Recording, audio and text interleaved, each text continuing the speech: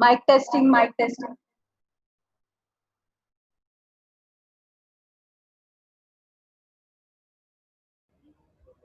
Hi Alekhya, can you hear me? Yes, we can, we can. Okay. Please, Please, Karthikeyan sir.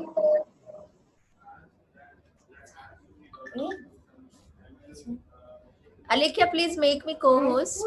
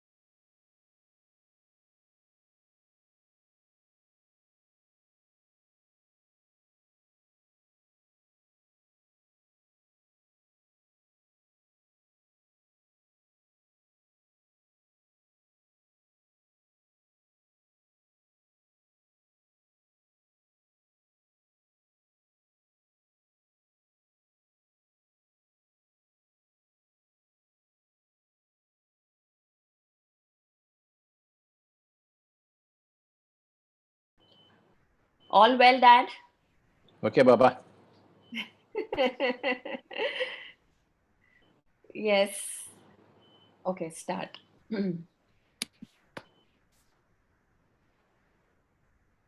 Welcome to Spiritual Science International Meet. Before we commence with Spiritual Science International Meet today, by 10 to 12 starting today, I want to take a moment and appreciate the potential of the positive virtual connection. We are live on an international, on a global platform today, and masters from across the globe and different time zones have graced this event with their magical presence. Hi, I am Paripatri, and it's an honor to be addressing you all today. And I'm delighted to be here with the man who has ignited a fire that burns deep within us, the fire to know more and become conscious of ourselves.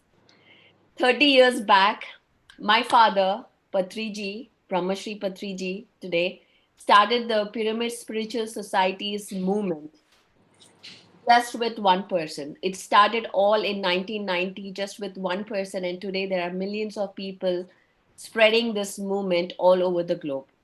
Little did I know that I will be all heart and soul into realizing his dreams into reality for the world.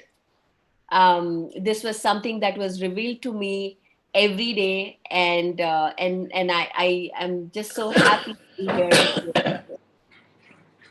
My intention to begin PSSM Global was very simple. It was to establish a platform that is recognized as the global wing of PSSM and bring the masters from around the world to make it one big family of pyramid masters and spiritual scientists. So before I go ahead with the event start, I also want to give a brief introduction to all the new people who are watching today across the globe about the PSSM, introduction to the PSSM, the Pyramid Spiritual Societies movement. This movement has completed 30 years this year. The organization has established more than 20,000 pyramids, and this count was back in 2012. We still haven't updated this, and I'm sure it's much more than that. All over India, and has conducted millions of free workshops on various esoteric and scientific spiritual subjects across the country and globe to promote the benefits of medicine free and self empowered life to every single individual. The organization has constantly working to shift all humanity from violence to non-violence, promoting plant-based food lifestyle to move every individual to a place of compassion and kindness for all living beings. From a blind religious belief system to a spiritual scientific knowledge, and from extremities of the matrix to a profound and balanced middle path. The vision, I want to take this opportunity to talk about the vision and mission of this organization, Pyramid Spiritual Societies Movement Global, is to enable our movement, the PSSM movement, that creates personal and global transformation. And our mission is to initiate a process of global awareness on spiritual science and compassion by collaborating with heart-centered influencers and organizations around the globe. The idea behind today's event, Spiritual Science International Meet, was to reach out to masses globally, emphasizing on the power of everyday simple choices and how they help shape the reality of our lives. Behind all of this that I have been visualizing and working towards, and so many pyramid masters supporting this journey with things big and small, I cannot stress enough how Pyramid Spiritual Societies movement is helping in shaping the entire earth. This movement is one of the significant pillars of raising the consciousness on the planet earth, and especially during this time of great planetary and cosmic changes. The efforts of my father and the whole of the pyramid family has been of great importance. We have truly shown the eloquence of being one big family. And we have established, and I also want to take this opportunity to talk about all the uh, pyramid media channels, meditation channels today, that are continuously working on promoting this information to the entire in various languages to the to all the people. I also want to talk about all our partners. We have partnered with the PSSM Global has partnered with various organizations today, and I would like to mention them today. The first one is our First Unity Spiritual Campus, who have partnered with us, and also bringing the first pyramid in United States with PSSM. And also, I would like to mention our one of our directors, Marta Thomas, and we have partnered with the Global Pyramid Conference to bring this event today. And our third partner is Conscious Living Network Radio, that is based out of Canada, um, who is working in the background with us in bringing this event to you today. And the one of our brand ambassadors is Mark Karen. And today he will he will speak at the end of the event. So please stay tuned to until the end so that you can listen to him and also um, join the sound healing. And I would also like to mention Sensei India for being our partner and supporting this event. Enforce and Peace, which is an organization that is dedicated to spread meditation to law enforcement, military, fire, EMS. And today this event is dedicated to bringing meditation to law enforcement. And I'm very, very honored to bring representatives from the law enforcement today to talk to us directly about meditation and the importance of meditation in law enforcement. I also would like to thank our sponsors who have sponsored our event today, and they will be presented to you. And before I move on, I want to mention about first, thank you, Patriji, for joining us in these 3 days. We are very grateful for your presence here. It is my great pleasure, Baba. Thank you very much. This is the first event of PSSM Global, and masters across our PSSM centers across the globe have joined this event today. So this is a very special moment for all of us. And also I'm very excited today to do the launch of PSSM Global website today. So I would like to, with your permission, Father, I would like to first talk about how this all started and launch the website. So when we started, so this seed of PSSM Global was started in last year, December, when I visited Dhyana Yagnam in Hyderabad, Kartal, India, where 30 to 50,000 people come every day to meditate. And it is run 11 days from December 21st to 31st. Thank you. And this event has really shook the entire planet. It was such an honor, and I was amazed to be part of this event. This is where the seed of PSSM Global has begun. And January, I came back to US and we started the work on registering the organization and officially starting it. By February, we have received the 501c tax exemption status for the organization. And then immediately we have begun the process of connecting to other countries to bring them, to onboard them globally. And we have connected with different countries in Asia, Vietnam, India, Singapore, Indonesia, Malaysia, China, Australia, Europe, Brussels, Germany, Romania, UK, Spain, Croatia, Switzerland, and South America, Chile, Brazil, US, and Canada. So these are all the countries we have already onboarded, and we are working every single day to bring on more countries. And also when we started this, the first person that I have contacted, the name that I was given to start this website, because this was something was very important to create a whole new brand for the global, to reach out to different organizations, was Master Pallavi. So this was the name that was given to me, and a little did I know about her.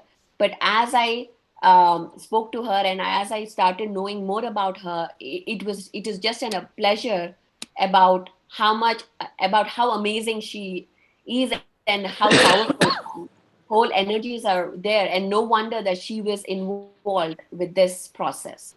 She is an ardent meditation expert and the author of the bestseller book, Conversations with Mahathir Babaji. She is the founder of Mad Buddha Studio, who has worked on this website today, and co-founder of MB Publishing House. She is a senior pyramid master working dedicatedly for PSSM from past 14 years. Her life transformed after practicing Anapanasati, where today Patriji will lead us into this session. She continues to spread the science of spirituality by taking seasoned workshops. Throughout her journey, she has embraced skills like clairvoyance, but under the guidance of Patriji, she could understand its purpose. So I welcome Pallavi to join us. Thank you for being here. Thank you. Thank you so much, Pari ma'am. It's such an honor to start this event with you and also launch our website today. Yes. And pranam to Ji. Okay. Yes, sir. Okay. Okay, so I'm going to share my screen right now and just show the first look of our website.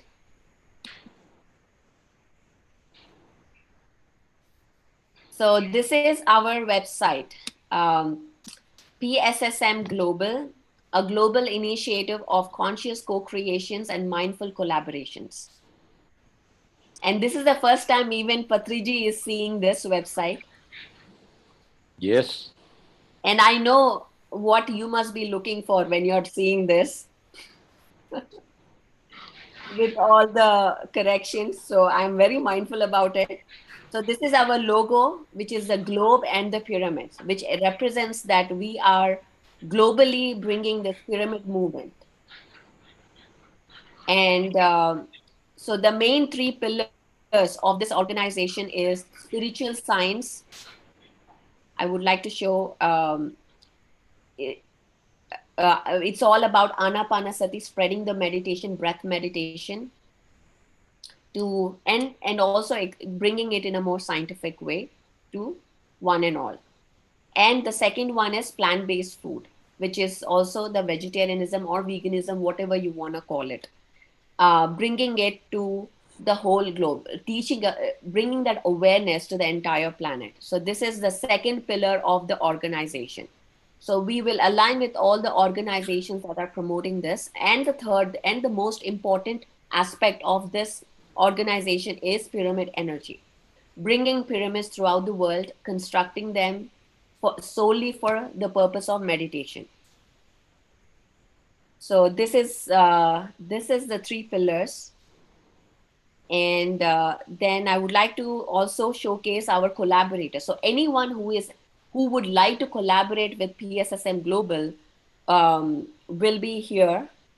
Um, and I would like to then introduce our Instagram handle, PSSM Global. And now I would like to present the event section where we will be updating all the events here, all our digital meditation summits that will go on in the future. Everything will be here one place, so anybody can come here and check it up. And also about the PSSM Global. So this is our about the movement, and here we will also introduce all our media channels, PMC media channels. And anything that is globally represented will be in one place, all the pyramid centers. So this is the first look of the website. Father, what do you think? Excellent, Baba. You have done good work. This is all done by Mad Buddha, so I would like to give the credit to them. Wow. Yes.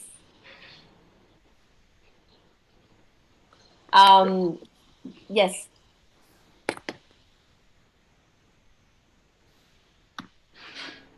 Well, now I would not want to take more time. I would like to invite Pallavi to take over to our next session by introducing herself. Thank you very much, everybody. And I look forward to seeing you for the next 3 days. Thank you. Thank you, Pari ma'am. Hello, friends. This is Master Pallavi here. I'm last 16 years connected to Pyramid Spiritual Society's movement. The moment I started my meditation first day, and that day onwards, I started teaching meditation to my friends, family, and around all the people. And this is what so far Patriji taught us, that the moment you learn meditation, you start teaching it. So after learning meditation at Chennai, I shifted to Pune, and at the same time conducting a different workshop, how much I know, and I could guide people on the same path which Patriji is showing towards meditation, pyramid energy, and vegetarianism. And later I shifted to Delhi. Now I reside in Gurugram. And after coming to Gurugram, last 11 years, we have done a lot of work in Delhi, and we see a lot of people coming out and volunteering for the same organization. So now PSSM Global is like a bigger vision we can see now, where every pyramid master are hardly working towards this global vision. And I am also one drop in the ocean of PSSM, contributing my energy towards this greater cause, which Patriji's dream of the mission of pyramid energy and vegetarianism. So this is how I started, and am very thankful to Pari ma'am, who invited me for this event to contribute my energy. And especially, I'm very happy about the Viking because she told me that she read the book of Mahatar Babaji. Sorry, he read the book of Mahatar Babaji and he came to know about Patriji and Babaji. So I'm very happy the people who are commenting and coming to know Patriji through the book. So this is where I feel very happy and part of being that book through Babaji who has chosen me. So today I'm very happy to invite our speaker as Viking Australian. So hello Viking. So let me introduce about him a bit. Viking Australian is a psychic soul, a star seed, an empath, and a soul healer. He is born in Sweden in March 15, 1991, with spiritually advanced parents. He had encounters with Mahatar Babaji in his dreams at the age of 5. Already as a baby, his parents knew he is a star kid from the unusual shape of his head and his unique energy. He used his knowledge to manifest an education as an engineer with renewable energy as a profile. He is now having a bachelor's degree in the chemical engineering and master's degree in the chemistry for renewable energy at the age of 24. He also started his currently daily life employment as R&D production engineer for solar energy high-tech company Midsummer AB, with headquarters in Sweden. In January 2019, he got confirmed in a reading by the gifted psychic medium that his dharma is indeed to continue the sound healing path and make it bloom out to the global audience. He's currently very excited and inspired to expand his sound healing sessions and performances to the broader audience in service of humanity. Today, I welcome Viking to please take over your session, and we are waiting for your session to get immersed into the meditation.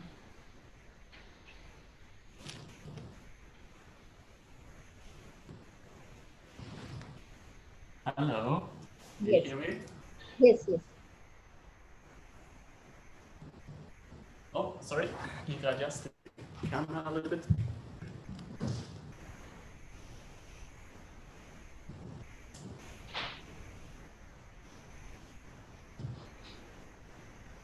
So happy to be here. Honored to be here. Thank you. Because I'm very, very grateful. It just feels like this is one more. A number of magical circumstances has been happening in my life so far. You already mentioned about Babaji and about a little bit about some of the prophecies I've experienced. And you know, it was funny. My father found me one day staring at a certain illustration in our apartment. And I was looking at it for several minutes without saying anything. So he was asking me, why do you look at this illustration? And because I recognized this man. And he looked at the illustration and he saw that it was Babaji. And I replied to him, he visits me in my dreams. In several dreams, in fact. And it seems ever since I've had a connection to pyramids. I was a little bit strange kid in the class who pointed out how a pyramid actually looks like, with a lot of joy, and surprised the teachers.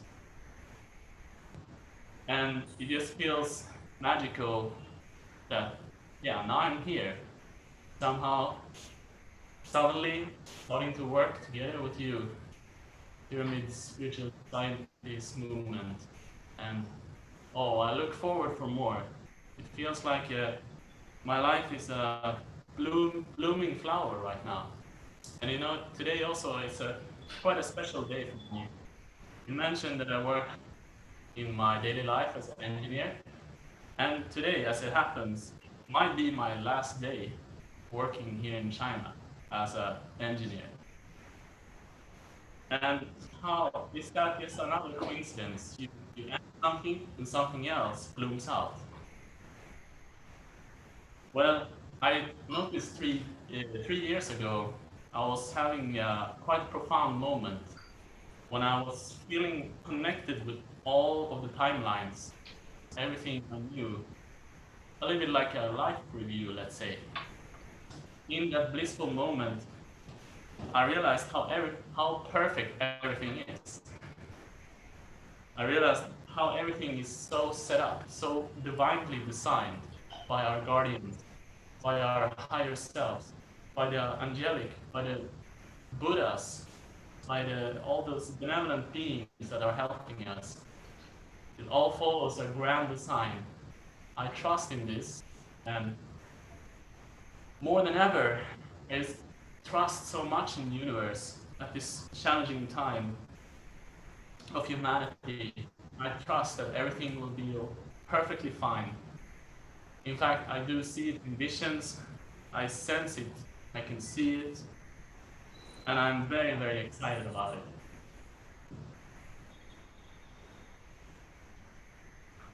So today I will offer this sound healing session for you.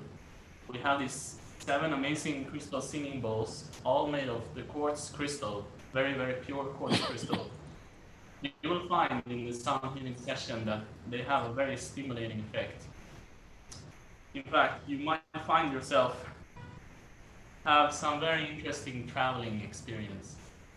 So I will be sure to make sure you're grounded before and after the experience. You know, the Schumann resonance has been so powerful lately, the whole spring, and I can certainly feel this in the sound healing sessions. Just each new session is getting more and more powerful, let's say. And people just keep noticing, wow, they never expected this, and such magical results it can produce. So for all of you beautiful souls who are not familiar with the sound healing yet, I really pray that you will have an amazing experience. And also all of you wonderful international science, spiritual science masters, all of you beautiful souls out there, trying to make the world a better place, trying to do something great for humanity. I feel honored to be here today and share this experience with you all. I genuinely pray that all of you will get something magical out of this experience, of this whole weekend. And I will do my best in this moment to help you to experience that.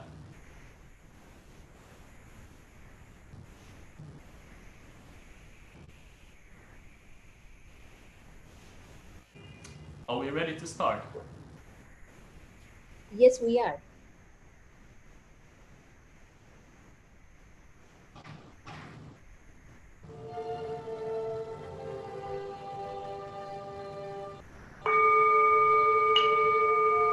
Friends, it's all set for meditation.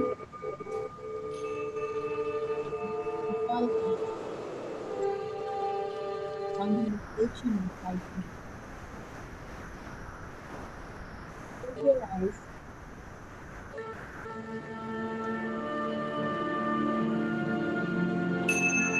Ask yourself,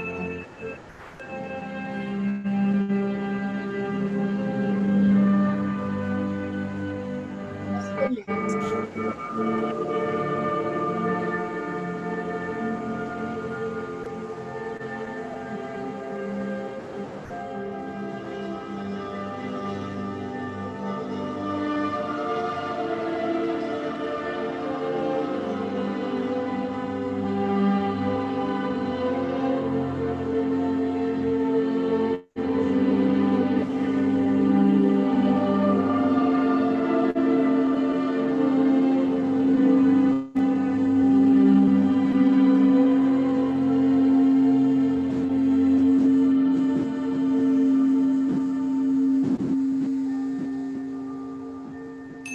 Breath.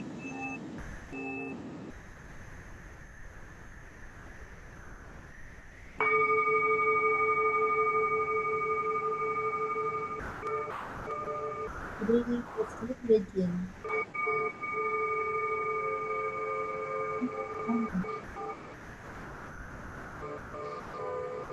Breathe in. like things sound to you.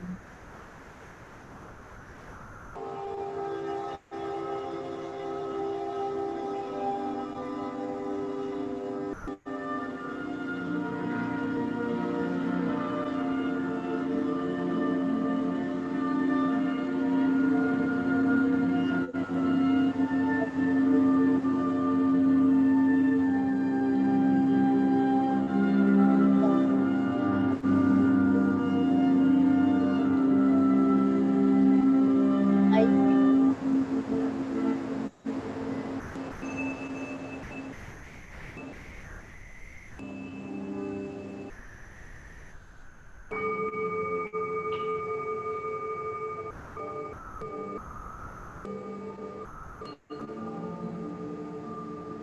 completely relax your body. Relax your mind. Relax your face.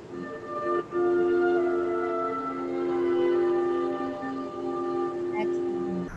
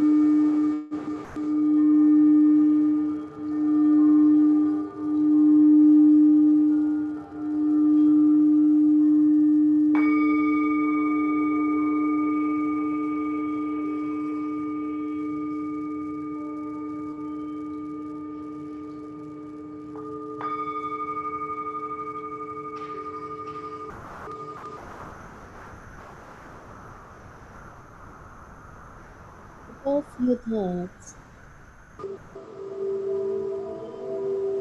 and then become one with your breath.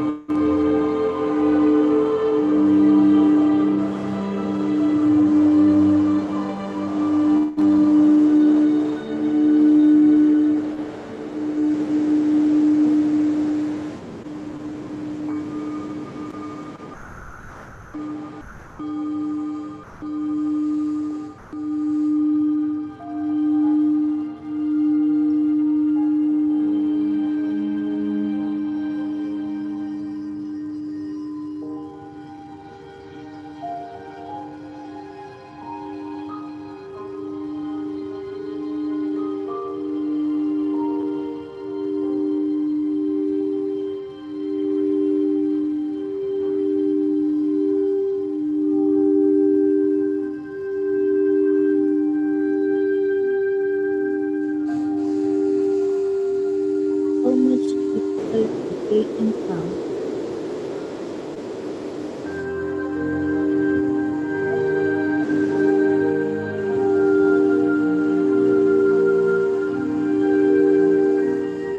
Just observe your breath.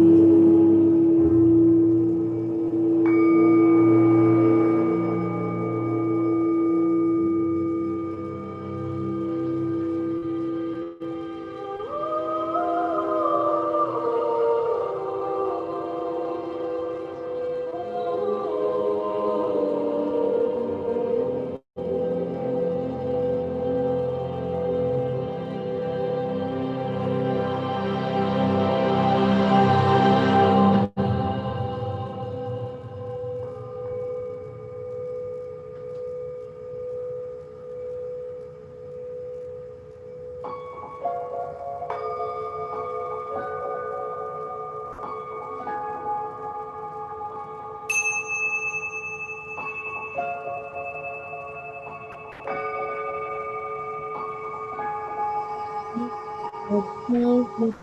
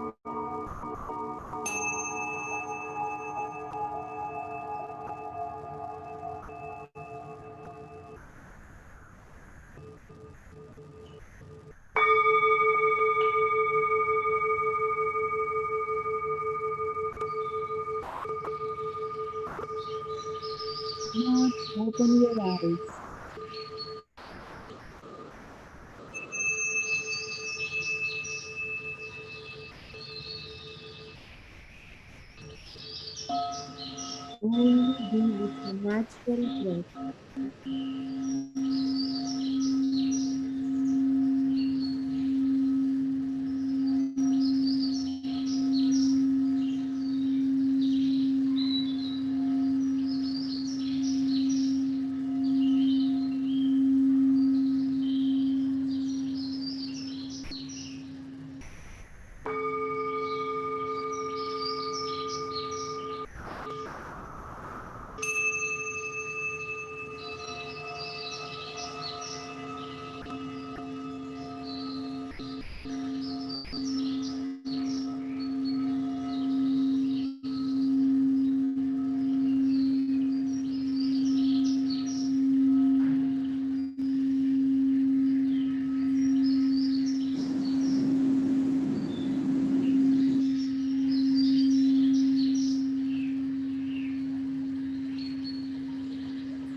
Breathe in, breathe out.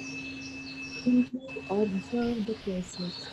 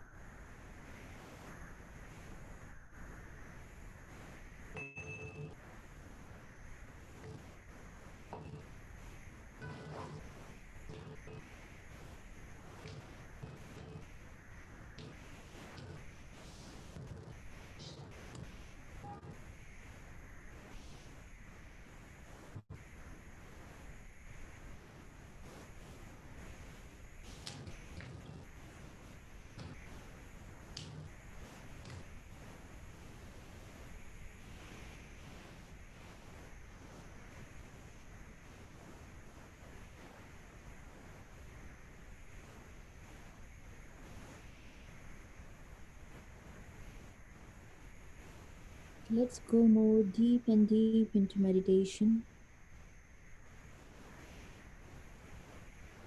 Last 10 minutes. Only observe your breath.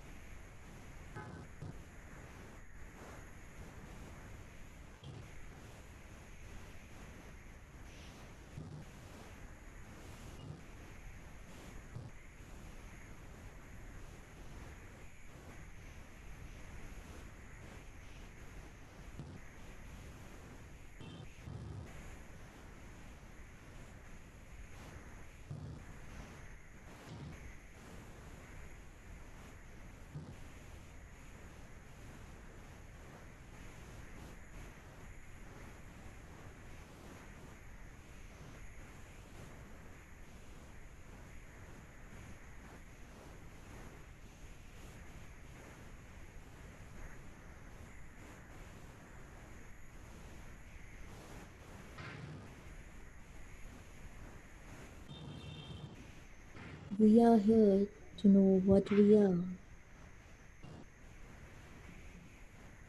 Let's follow this simple technique of meditation to transform our lives.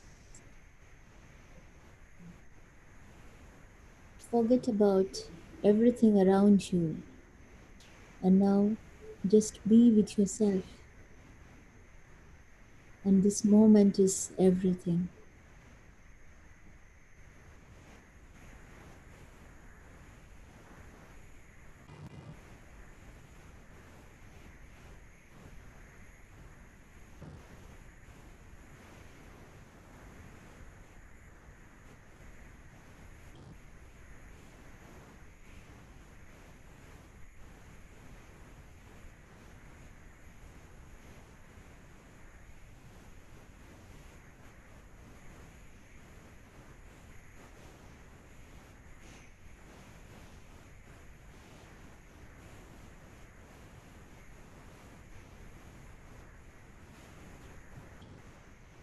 The moment we start becoming one with our breath, we receive cosmic energy into our physical body. The more we receive cosmic energy,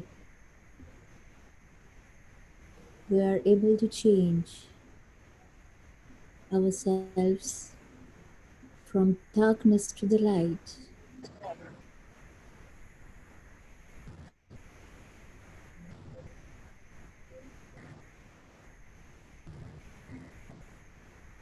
Everybody needs meditation. Meditation can be done anywhere, anytime, at any place.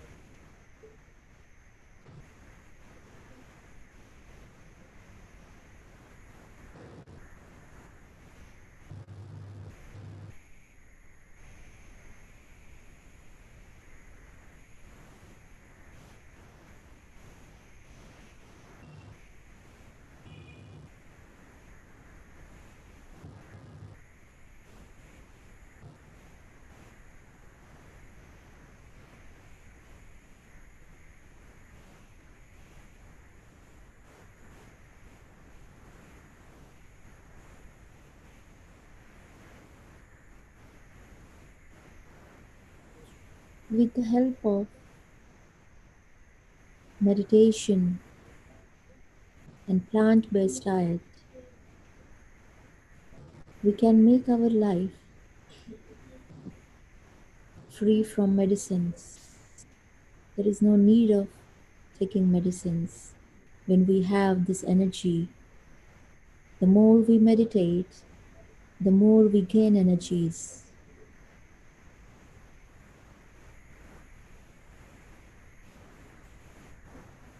Last 5 minutes, my dear friends. Be with yourself. Do not open your eyes.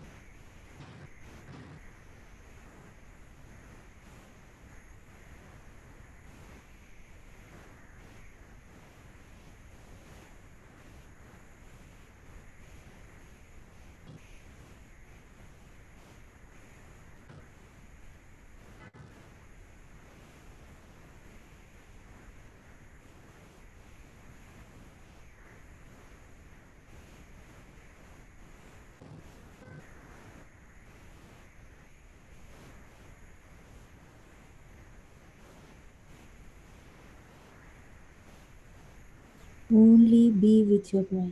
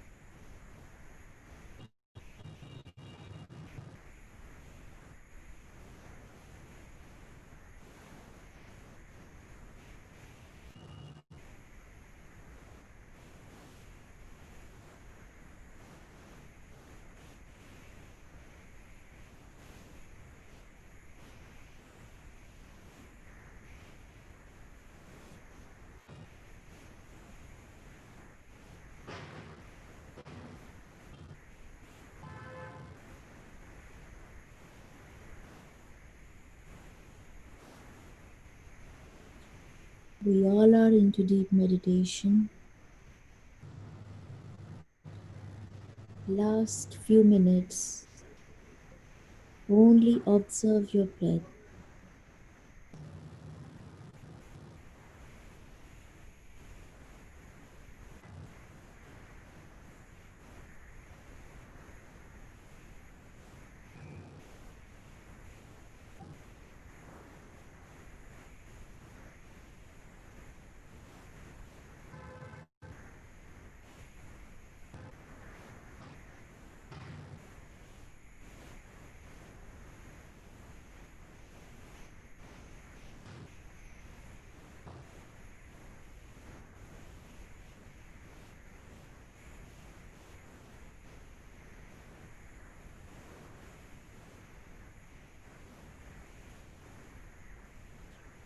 Last 1 minute, my dear friends. Do not open your eyes.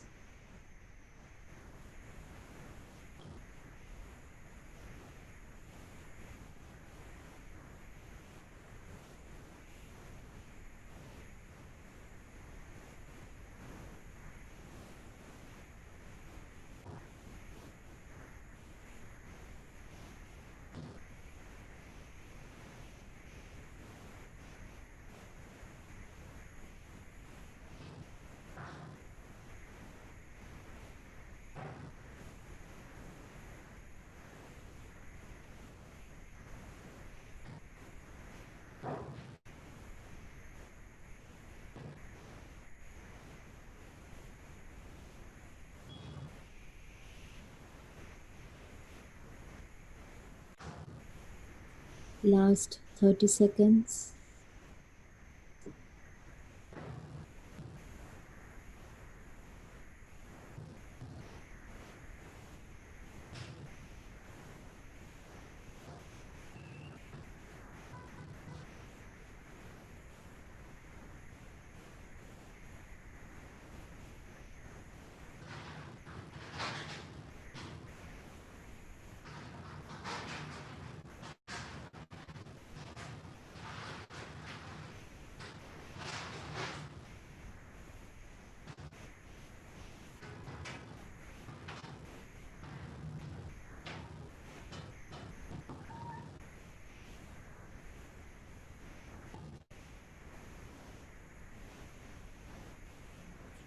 Last 5 seconds.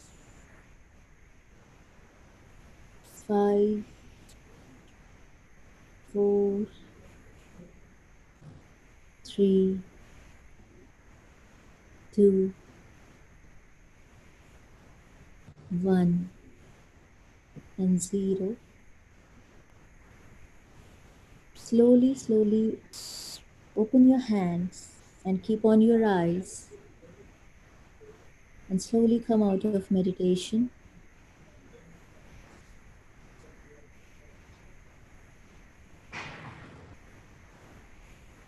Thank you, Swamiji.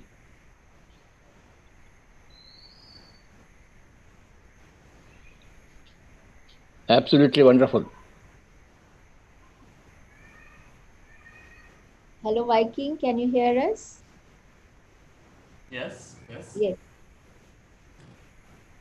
Thank you for all your efforts and your intentions, your service.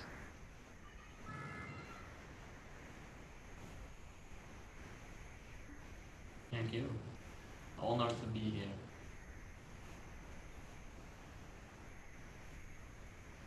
Viking, we would like to hear your experience. Whatever you would like to share with us.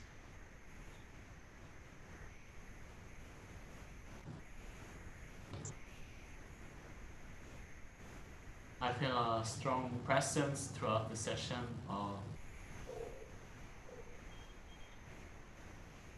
ascended beings that is very happy to help let the healing come through for everyone. And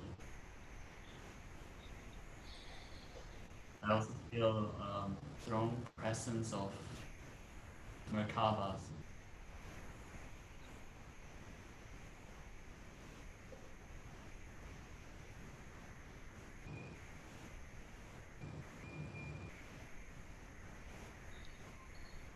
And there was like, the lighter, very, very feeling light phase of it. And there's also the quite intense traveling experience.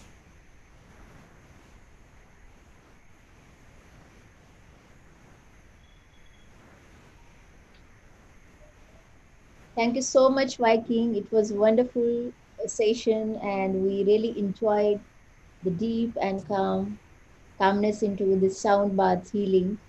And yes, a lot of people are just posting me in my mobile that wonderful session by Viking, and congratulations. So thank you so much, Viking. Thank you so much. Thank you all. Thank you, Pallavi. Thank you, Fatishi. So happy to be here. Thank you. Hello, friends. So here we are. And now let me introduce my friend, Pinky Daga. Pinky Daga is the CEO of the Thrive Art and Soul, India's leading alternative wellness platform, headquartered in Mumbai. Today, Thrive Art and Soul has pioneered the alternative wellness movement in India.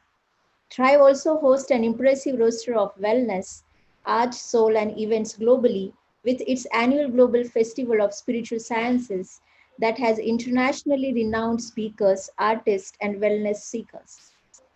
A PhD holder in literature and theater arts from the Boston University, Pinky previously was the founder of Playwright and the director of Children's Theatre Production House.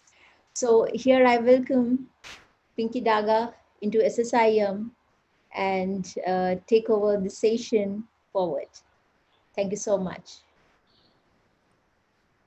Hi, everyone. Thank you so much, Pallavi. Thank you for introducing me. And thank you for giving me this great honor of being on your platform. Just one second. So I have been given the great honor and privilege of introducing our great master, Brahmashi Patris Ji. And, many of you all already are aware, very well aware of Patri sir's many, many achievements. So I wanted to start off by telling you on a personal note how I met Patri sir and how it evolved in my life. I met him in the year 2000, so probably almost exactly 20 years ago. And when I met him, I remember my husband saying, "Oh, there is this master that we are supposed to meet." And I said, "Okay, okay, some, meditation guru." Of course, Shreyans was already a disciple of Patrisa's, and this is the first time that I was going to meet him. And when I saw him sitting on the sofa, I was kind of, very curious because I said, "This man, he's sitting so humbly. so simply, absolutely zero airs, chatting with everyone. How can he be a guru? How can he be a master? This is impossible. Of course, it's taken me the better part of 2 decades, and to see this journey walking alongside Pati sir, to see that the true humility and simplicity are actually the signs of a true master. That is really what true mastery is, and it is what we all strive for in our lives, and what he so embodied every single time that I ever met him and saw him. Another thing about Sir is that he's always said, be a light unto yourself and be your own guru. And this is what actually really touched me, has always touched me about him. In his world, in his organization, under his great umbrella, the one thing that we never feel is we are supposed to give up our own sense of responsibility, our own sense of becoming our own masters to him. It is not that we are supposed to give up and just be whoever we are and Sir will take care of everything. No, he makes you take responsibility for who you are. He makes you dive deep into yourself. He makes you see where is that root, where do we have to transform, what do we need to do, what do we need to read. And so under his guidance, not only are we all masters, but all masters are welcome. And that is what has always touched me about Patisa. Of course, I think we all know, we are all aware of, with these same kind of philosophies, he started and founded the Pyramid Spiritual Societies in 1990. And I know personally that he has selflessly, without any profit, without any thought of his time, without any thought of his health, without any kind of personal consideration, he has given selflessly, traveled endlessly to spread the message of meditation, being the breath and the master of everyone and everything, the message of vegetarianism, and the message of the power of the pyramids. He has built many, many movements, many pyramids, not all across India, but also UAE, Singapore, USA, many parts of Europe. And I don't think that there's a single person that he has come in contact with whose life he hasn't touched and transformed in one way or the other. So it is a very proud moment for me to be able to say all of this to whoever our listeners and our audiences, because these are the things that I have always felt about Sir, but have never been able to express. So it is a great privilege. He has he was a soul scientist by profession, and he gained enlightenment in somewhere around the 1979, and he finally resigned from his job in 1992. He has since been devoted to traveling to different parts of the world in order to spread his messages. He has read over 50,000 spiritual books, and whenever you sit with Sir, the best part is that he always gives you the snippets of those books and gives you his own personal message and understanding from that. And there is not a single book that he'll tell you about which you will feel that you don't want to read. So because of him, if he's read 50,000, then I think maybe I've at least read 500. So which is not a bad percentage if you go to see. So I will always thank Sir for giving me the inspiration to read and to include so many masters in my life as well. And he is really a man on a mission, really ready to create heaven on earth, peace on earth for every individual, non-violence and vegetarianism being one of his two key focuses, and meditation is the key and the root and the path for all of us to follow. So thank you, Sir, for being such a guide, a guru, and creating this beautiful path of heaven on earth for all of us. Thank you very much, Pinky. Thank you, Sir. That was wonderful. Speak a little about your great husband. My great husband. Our husband, first I want to ask you, Sir, is husband's great for anybody, any wife? Because, we have always spoken very honestly. But no. So jokes apart, Shreyans is a great master. He has been touched and transformed very much by Patri sir, by Dr. Newton, who many of us know. He has really, he I think started following Patri sir since 1996, I believe. I might not be exactly sure. And just under that simple guidance of following your own breath, he recovered from TB. And that convinced him that this path of meditation was actually the only path in his life. He's very much a family man, a businessman, very much lives an absolutely normal life, but he is also a master. And I think a great example of how masters need not give up their lives, masters need not sit in a cave or sit on some kind of a mountain, forgetting their world, forgetting their responsibilities, but actually being present in life and being also able to be a master is the true mastery of our times. And I think Shreyans has really achieved that. I hope he's speaks, guides people now with his own meditations, his own breath works, and speaks on many different topics. So I hope if all of you haven't already seen him, I hope you will see him soon. And speak about your children. My children are naughty and they trouble me and make me cry. But yes, my children are Sid and Kabir. Sid is 16 and a half years old, and Kabir is 11. And like I said, yes, they are very, very naughty, both of them, in different ways. But they have under this, they have grown up in this beautiful, with this beautiful example of spirituality and how it blends into every day in front of their eyes. So although they have gone through their own challenges and given us as parents great challenges, we have learned more from them, I think, than they have learned from us, to be very honest. And how they have made us face ourselves as human beings, that has been the true teaching of our children to us. But they have really been brought up, and this has been the nutrient in their soil. And I'm convinced that even if they don't show it right now, even if they don't necessarily meditate right now for half an hour, 40 minutes, somewhere this understanding is going to bloom in their lives. And so again, sir, we have you to thank for that. That's a wonderful family of yours. Thank you, sir. And you are such a great master, totally dedicated to spiritual science, spirituality, non-violence, and all these things. You are a great flower of humanity.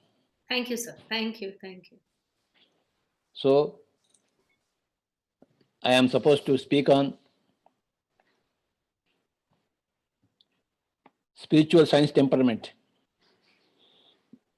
and way forward for mankind. That's very good. We are all members of the mankind.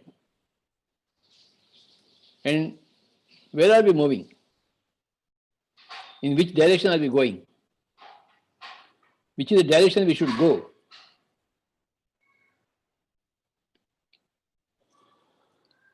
Mankind is divided into two basic groups, atheists and theists. Atheists are those people who don't believe in God, who don't believe in life after death. But theists are those people who believe in God and who believe in life after death. So these are the two broad groups of humanity, atheists and theists.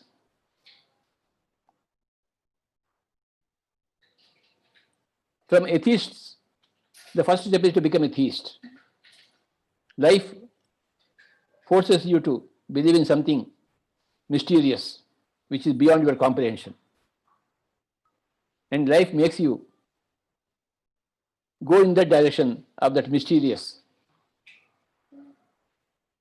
This has been the experience of every atheist. And in theism, we have different religions.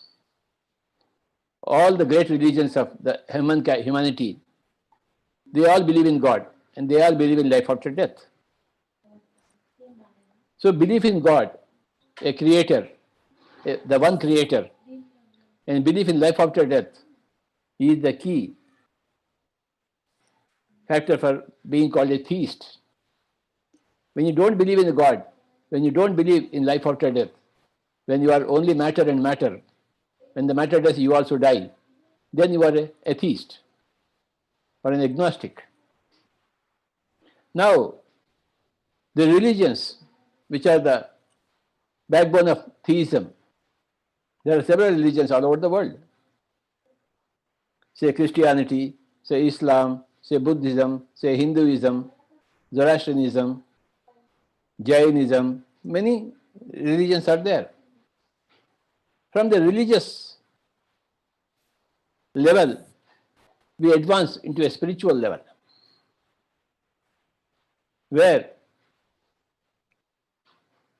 a Ramana Maharshi is there, a Ramakrishna Paramahansa is there, a Vivekananda is there, a Yogananda Paramahansa is there. So many saints from Sufi order, from Jewish order, from Christianity order, from Buddhism order, so many people are there. They are all spiritual. Not too much into the ritual, but they are spiritual. If you are too much into the only ritual part, then you belong to religions. But when the ritual part has become less and the spiritual part has become more, then you have come to spirituality. So from atheism you come to theism, and from theism you come to spirituality. In spirituality, there is no killing. There is no killing of animals. There is no killing of birds. There is no killing of fish. There is no violence. In religions, there is much killing is there. Much violence is there. But in spirituality, you cease to be a killer. You cease to be violent.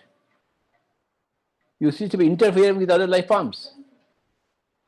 But then, you spend many lifetimes as a spiritual person. Then, you are not satisfied. So, you come back again in some more lifetimes to get into spiritual science.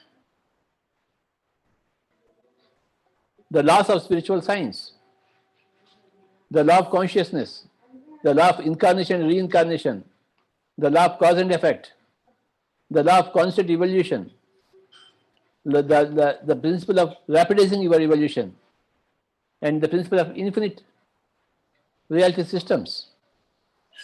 All this is spiritual science. The sevenfold body, the physical body, the etheric body, the astral body, the causal body, the supracausal body, the cosmic body, the nirvana body. We are a seven-bodied concept,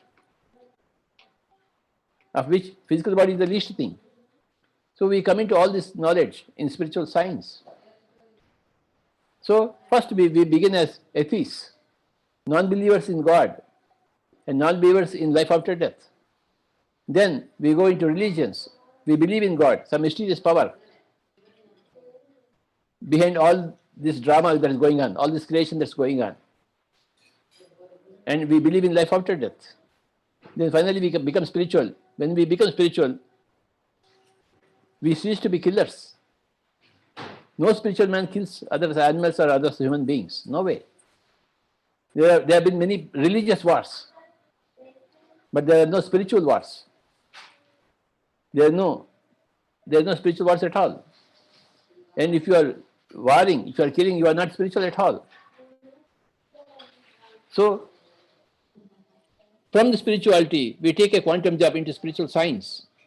We study all the great masters, their personal achievements, their personal contributions of a Buddha, of a Mahavir, of a Lao Tzu, of a Chuang Tzu, of a Linda Goodman, of a Shirley MacLaine, of a Ruth Montgomery, of a D.T. Suzuki, of a Jesus, of a Saint Francis of Assisi. So many people are there, n number of people who are spiritual masters, spiritual geniuses. Then there are many spiritual scientists. We learn from all of them, spiritual science. Then, from there, spiritual science, we take one more step. We go into meditation. Because all the spiritual science has been revealed in meditation. So, The practice of meditation is the very apex of spiritual science. And what is meditation? Meditation is making the mind empty. When the mind is empty, sans any concepts, sans any worldly facts, worldly people, the mind should become empty. When the mind becomes empty, then you know the truth, that you are a God. You have always been a God. God is not different from you. You are the basic Godhood, God essence, and so is everybody else. Then we realize a great quantum leap in our own life. We begin to live as a God, not as a body. The first group, the atheists, and the second group, the theists, the religions, they are all into the total bodyhood. But as you become spiritual, your bodyhood lessens and you become more of soulhood. And in the spiritual science, you will understand the grand principles of the soul science. Then when you do meditation, when the mind becomes empty, your own Godhood is revealed to you. You are that. In India, there is a great statement from the Vedas. Tat Tvamasi Shvetaketo. Tat Tvamasi means you are that. You are not this physical body or this physical life or this temporary ups and downs. No, you are that. You are the fundamentum. You are that. When Moses came into contact with a high being high up in the mountains, when Moses asked, "Who are you?" and the voice came, "I am that I am." You are that I am. Everybody is that I am. That is the Godhood. So, that is experienced in meditation. Whoever is spiritual scientific in temper will ultimately land in meditation. Then, in meditation, in the beginning, you encounter many methods of meditation taught by many masters. Each master has given his own method of meditation, which is absolutely suitable for certain types of people. But there is a universal meditation method which is suitable for all the people, and that is Buddha's meditation of Anapanasati, being with the breath. In my own life, I was never a theist because since our childhood we belong to a theist family. So from religions I came into spirituality, from spirituality I came into spiritual science, from spiritual science I came to meditation. For the past years, 40 years, I've been teaching meditation to every person. Because now that I have discovered meditation, Anapanasati, the Buddha's meditation, and it gave me immense happiness, understanding, bliss, everything. So this has to be important to every person, whomsoever I meet in my day-to-day affairs, day-to-day life. So for the past 40 years, through the 1980s, through the 1990s, through the 2000s, through the 2010s, and up to now, 2020, I've been informing everybody of meditation, of Anapanasati meditation. It is my duty to inform, as I have been informed by others. It is my duty to guide others, as I have been guided by others. It is my duty to benefit others, as I have been benefited by others. What you get, you have to give back. So I started giving back for the past 40 years. And in these 40 years, a huge movement has been created. And it happened. The Pyramid Spiritual Societies movement. Now, on this occasion, we are having a spiritual science meet.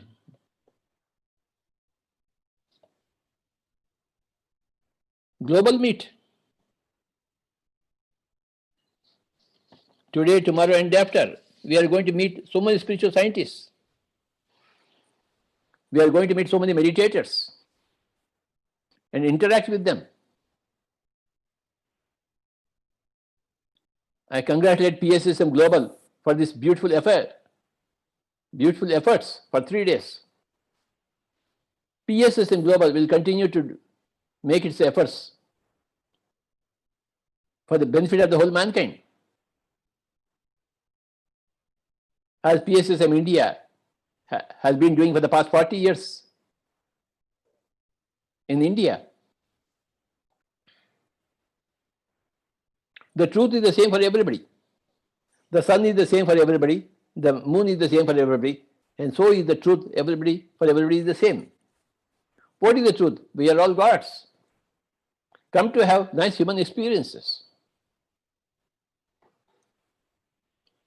We are not humans out to have godly experiences. We are gods. Come down to Earth planet to have nice human experiences. But instead of having nice human experiences, we are stuck up with horrible human experiences. War, crime, rape, inequality, terrorism by humanity on animal kingdom, killing animals, birds and fish for eating purposes, my goodness, for sports purposes. Horrible way of doing things. We are divine beings, come to have nice, blissful human experiences. But when you don't have meditation, and when your food is animal based, not plant based, then you are into troubles. You are into suffering. You won't have blissful human experiences. You are into rotten human experiences. You live a life of suffering. Having suffering and giving suffering. And you have to come back again to set right yourselves until you end the suffering in yourself. By being a meditator, by experiencing your own godhood, that is the end of your suffering. My dear friends, Pyramid Spiritual Social Movement is teaching everybody meditation, Anapanasati meditation. Ana in Pali language means, ancient Pali language means in-breath. Apana means out-breath. Sati means to be one with. We have to become one with our inhalation and exhalation. That is the way. That is the universal way.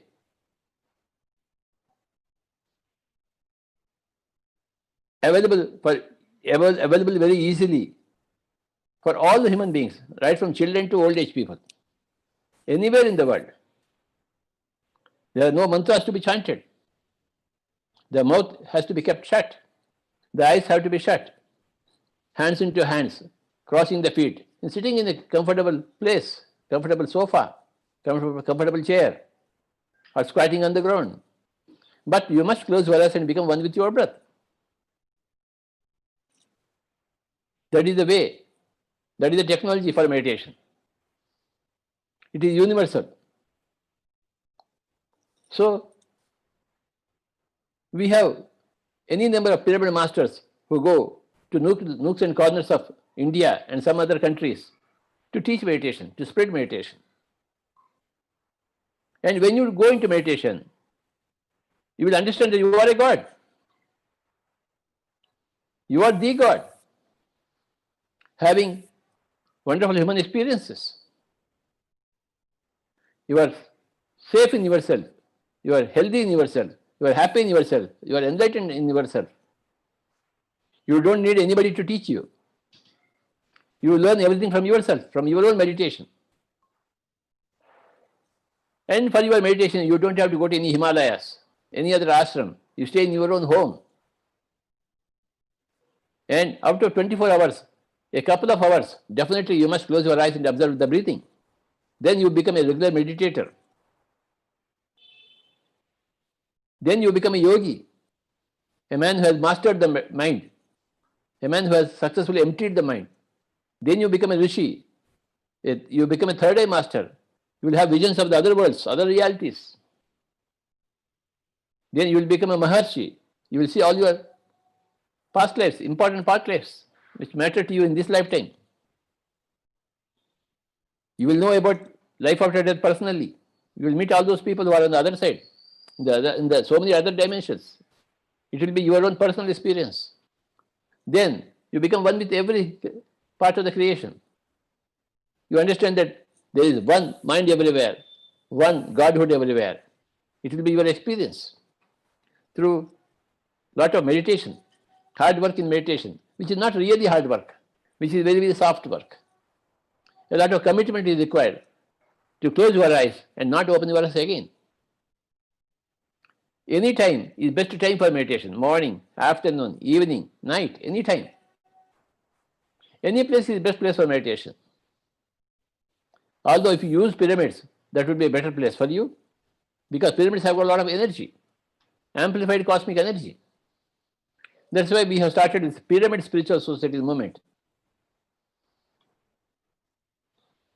We believe in pyramid meditation. Hang a pyramid above your head and do meditation, including the pyramid energy. The pyramid energy will act as a catalyst to hasten your evolution in your meditation very fast. So, my dear friends, the Pyramid Spiritual Society movement in India is instrumental in constructing many pyramids in many, many villages and towns, above the houses and the rooftops, so that it is widely known, the pyramid energy is widely known now in India, because of the efforts of the Pyramid Spiritual Society movement. And another important thing is that if your food is animal based, not plant based, you are in for great trouble. Since you have given suffering to all the animals, birds and fish, that comes back to you. As it is said in the Bible, as you sow, so you reap. Whatever you give to others, other life beings, it will come back to you in increased amounts. That's why you see so much suffering in humanity. All through the ages we have been seeing it, and including now, at this time, huge amounts of suffering. Because the humanity is killing, massacring animals, birds and fish, and eating the carcasses thereof.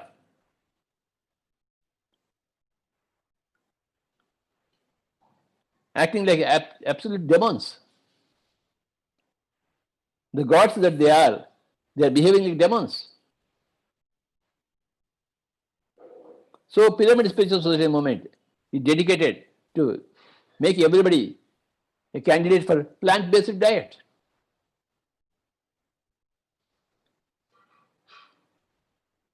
Your hunger should be quenched only through plant-based diet, not through animal-based diet. Never. Which is the source of animal-based diet is the source of hell on this earth planet, and plant-based diet is the source of heaven on this earth planet. And when you do meditation, you realize that you are a God, you are the God. Then you come to the end of the road. You live like a God. You have reached the end of the road. Then you don't have to come back again, unless you want to teach it to others. You have learned everything. From an atheist, you have become a theist many lifetimes back. From a theist, you become spiritual in many lifetimes back. From a spiritual person, you become a spiritual scientist many lifetimes back. And this lifetime, you are a God yourself through meditation, through Anapanasati. And the one message of all gods is the plant-based diet. That is the only message. You cannot massacre animals, birds and fish. No way.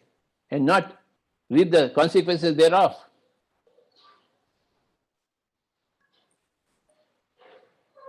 So, my dear friends, if you are participating in killing, violence, rape, how can you be yours spiritual?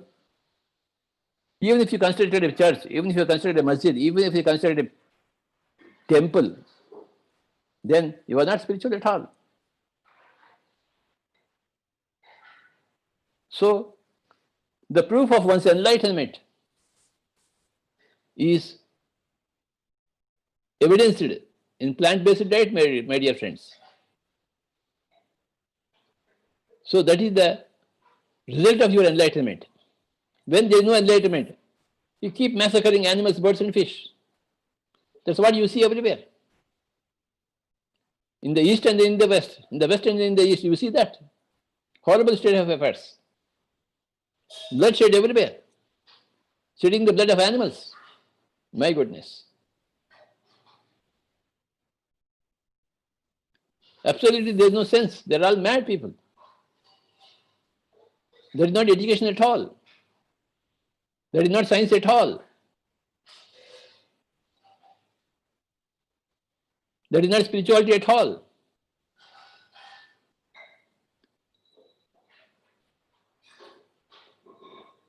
So, these are the things Pyramid Spiritual Society movement is dedicated to.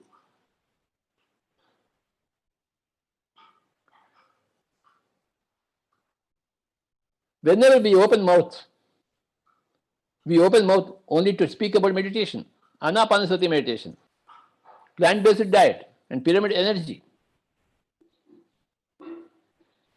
and learning from every spiritual master, learning from every spiritual scientist, lending our ears to every spiritual master.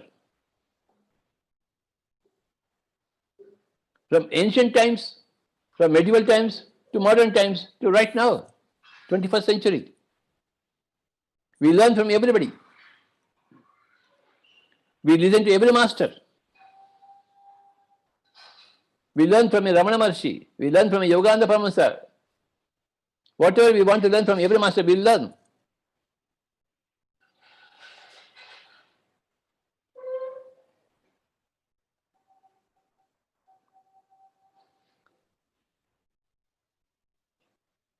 You must close your eyes and observe your breathing to go into meditation. You should never chant any mantras. Your mouth has to be shut.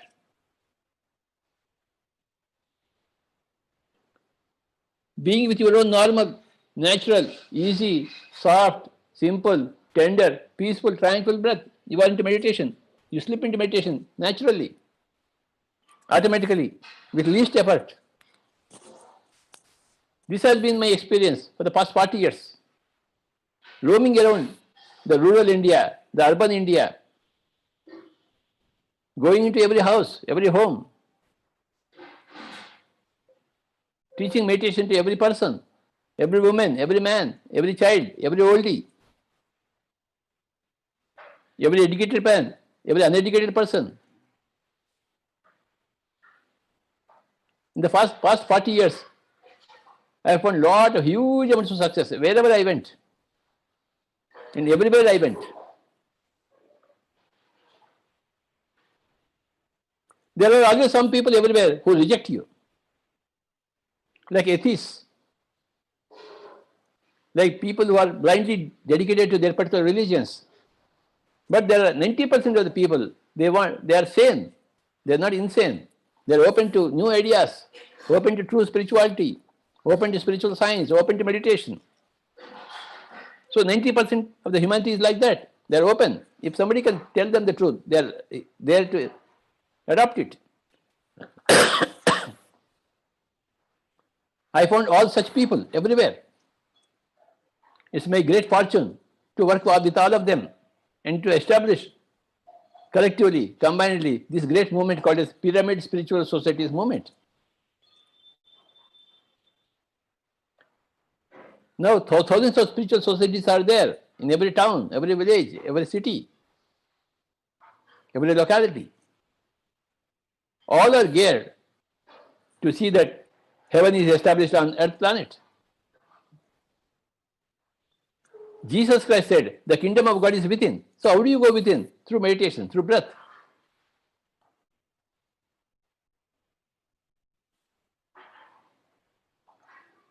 Our taglines are learn meditation, practice meditation, teach meditation and spread meditation. Through meditation, you will naturally come into a plant-based diet. You will naturally build accessories like pyramids, and you will go into crystals, which all help you to enhance your quality of meditation.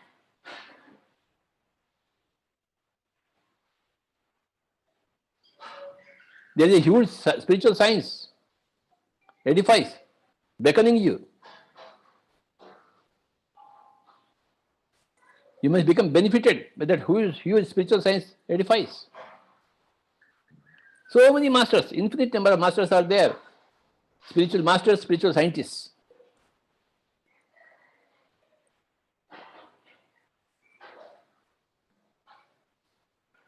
So we are here in this spiritual science summit for 3 days.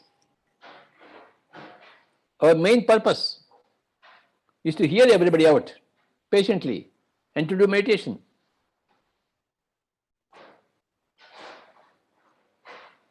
My dear friends, let us do some meditation. You can enhance your meditation by adding music to your meditation, by adding pyramid energy to your meditation, by doing it in full moon periods, by going into nature, into the forest, and going to the samadhi places of great masters, and doing collective meditation, group meditation. So now we have a big group across the globe sitting and listening to this. Let us all collectively close our eyes and observe the breathing. Let us go into meditation for about 20 minutes. Kindly cross your feet, cross your hands. The method of meditation is very, very simple. Make yourself as comfortable as possible. Give rest to your back. Close your eyes and become one with the incoming and the outgoing breath.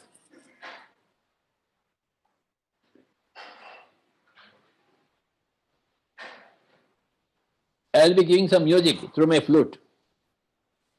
And all over the globe, whoever is attending this meet,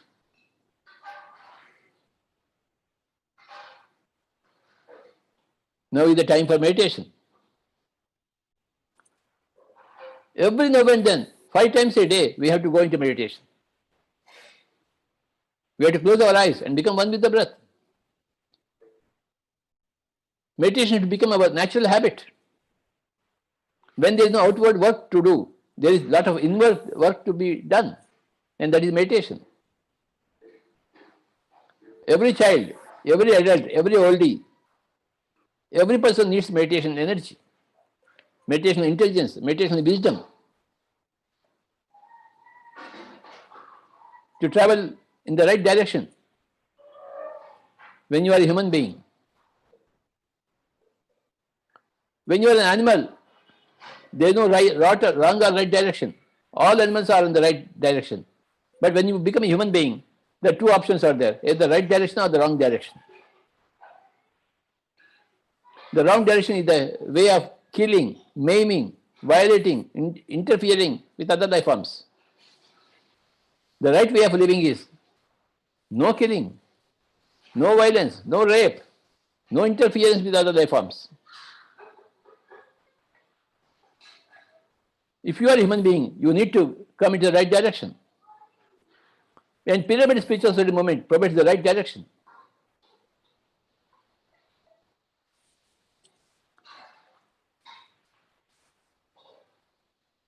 It has 40 years of experience in rural India and urban India, in many other parts of the world, helping everybody to learn meditation, to practice meditation, and to teach meditation and spread meditation.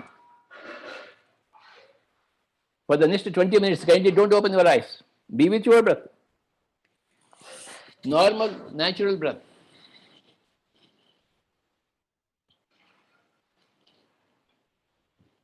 Don't open your eyes until I say okay.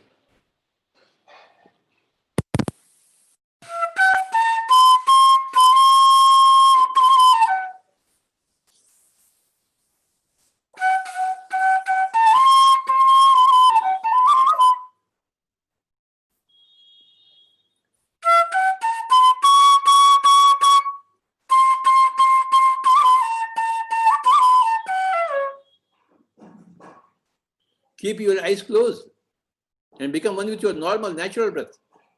No mantras to be chanted.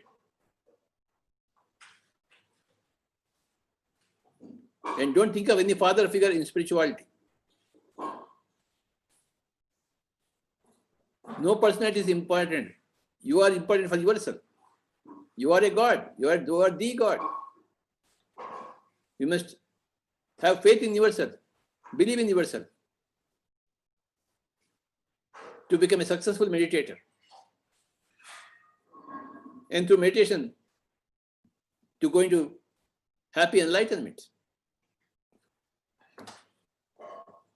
But 20 minutes, don't open your eyes.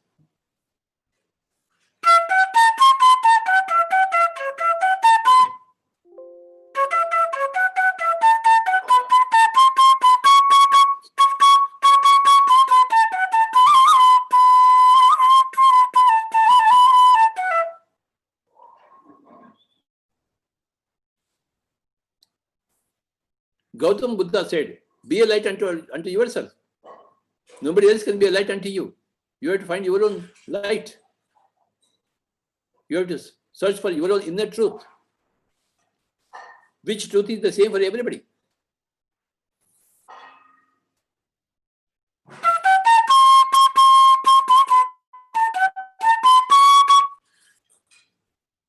Meditation is the one answer for all human questions.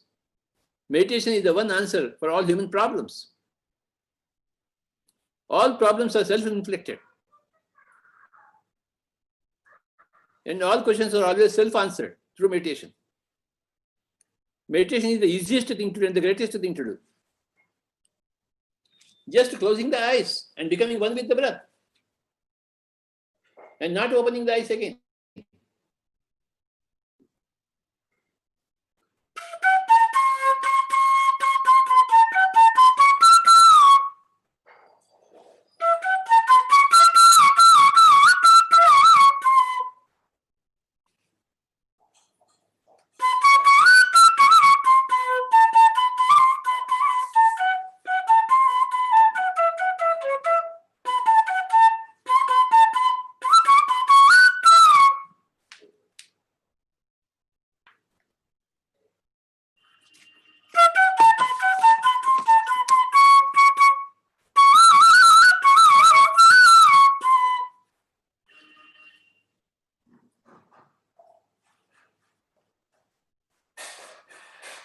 You have to become as enlightened as Buddha and Jesus.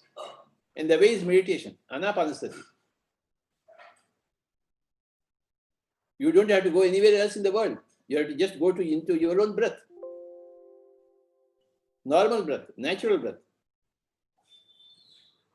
That is the top secret, which is not at all a secret.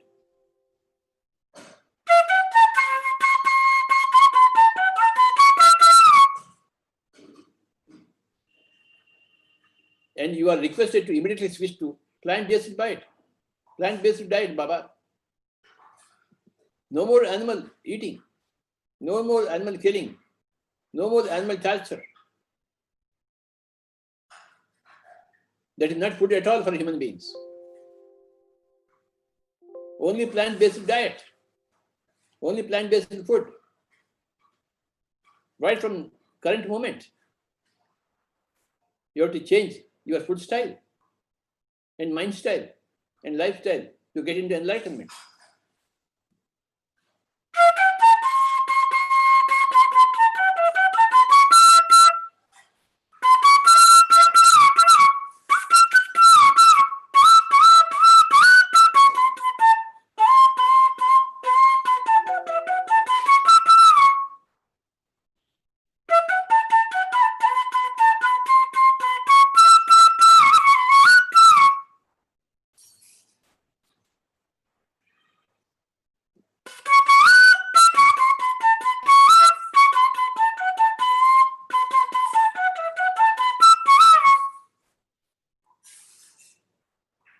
Keep your eyes closed and become one with your breath.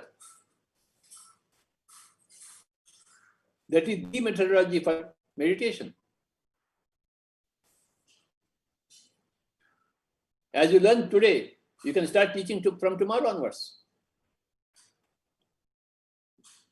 to whoever is willing to listen to you. Everybody has a closed circle of people whom they can influence with good intentions. So your own circle is waiting for your guidance. Now guidance is being given to you. Whoever is hearing this across the world, kindly don't open your eyes. Hands into hands, fingers into fingers, crossing the feet, taking a comfortable seat, and becoming one with the breath.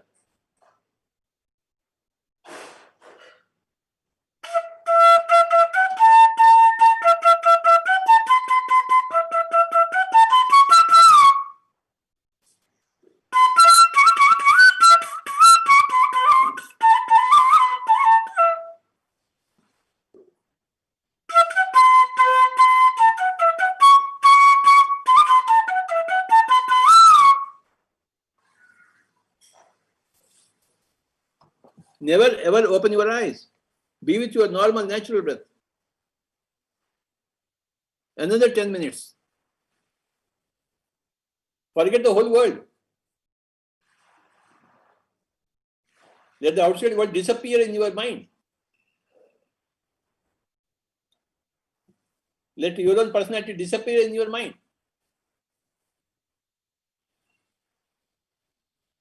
Your mind should become empty.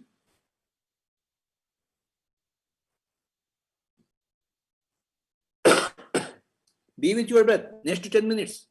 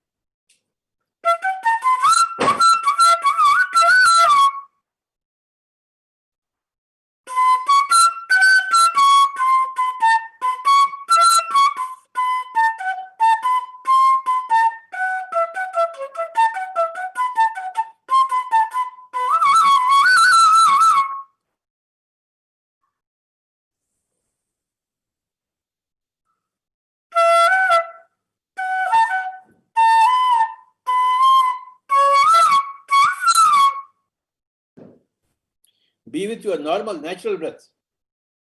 My dear friends, meditators, yogis, meditation inclined people,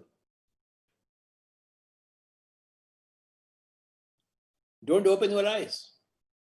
Come what may. Just be with your normal, natural breath. Be with your normal, natural, easy, soft, simple, tender, peaceful, tranquil breath. Your breath is your guru in the art and science of practice of meditation. Your guru is within your nose in the form of the breath. There is no other guru in person away from you. Your guru is in your nose. The breath is your guru. That has been my personal discovery in this lifetime, which I have been sharing with everyone for the past 40 years. And I will continue to share for the rest of my life, this lifetime. Sharing my technology is my greatest joy.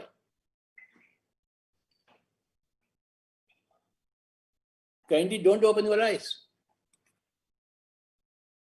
Keep your eyes closed. Another 7 minutes.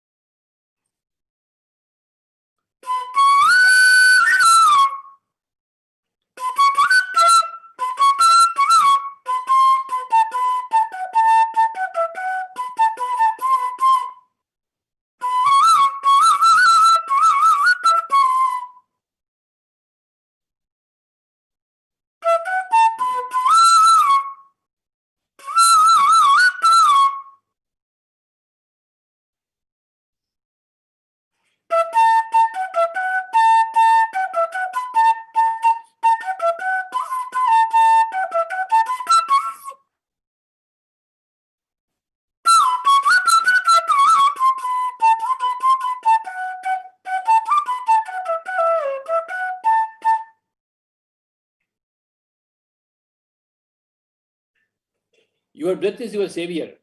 Your breath is your guru in the art and science of practice of meditation. You don't have to go anywhere else. Seeking the guru, seeking the teacher.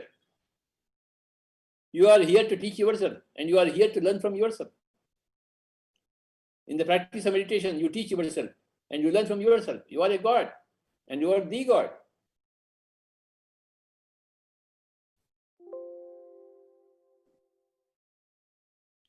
Final 5 minutes, be with your breath and heal yourself, energize yourself, teach yourself, enlighten yourself, be a light unto your own self.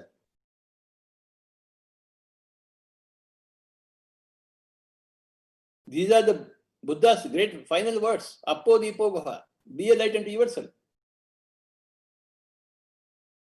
which is the fundamental dictum for Pyramid Spiritual Society movement.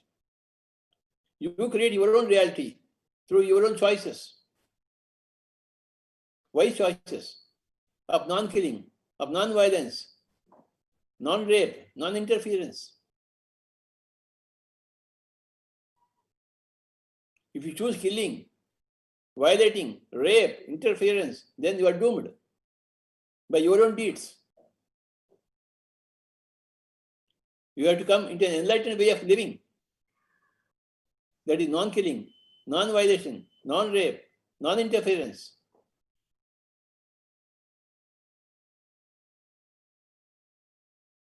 And learning meditation, practicing meditation, teaching meditation, spreading meditation.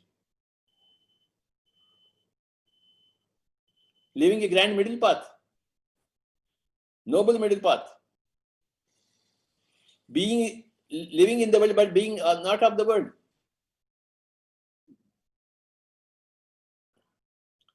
Living physically in the world, but mentally in the Godhood of your own self. Final 2 minutes. Kindly don't open your eyes. Be with your breath.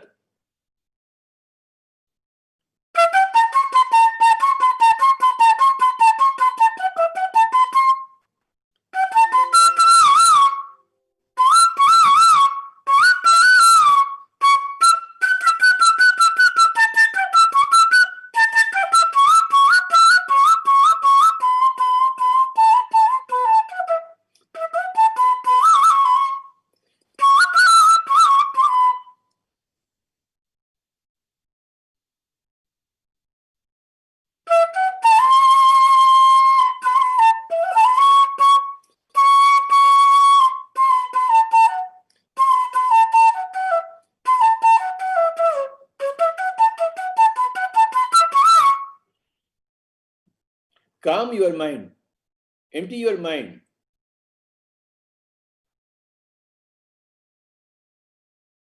Purify your mind. Teach your mind right thinking.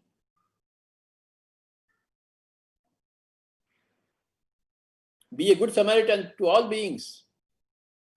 No more killing of animals and birds and fish to quench the hunger. Only plant-based diet, my dear friends. Make this great change in your lives and see how heaven descends into you. And you become a heavenly being for everybody else around you.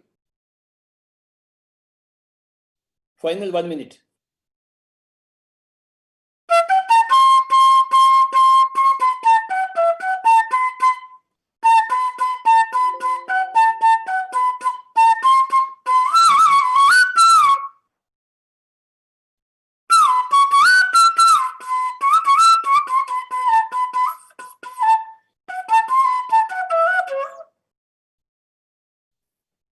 Only 1 more minute. Being with the breath.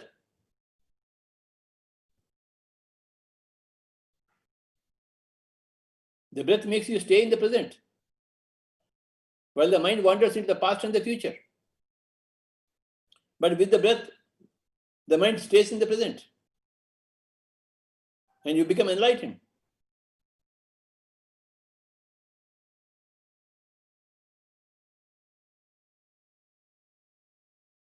Anapanasati is the universal method, rediscovered by Gautam Buddha. and retaught by Pyramid Spiritual Society movement all over the world. With the same enthusiasm and same passion as that of Gautam Buddha. Final 30 seconds.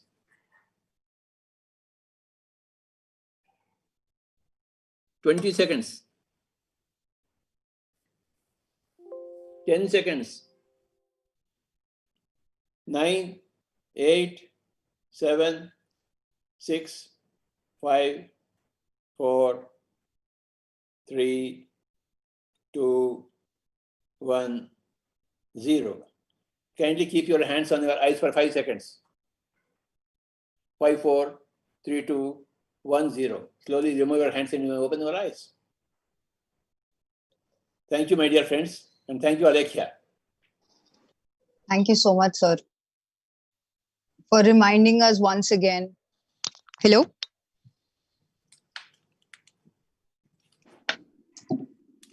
Thank you so much, sir.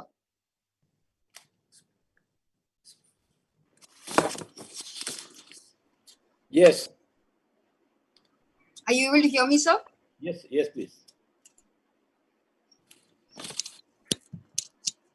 Carry on. Yes, sir. Thank you for reminding us once again that we are divine beings having a human experience. You remind us to your own beingness, a physical manifestation of this eternal truth. There's so many messages that you gave us in just this short span of time. We are gods and we are the gods. Physically in the world and mentally in our own godhood. And what a great way to explore this through the combination of science and spirituality. The proof of enlightenment is your choice when you choose to take up a plant-based diet. And that is a core topic that we'll be exploring and learning in the next 3 days. And thank you so much, sir, for setting the pace for the next 3 days of our Spiritual Science International Meet. I have the privilege of taking up the next segment of the event, a much awaited event, which is the theme also of our entire 3 days of the importance of spirituality in law enforcement. And here I was reminded of a very wonderful Chinese philosopher and a political leader himself, Confucius, who said the most alarming truth at a time where most were unable to yet understand it. And yet it is the truth that is beckoning the now, the paradigm for the future. The words are, the ancients who wish to manifest clear character in the world will first bring order to their states. Those who wish to bring order to their states would first regulate their families. Those who wish to regulate their families would first cultivate their personal lives. Those who wish to cultivate their personal lives will first rectify their mind. Those who wish to rectify their mind would first make their wills sincere. Those who wish to make their will sincere would first extend their knowledge. The extension of knowledge begins in the investigation of things. When things are investigated, knowledge is extended. When knowledge is extended, the will becomes sincere. When the will is sincere, the mind is rectified. When the mind is rectified, the personal life is cultivated. When personal life is cultivated, the family will be regulated. When the family is regulated, the state will be in order. And when the state is in order, there will be peace throughout the world. That is beckoning of the new dawn, the heaven on earth that we are all working towards. And I feel that this ancient wisdom is practically put into action with our wonderful panelists who will be joining us, who in their period of service have done their part in ensuring that the will of the mind is sincere to put the affairs of the state in order. I have the privilege to first introduce D.R. Karthikeyan sir, an Indian police officer from the 1964 batch and also from the Karnataka cadre from Tamil Nadu, who is also served as the former director of the Central Bureau of Investigation and the Director General for National Human Rights Commission. He was awarded the Padma Shri in 2010 for his exceptional contribution in the field of Indian civil services. A man of few words, but with abundance of wisdom. He's a dear friend and a supporter of Pyramid Spiritual Society's movement, along with his close association with Pyramid Valley International, the headquarters of PSSM. We're looking forward to your insights on the importance of spirituality in law enforcement. Over to you, sir. Hey, Patriji, namaskar. Swamiji, namaskaram. Such a joy listening to your beautiful discourse just now. It was an amazing restatement of your life story, summing up all your philosophy and teachings. It's a great moment. Let me make my compliments to Parit Patriji and Pallavi and other masters who organized this very beautiful discourse on most important subject today. Importance of spirituality in law enforcement. Very nice introduction by Alekia, quoting the great Chinese master Confucius. The human life needs physical, emotional, mental, and spiritual balance so that when life's stresses land in our life, as they always do, we can handle them efficiently, effectively. Stress can feel really heavy.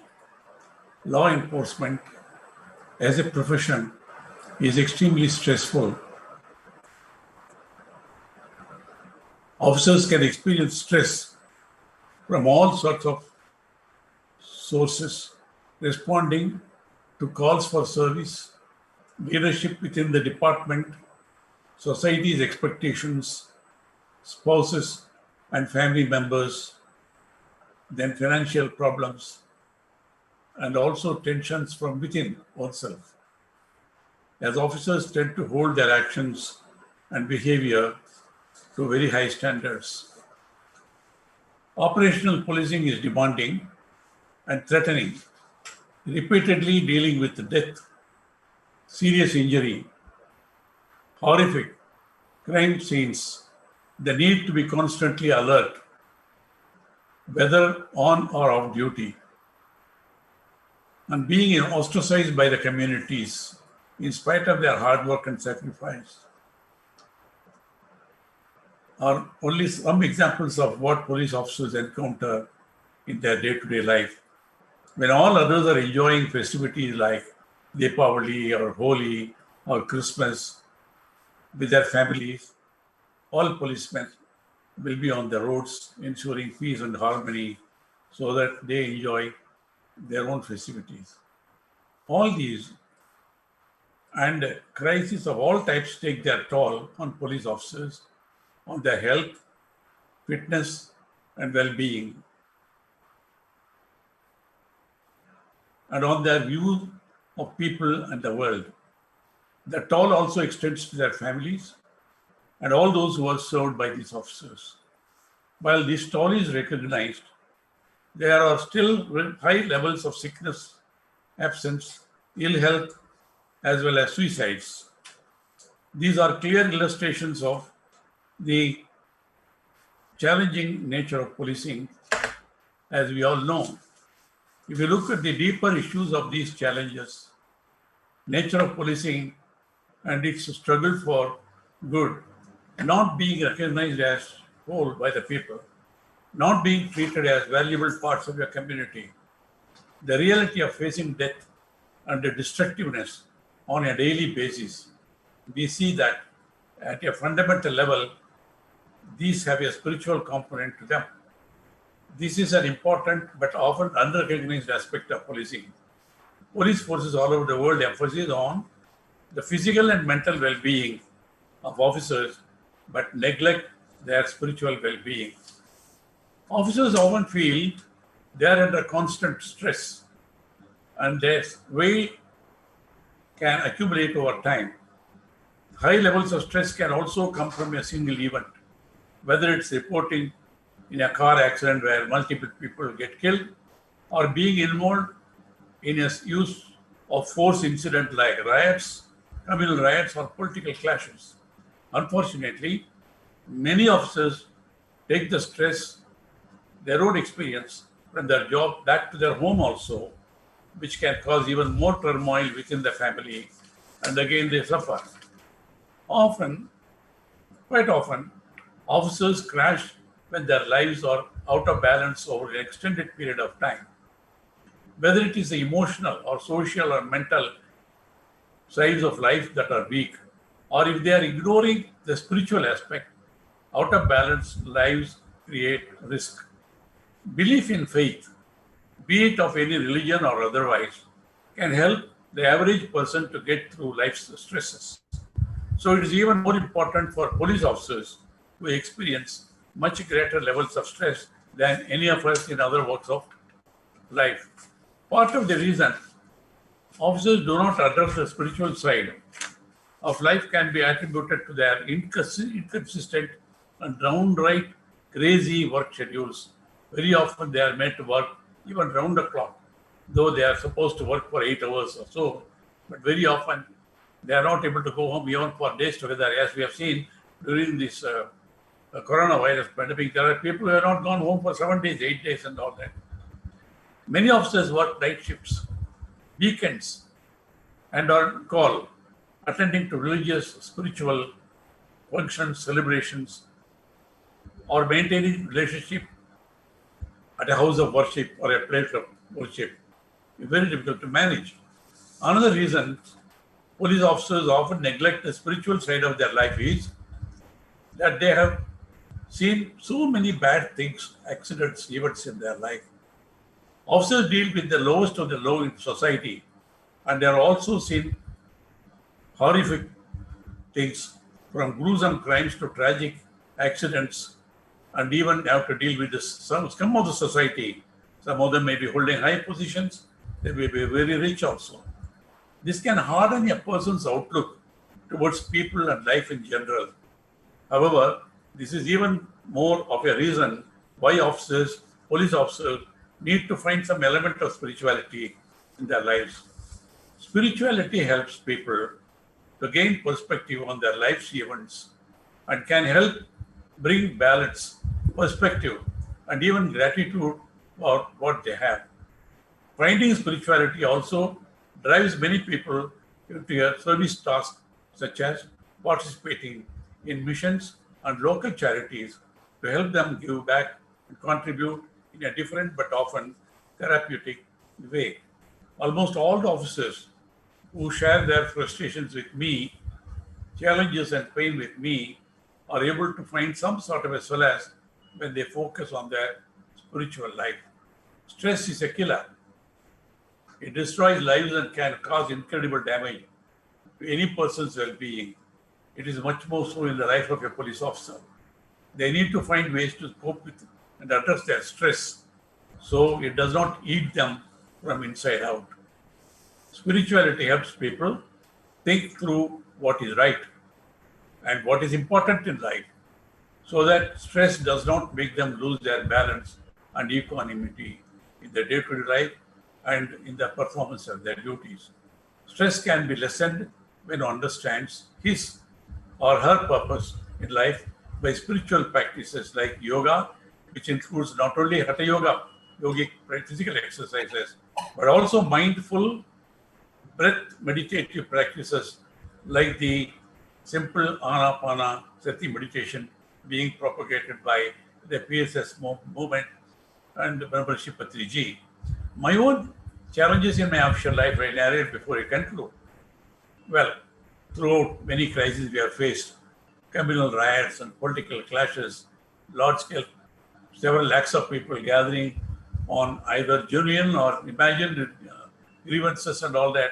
Very often we have to go into the middle of them, talk to them, see them, see reason. Very often without using force. It has happened very often. Very rarely we have to use force because But then for that, you need a lot of courage to go into the middle of the 10,000 people, 20,000 people when they're angry alone. It has happened. But one thing I would like to narrate is during my investigation of Rajiv Gandhi assassination, which everybody knows. It was a challenge which nobody wanted to accept in Delhi. I accepted it as call of duty, which was considered as an impossible task. I said nothing is impossible. Because of my firm faith in spirituality and my own self, I said truth can also be found out. So I told them nothing is impossible. What is considered impossible takes longer time, enormous risk. So I told them, don't try to discourage me and all that.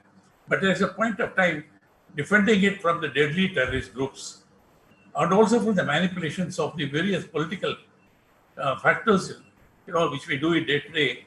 I had to stand like a rock. But beyond the point, nobody was with me. I had to gain strength within myself. Once I took a long journey to Kailas Mansarovar Yatra at a time when nothing was happening in the court after my charge sheet. The documents had to be translated. It took 2 months. So I took the journey to Kailas Mansarovar Yatra. And more than that, I underwent Vipassana meditation. 10 days of meditation in the Hyderabad center. And Anapanasati, part of Vipassana meditation is Anapanasati. And at the end of the 10 days, because I was watched by the media, world media all the time, they came to interview me as I came out of the center. I said, this is amazing. Meditation is only way. You can gain inner strength to face any type of pressure, threat, and all that. Then I wrote to my director, CBI, and the director general CRPF. I was holding both the positions at that time. Perhaps I was the only officer who held both positions, joint director in the CBI and different general of police in the CRPF. I wrote to them, police officers undergo a lot of stress and tension every day beyond their control, and they have to deal with all that stress and gain equanimity and deal with situations very calmly without getting excited. For that, I said meditation is the only path. So we must put all the officers and men in both these organizations through the Vipassana meditation. But they said 10 days is too long, we can't spare the lakhs of people. Then I wrote to Guruji, Satyanarayan Goenji, who brought Vipassana back to India 50 years back from Burma. Then he said, when I learned meditation in Burma, it was 3 months. Then the master said, you take it back to India, because from where it came from Lord Buddha, after 2,500 years. He said, I came back, nobody was interested. So I had to go and knock at the doors of everybody like Patriji did when he started teaching Anapanasati meditation. Then he said, I could condense it to 10 days. It can't be condensed less than 10 days. But then Brahmarishi Patriji was able to simplify it, democratize it, and able to teach the simplest form of meditation, Anapanasati meditation. We are seeing the impact of this meditation on millions of people around. So I would only say that spirituality is the essence of everybody, and particularly so for police officers who have to deal with the scum of the society, the criminals of the society, risking their lives. 1,000 policemen get killed on duty every year. On duty every year, more than, I think, the sacrifices made even by army in the normal times. But then they will also lose their temper, they lose their health. So many people have died during this coronavirus, fighting. So many people have died by sacrificing their lives and all that. But under stress, sometimes overdo it. I am not defending the wrongdoers. Wrongdoers ought to be punished very severely because they bring disgrace to the force and to society. But to make people deal with the situation and stress in their life, family life, official life, spirituality is a must for everybody, particularly in any law enforcement officer's life, not only India, all over the world. So, thank you very much. My time is up. Thank you. Thank you, Patriji. Thank you so much, sir. The message that you have given, that you have shared today, your journey is one that I've heard before. But each time we hear it, we are inspired even more to share the message far and wide. Nothing is impossible. It just takes a little bit more time and a lot more risk, but the will to do it. Thank you so much for the wonderful message, sir. With that, sir. Namaskar, sir. Thank you very much for your great presence. You are a great inspiration for me personally, Swamiji. Thank you. You are a world peace ambassador. Ambassador for meditation. Thank you, sir. Absolutely. Your own students, your own masters are spreading Anapanasati meditation in regular practices. You know, Swami, we sent invitation. Yes. Within 24 hours, 1,000 people registered for Chandra's meditation, 40-day meditation we started yesterday. And then actually 700 people appeared in the morning. I found there are 3,000 people on following it on WhatsApp. So the time has come for your vision, fulfilling your dream of creating Jan Jagat. That is the only way we can solve the problems, not only within the police forces. You have to, spiritually, the politicians, all sections of the society. That way you can only create a society full of peace, harmony, justice, and peace. May your tribe increase, all your masters, let them succeed in their efforts. Thank you. Thank you so much, sir. Your words of encouragement are always needed for us. And we very much appreciate those kind words. And with that, I take the honor to introduce our next frontline warrior and master, Vimala Mehra ma'am. She's an IPS officer from the 1978 batch who's had an illustrious career of 38 years. She began her career in Andaman and Nicobar Islands and later became the DG of Arunachal Pradesh. Before retiring from Delhi Police, she served as a DG of Delhi Prisons, Tihar. She is well known for her reformative initiatives for inmates in prisons. She's also known for her initiatives on women issues, including starting a helpline 1091 in Delhi Police in 2002. She's an ardent believer in alternate therapies for good health and is now trained to be a sound healer and is practicing it wholeheartedly. This has become a passion and also a full-time profession.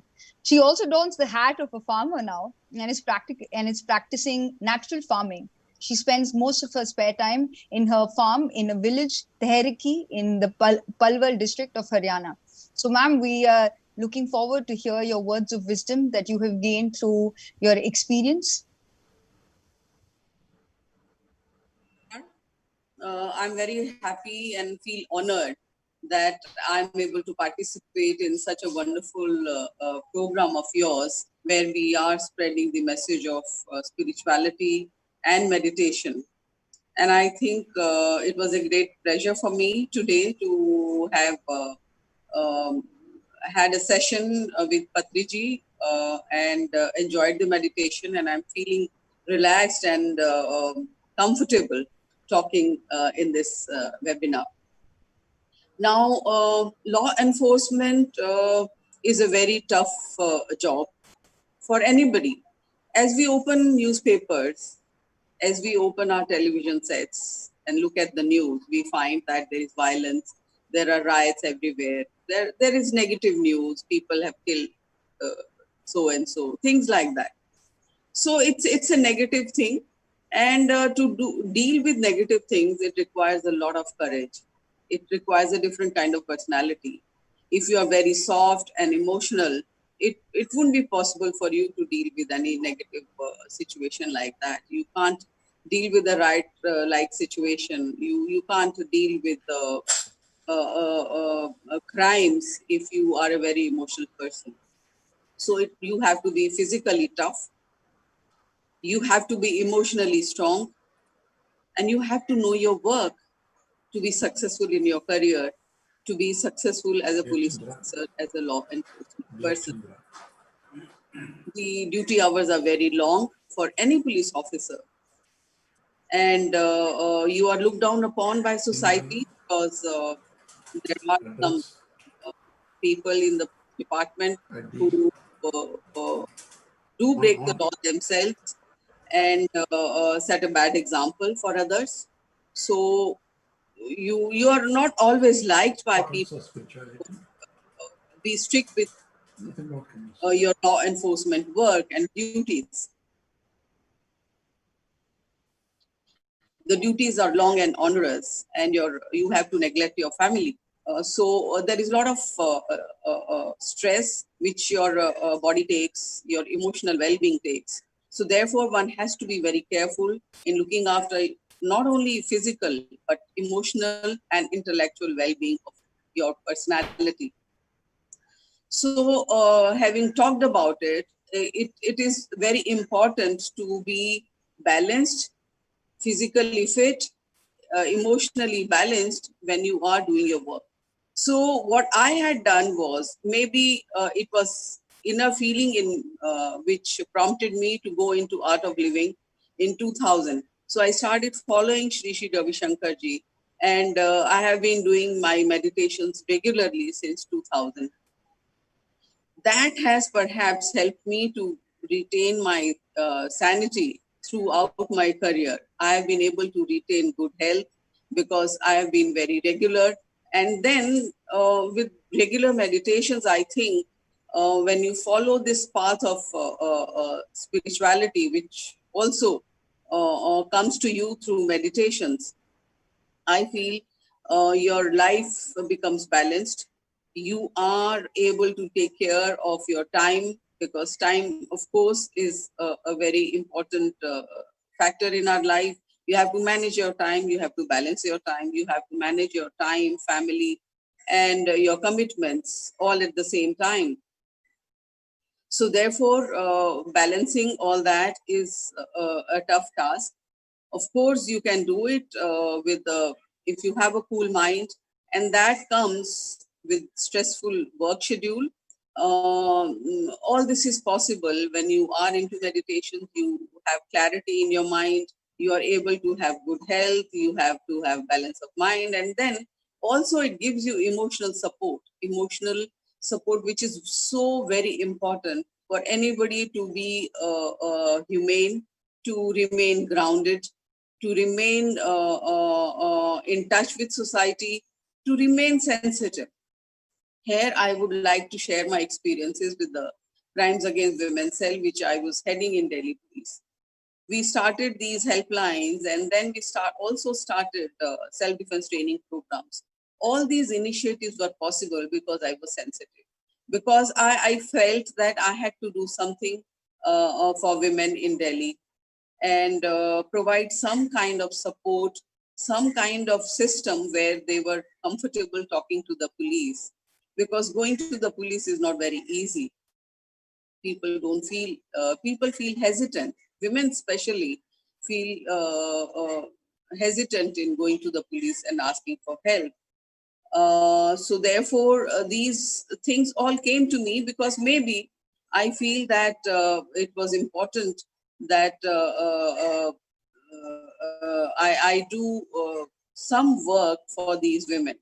And the other experience which I had was in the Tihar prisons, where I was able to do a lot of work for prisoners.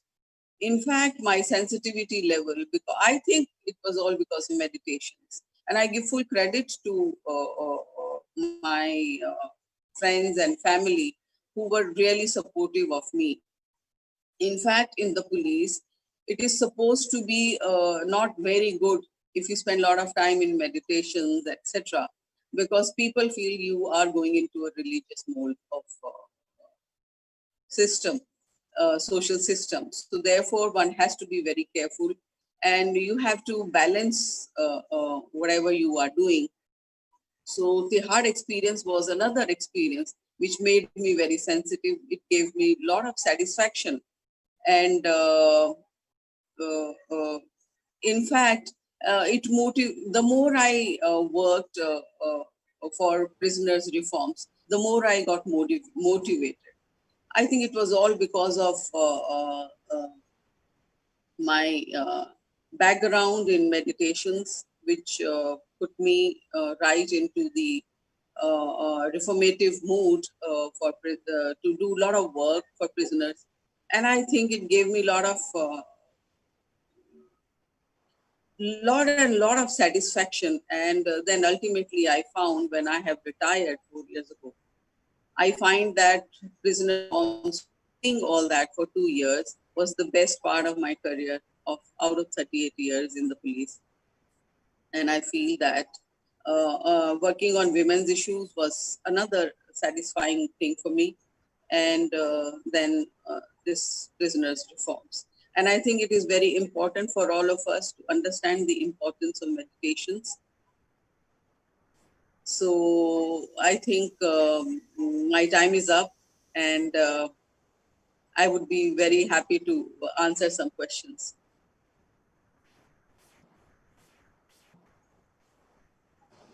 Thank you so much, ma'am. Thank you. Absolutely Meditation. wonderful. Absolutely wonderful. We thank you from our bottom of our heart for your presence here. Thank you. Grand occasion. Your wisdom was very essential for us, for the whole world. Thank you, Patrick. Thank you. Thank you, ma'am. Meditation gave you the courage to take up the initiatives that you felt very strongly about while performing your duty. What a deep and profound meaning it has. Thank you so much, ma'am.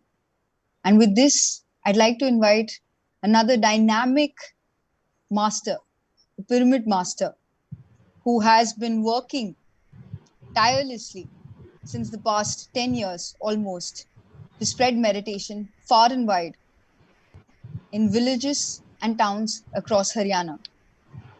Dr. Sangeeta Nehra is the director for Ayush, Ayurveda, Yoga, Naturopathy, Unani, Siddha, and Homeopathy systems in the government of Haryana state, working since the past 20 years in this department. Beginning her journey in 2011, she started her meditation along with all the alternate practices back then.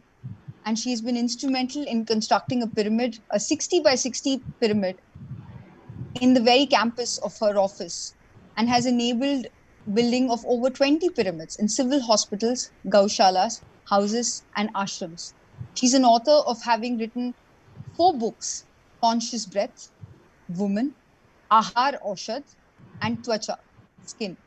Her current project is to build a pyramid in the town of Kurukshetra under the trust Atma Shakti Dhyan Kshetra. Over to you, ma'am. Yeah, thank you. Thank you, Alekhya. Namaste, Patri sir, and namaste, and all the respected dignitaries, and my dear masters, and my dear friends.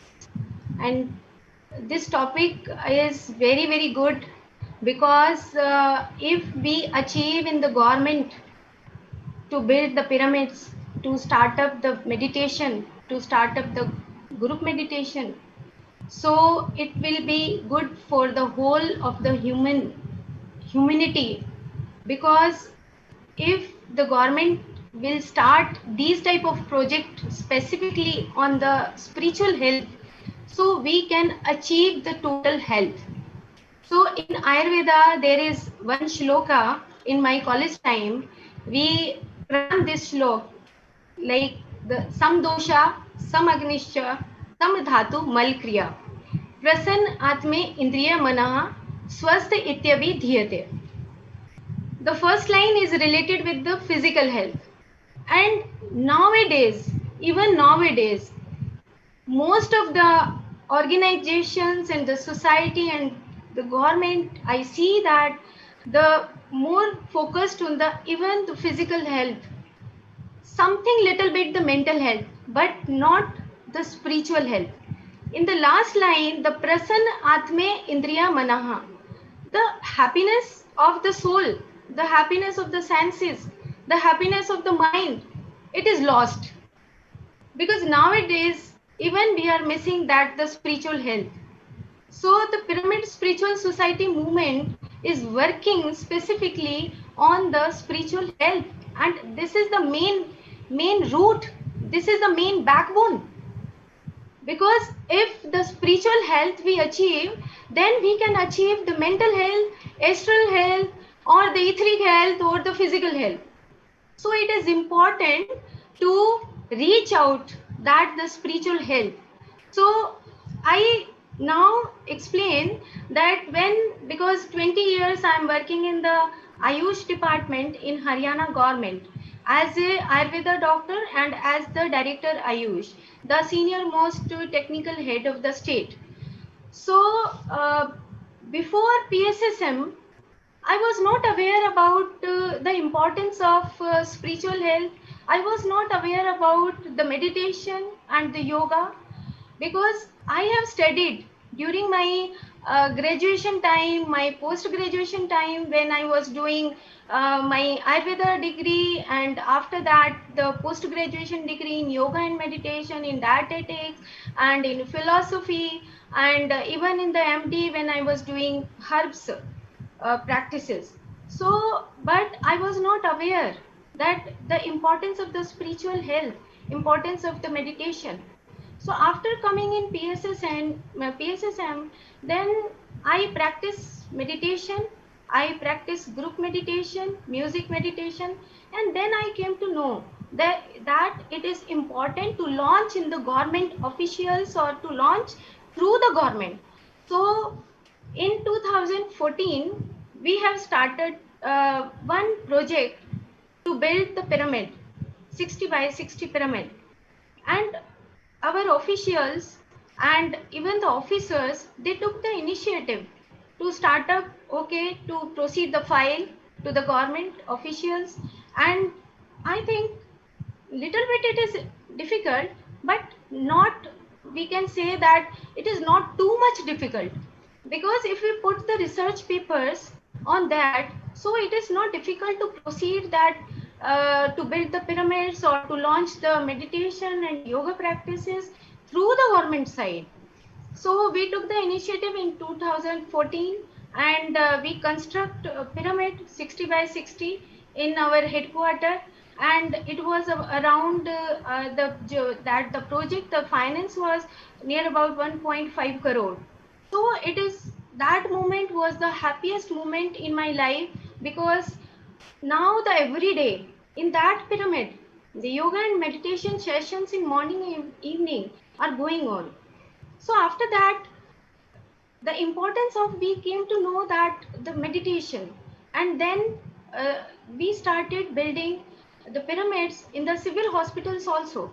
So we built the pyramids, 20 by 20 pyramids, 30 by 30 pyramids in the civil hospitals, for under the preventive and prophylactic care unit. So because in there is an Ayush, there is one system that the Ayurveda and yoga and naturopathy. Under yoga and naturopathy, we can do a lot at the government side, because the yoga and naturopathy is the drugless therapy, drugless system. So it, we need nowadays, the with the zero budget or the zero finance, we can do a lot through the meditation. We can all the cure diseases. So it is important that if we take the initiatives, because nowadays the many doctors are working with me and working with the Ayush, they are doing a lot on the yoga practices, and slowly they are reaching now at the level of meditation and meditation practices. So we build pyramids in the civil hospitals for the purpose of meditation, and after that at the private level we also build pyramids for the meditation in the institutions, in the gaushalas, and in some other private institutions, in the schools also. And at the central level, Ayush Ministry of India has also taken the initiatives in the last 5 years, because specifically on the yoga and the meditation practices. And they are also focusing on the Sattvic Ahar and the nature cure. So these are all the practices of healing through which we can have the total, we can sustain the total health. So, and even the for boosting up the immunity and the total health, the specifically the spiritual health of each and every person. If I talk about the Haryana government nowadays is establishing and the constructing the yoga institutions, more than 1000 yoga institutions, they have completed their constructions to start up the yoga and meditation classes. And even we have placed at the Haryana government level the yoga specialists, yoga instructors, uh, yoga therapist also, because they are teaching the asanas, pranayam, meditation, and nature cure practices. So every day and every morning, now the many organizations are coming together with the government, and they are doing the Zoom sessions early morning, and they are teaching yoga and meditation. And I think I have participated in many times, because there is one yoga parishad. Now it is launched recently, just 6-7 months back, and total it is live sessions, and we are teaching the benefits of the yoga and meditation. Many persons now are getting together to reach out to sustain the total health. So now the under Ministry of Ayush, the research councils of all the systems are working with full attention. Now the Ayush Ministry at the government of India level, now they are doing a lot, because nowadays in the COVID-19 time and COVID-19 zones, we have provided the diet charts, we have provided the yoga protocols also, and even the kitchen herbs, we have provided the main details of the kitchen herbs, how they can use at the homes, and how they can save their families through the kitchen herbs. So nowadays the Ayush Ministry and in the Haryana government, they are doing a lot. And in 2011, when I met Patri sir, my whole life is changed, because before that I was normal officer, normal doctor, and after that I became that.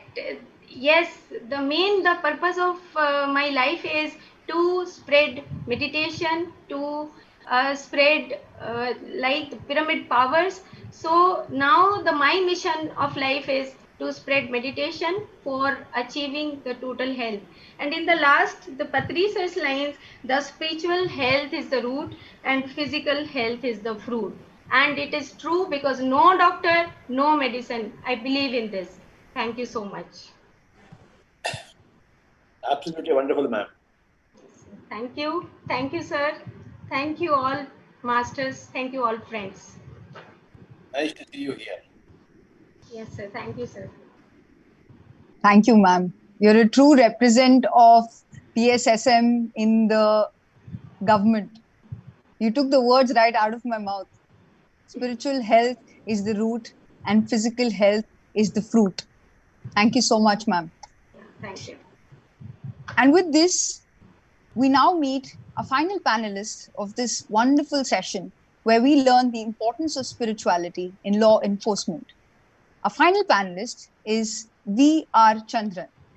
V.R. Chandran, sir, was recruited as a sub-inspector in ITBP, the Indo-Tibetan Border Force, in 1990. He served in the highest altitudes of the Himalayas in Uttarakhand, Himachal, Leh Ladakh, and Arunachal. 7 years of service in the Special Protection Group, he has also served various prime ministers, including the late Shri P.V. Narasimha Rao ji, as well as the late Shri Atal Bihari Vajpayee ji. He's performed various duties in international countries, as well as special duties in the Delhi police as well. He has served as a personal staff officer for 5 director generals in Delhi. His spiritual practice started very much during his childhood, and his sadhana and meditation has been continuing ever since. During his service in Ladakh, he says meditation has helped him to build his complete self as well as to empower his troop. Sir, we'd like to hear the very story of this from you directly. So over to you. Good evening. Good evening, Sri Patri ji. Namaskar, Baba. Esteemed Sri D.R. Karthikeyan sir, Vimala Mehra madam, and Sangeeta madam. And to say the thing, when I joined ITBP, it is a paramilitary force. Okay, once I joined it, then only I came to know what is this paramilitary actually is. And neither military nor police. And during the training time, we were given the training like a military commandos. But when on the duty time, we neither become a law enforcing officers or nor the army commandos. But occasionally we were commandos also. When performing in the duty at the border outpost and all, yes, we have to, as an officer commanding the troops, I have to look after the men and as well as execute the orders of my seniors also. As Alekia has earlier mentioned, even though I started as born as a Brahmin and I started my spiritual practice, I was not that much inclined to, you can say, yoga or meditation, anything like that. And those days, I just thinking these are all the practices for Buddhas. When I was saying, now I am 50 plus. Okay. So once in 2014, 2012, 13, I met Brahmarshi Patriji in one of his sessions in Delhi. I saw this has some effect. This Anapanasati, which is breathing meditation, has some effect. But I start this thing of my self practice like that, and as honored Karthikeyan sir has said, and like when you sit alone and you start concentrating on the breath, the meditation, you will feel what the world is and who you are. That particular knowledge, slowly, still I am learning. And I was able to make my own decisions in a biased, in an unbiased way, so that I can give a good decision of whatever policies which I have been entrusted with, and achieve those targets also. And my command was also been accepted. Whoever were asked, Chandra Sahab ki company mein bhej do, Chandra Sahab ki paltan mein bhej do, so that we will be happy over there. In the force, we used to say, हम फौजियों के अपार, यानी कि annual confidential जो होता है साल में एक बार भरते हैं, बट जवान आपकी अपार रोज भरता है. That particular words, when every day when a jawan discusses about his senior officers, there are only two ways to discuss, either in a bad way or in a good way. And only those officers who had left their good thoughts and good deeds with this jawan, they will be remembered even after their career also. I still remember the days when I took Brahmarshi Patriji to Ladakh, and in our academy at Missouri, when he was given a session, live session, and was participated by the troops, they felt this is also a system of practice. And still they are asking, so who is this master? And can we have more sessions from this particular master? I told, yes, if the time permits, we can still conduct more classes. And he will give you only, he will just pick your hand, like your father and mother had hold your hand to stand up and see the world. He will show you the spiritual path, and you have to walk on it, and he will correct, he will take you at each and every moment. He will show you where you are standing and where you went wrong, so that you can correct yourself. So the practice of meditation is such a wonderful thing. As Madam Mehra used to say, in the force or in the police or wherever in the central organization, if you sit for quite long hours, nobody will understand. But Sangeeta Madam has shown the way. She has built up the pyramids and she had made the sessions. It is being accepted. Now,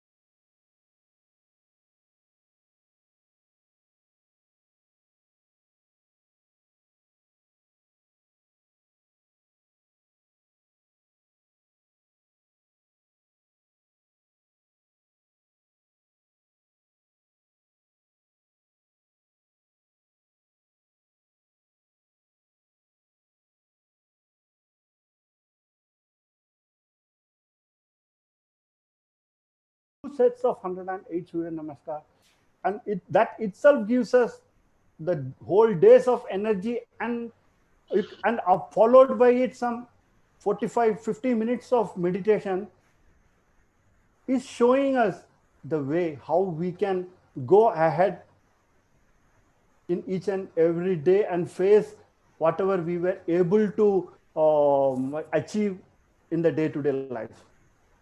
So Honorable Patriji are a great master and still showing us quite lot of what you call teaching us quite lot of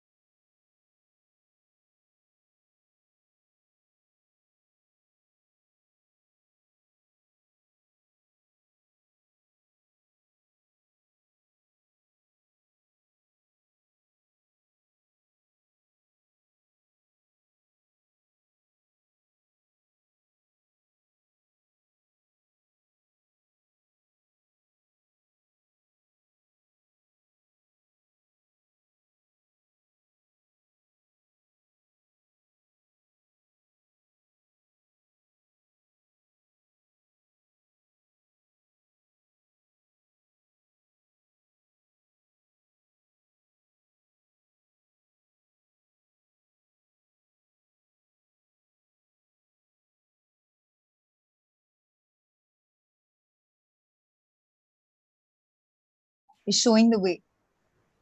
thank you. And with this, I'd like to invite and hand over the sessions to a dynamic master who is a key member of Pyramid Seva Dal, Rinku Gupta ma'am. Welcome, ma'am. Over to you. Thank you, Alekhya. Thank you so much for giving me this opportunity, Alekhya. Thank you so much, sir. Pranam to our Guru Brahma Rishi Patriji. Koti Koti Pranam to him. Friends, first I would like to share with my own experience, my own journey, meditation and spiritual journey, friends. I'm Rinku Gupta from Kolkata, India. I started my journey in 2010 under the guidance of Patriji. When he came to Kolkata, I learned Anapanasati meditation from him, and since then I'm regularly practicing it. And while practicing Anapanasati meditation, I'm also spreading it in Kolkata with my friends, along with our Kolkata PhD team. Friends, I have cured my sinus problem, my migraine issue, my sciatica pain completely only with meditation, friends. So just in short, I have shared my experience, and we have a core principle in our PSSM following the Sansara in Nirvana in Sansara. So I'm also following that completely, that there is Nirvana in Sansara. We can attain Nirvana in Sansar only. We don't have to escape from Sansar. We don't have to go to Himalayas to meditate. We can be at our home. Our home is our ashram. Our body is our temple. That's what our Patriji showed us, that the path of truth, that we can easily attain nirvana in samsara by being in family, by being with children, by being fulfilling all the responsibilities as a housewife, as a mother, as a wife, everything. We can fulfill all the responsibilities. Still, we can meditate. I'm spreading meditation in Kolkata, teaching meditation to all. And we are doing a great job. Our team, Kolkata PhD team, is doing tremendous job in spreading Anapanasati meditation in whole West Bengal, friends. Thank you so much, friends. Now I would like to introduce. Today I got the privilege to introduce a pyramid master from Vietnam, Vo Kim Phuc. She is a dynamic master. She is meditating since 10 years and also a vegetarian since 10 years, friends. She is also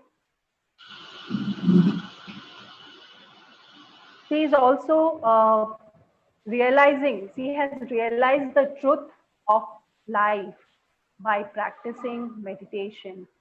She has cured all her psychic issues, all her emotional problems. She has overcome all her issues only by practicing meditation. And she is also organizing PSSM events in Vietnam since 5 years.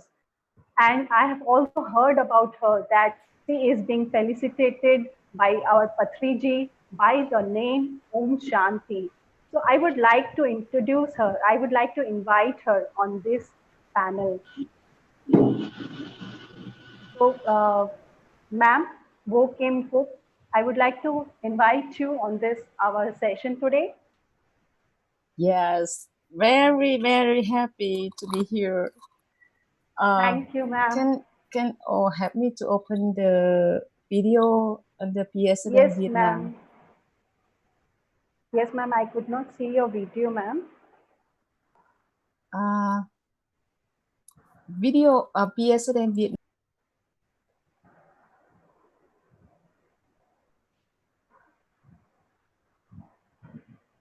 So she is here, friends. Can you help me to open the video?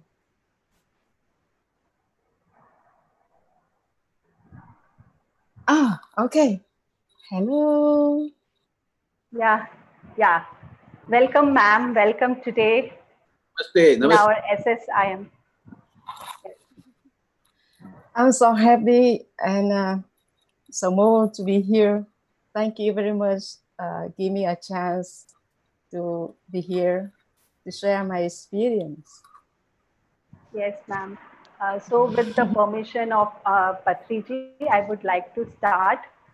So, ma'am, I would like you to share your words of wisdom about how you got introduced to meditation. Yes.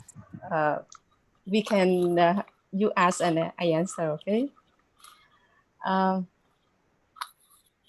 years ago, meditation is not popular like now in Vietnam. At that time, I don't know anything about meditation. I just heard the name. The name in Vietnam is Thiền. The name in Vietnam, meditation means Thiền.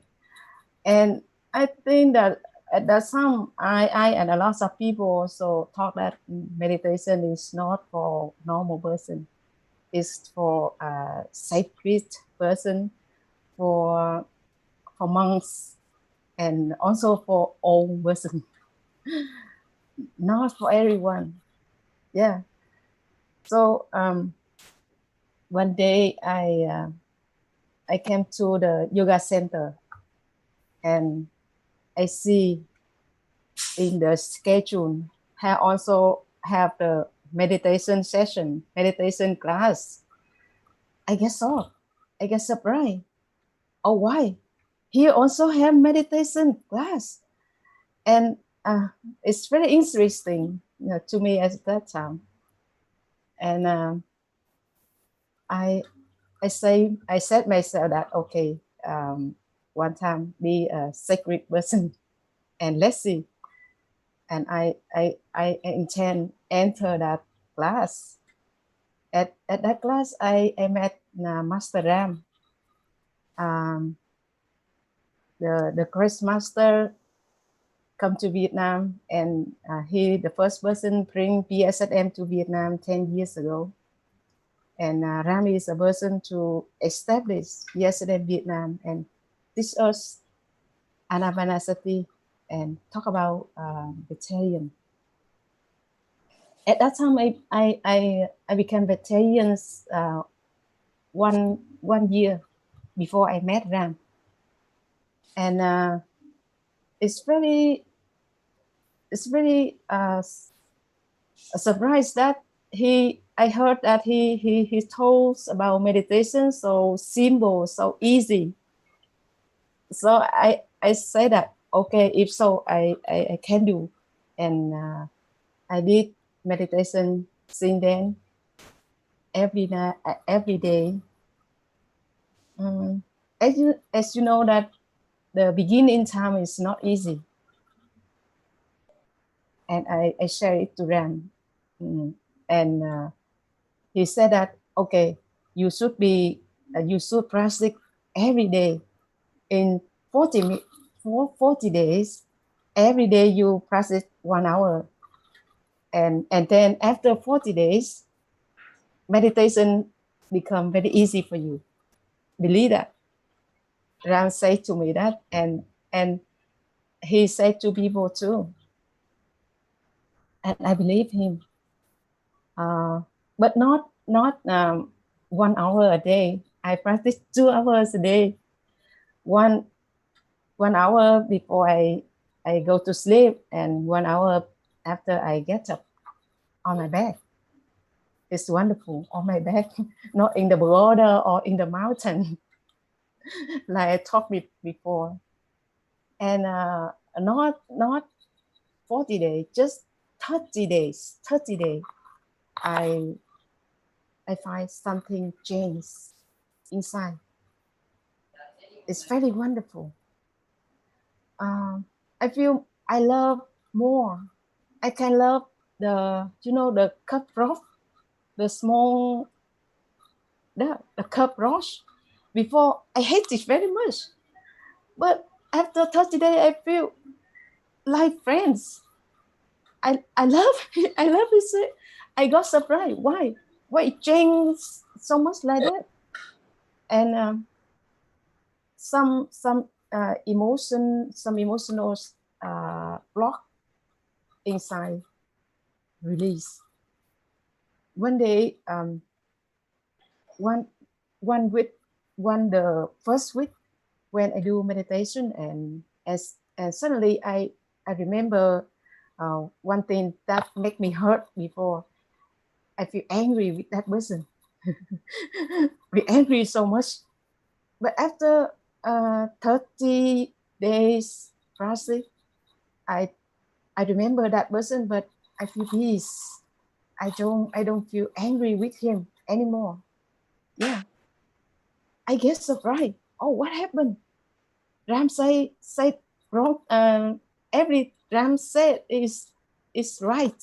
It's happened to me. It's manifest, and I share it to my friends, share it to some people, and I decided I chose to be a volunteer of PSM at that time.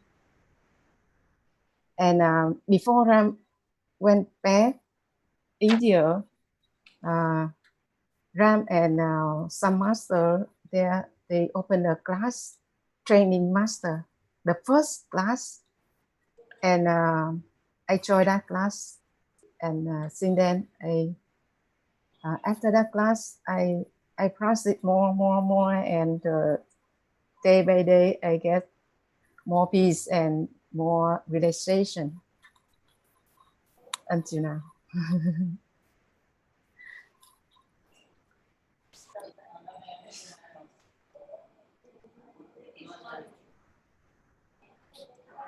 Yeah, ma'am.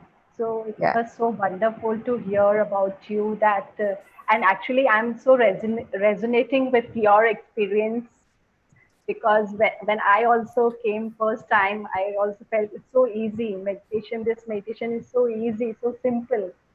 Yes. And I also had many emotional turmoils, which I also overcome. So I am resonating with your experience so much. So, ma'am, I also heard about you that you are being felicitated by Patriji with the name Om Shanti. So I would like to hear something about that. I'm so curious to know about that experience. Yes. Thank you so much, sir. Give me a very nice name, very good vibration name. That is a very sweet memory with me. I remember that. I don't remember exactly the year, but about 6 or 7 years ago, when Sir came to Vietnam to workshop through Vietnam. At that time, I joined in the team to organize workshop for Sir. Before I heard the Indian name, Indian's friend name. They have a spiritual name like Krishna or Vishnu or something like that. I feel very nice, and when we call them, we feel a very nice vibration when we call that name. And I wish that I ask myself when Sir come, I will ask Sir give me a spiritual name. And that day when we come back from the workshop, sit in the sofa, and I came sit behind him, and I talked gently that, Sir, I would like to have a spiritual name.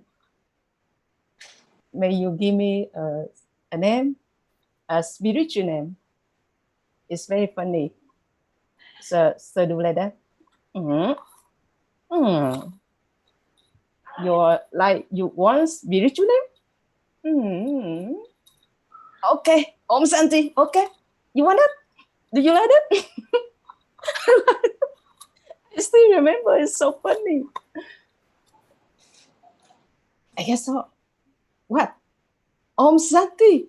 Om Santi, I chanted every day in yoga class. And I think that this is not a name. And I observed that some Indian friends there, they start laughing. At that time, a little bit disappointed because I'm waiting another name. So so I say that, okay, sir, whatever you gave me is perfect. I like it. So it's very wonderful with that name. I remember in also in that journey, we moved from this city to another city to organize workshop for sure. On the way that we a lot of work, and in the airport, so observe my face is not easy. Get some upset, and so ask me that, hey, Om Santi, where your Santi? You see, oh, that question touched me so strong. Until now, I still remember, because whenever I do something, I lost peace, I remember that question. Om Santi, where your Santi? Thank you very much, sir. That question still touched me now. That's all. And now I love that name so much. My friend called us, you have a very, very beautiful name. When I call you Om Santi, I feel peace also. And I feel peace also. Thank you very much. And you visited India? to the pyramid? Yes. Tell about the pyramid in Bangalore. Sorry, sir. I cannot hear you clearly. Tell about the pyramid About pyramid in Bangalore. in Bangalore? Yeah. Ah, yes. You the first time in the, I remember 2013, the first time I went to Bangalore in the event Pumana we Ram take me and somebody come there. And first time I met her there. So asked me something about that. How do you feel? I say, I don't feel much, but right now I feel here is my family. I feel here is like my home. Every person here is very friendly, and I feel always like a big family here. And the second, I met her in the also in the Bangalore in the pyramid. At that time, I went there. I went India to learn yoga, and I stay pyramid 3 days, and very lucky to meet her there. So serve rice to people, and suddenly look up and touch me. So happy at that time. And so raise me up like that. I'm very small. Wow, ma'am, so beautiful. I'm really excited and really overwhelmed to listen to your experiences. So now I would like to request you to convey your message in 2 lines in your Vietnamese language. I would love to hear in Vietnamese language. Vietnamese language? 2 lines to the whole world. What message would you like to convey in your language, in your Vietnamese language? You mean I want talk something in Vietnamese? Yes, ma'am. Các bạn yêu quý, để mà chữa lành hoặc là tìm thấy một cái thiên đàng tại nơi này, right here and now, thì không cần cái gì cả, bạn chỉ cần thực hiện 2 điều thôi, đó là thiền định và ăn thực vật. Đối với tôi thì 2 điều đó là một cái phương pháp cực kỳ hữu hiệu và không tốn cái gì hết, tiết kiệm rất là nhiều, và nó đem tới cho mình một cái sự sống cực kỳ hạnh phúc, cân bằng, khỏe mạnh, và mỗi giây phút là một lễ hội của cuộc sống. Thank you. Wow. Om Shanti. Thank you very much. Yes. Thank you very much, sir. Thank you, ma'am. Thank you so much. It's so nice to hear you, and actually so wonderful to meet you today here. And now I would like to invite our next host, Shalini ma'am from Pyramid Valley International, Bangalore, who is the head communication department. Shalini ma'am, now over to you. Welcome, ma'am. Thank you, Rinku Gupta-ji. Hello, everyone. I am Shalini from Pyramid Valley International, Bangalore. So, just we heard from the speaker, from the Vietnamese speaker about Pyramid Valley. So, I am at Pyramid Valley from past 8 years, and I'm serving here as a procurement head in the book space and also the communications department. I started my meditation in the year 2004, where I was a student.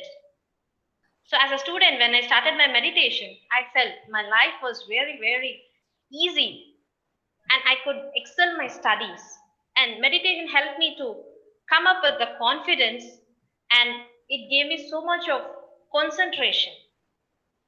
With that confidence, I started taking up meditation for every inch of my life. So from then onwards, I felt my life is completely changed with so much of miracles happening towards me.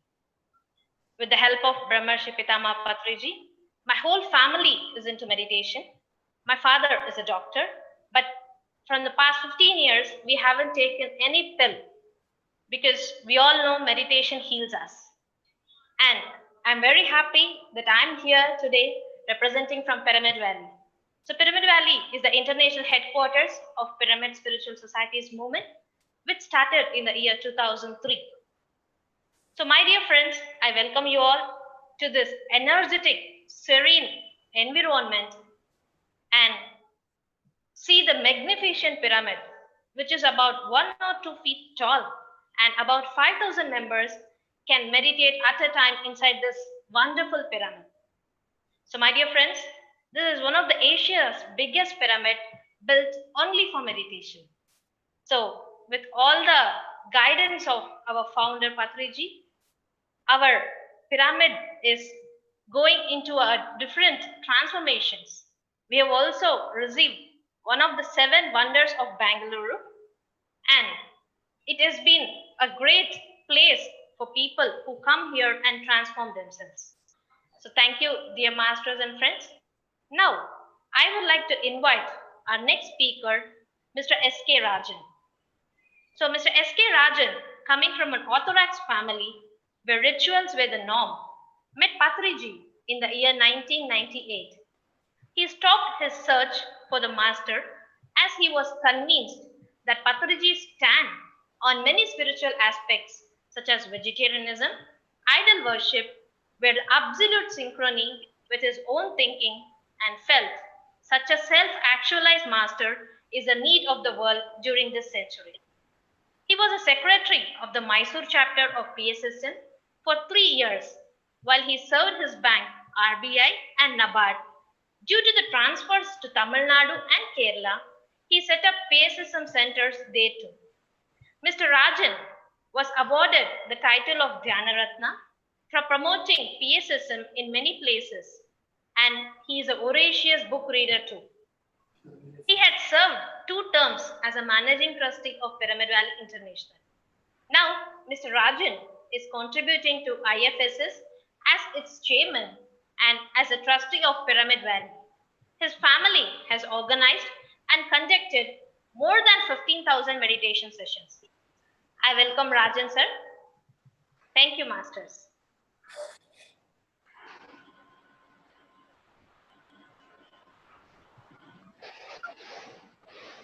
Namaste, Patriji. Namaskar. Thank you, Shalini, for introducing not only me, but the Pyramid Valley too, to all our viewers, and giving all the features of our Pyramid Valley to our distinguished viewers. My dear spiritual scientists and co-creators, welcome to this PSSM initiative through the Spiritual Science International Meet, a program where all beautiful souls align to hear and learn from each other about spiritual science and all the methods that can promote inner happiness and world peace. I dedicate this presentation on soulful living through a vegetarian lifestyle to our beloved founder of PSSM, Brahmarshi Patriji, without whose yeoman contribution, I could not have progressed so much in my spiritual journey. As we all know, Brahmarshi Patriji has read over 1 lakh books at least 4 years back, that was the count. And through his wisdom, I have gathered a lot of knowledge of spirituality. because he has introduced me to the world of books, and from then on, my reading also commenced 22 years back. As my family has just completed 22 years after meeting this great Paramapurusha, precisely on 5th with Patriji, may I commence my presentation today with your kind permission. I've chosen this subject, soulful living through a vegetarian lifestyle, because it is very close to my heart. And you will agree there's no better way to be happy inside out than by a principle of live and let live. When the soul is neglected, it doesn't just go away, it appears symptomatically in obsessions, addictions, violence, and loss of meaning. By caring for the soul, we can find relief from our distress and discover deep satisfaction and pleasure. We sometimes say certain music has soul, or a remarkable person, say, like our dear Padma Shri Karthikeyan ji, is soulful. We see that it is tied to life in all its particulars: good food, satisfying relationships, genuine friends, and a cohesive family, etc. A peaceful atmosphere and experiences that stay in our memory for long really touch our hearts. The soul is revealed in attachment, love, and compassion. It is the soul that makes us human. Our motto should be to bring soul back to life, and then we can embark upon soulful living through our actions, words, and thoughts. The life of Gautama the Buddha demonstrates in ample measure that we have no right either to interfere in the lives of others, nor take the lives of sentient beings. Applying this law, there are quotes from multitudes of spiritual leaders and gurus advocating that as human beings, there can never be a path better than the path of ahimsa in our daily lives, if we need to live in peace and with harmony. For receiving the priceless gift of inner happiness, you are required to be the master of your mind instead of being a slave. You can become the master of your mind only when your intellect shines with true wisdom and your acts are aligned with your consciousness.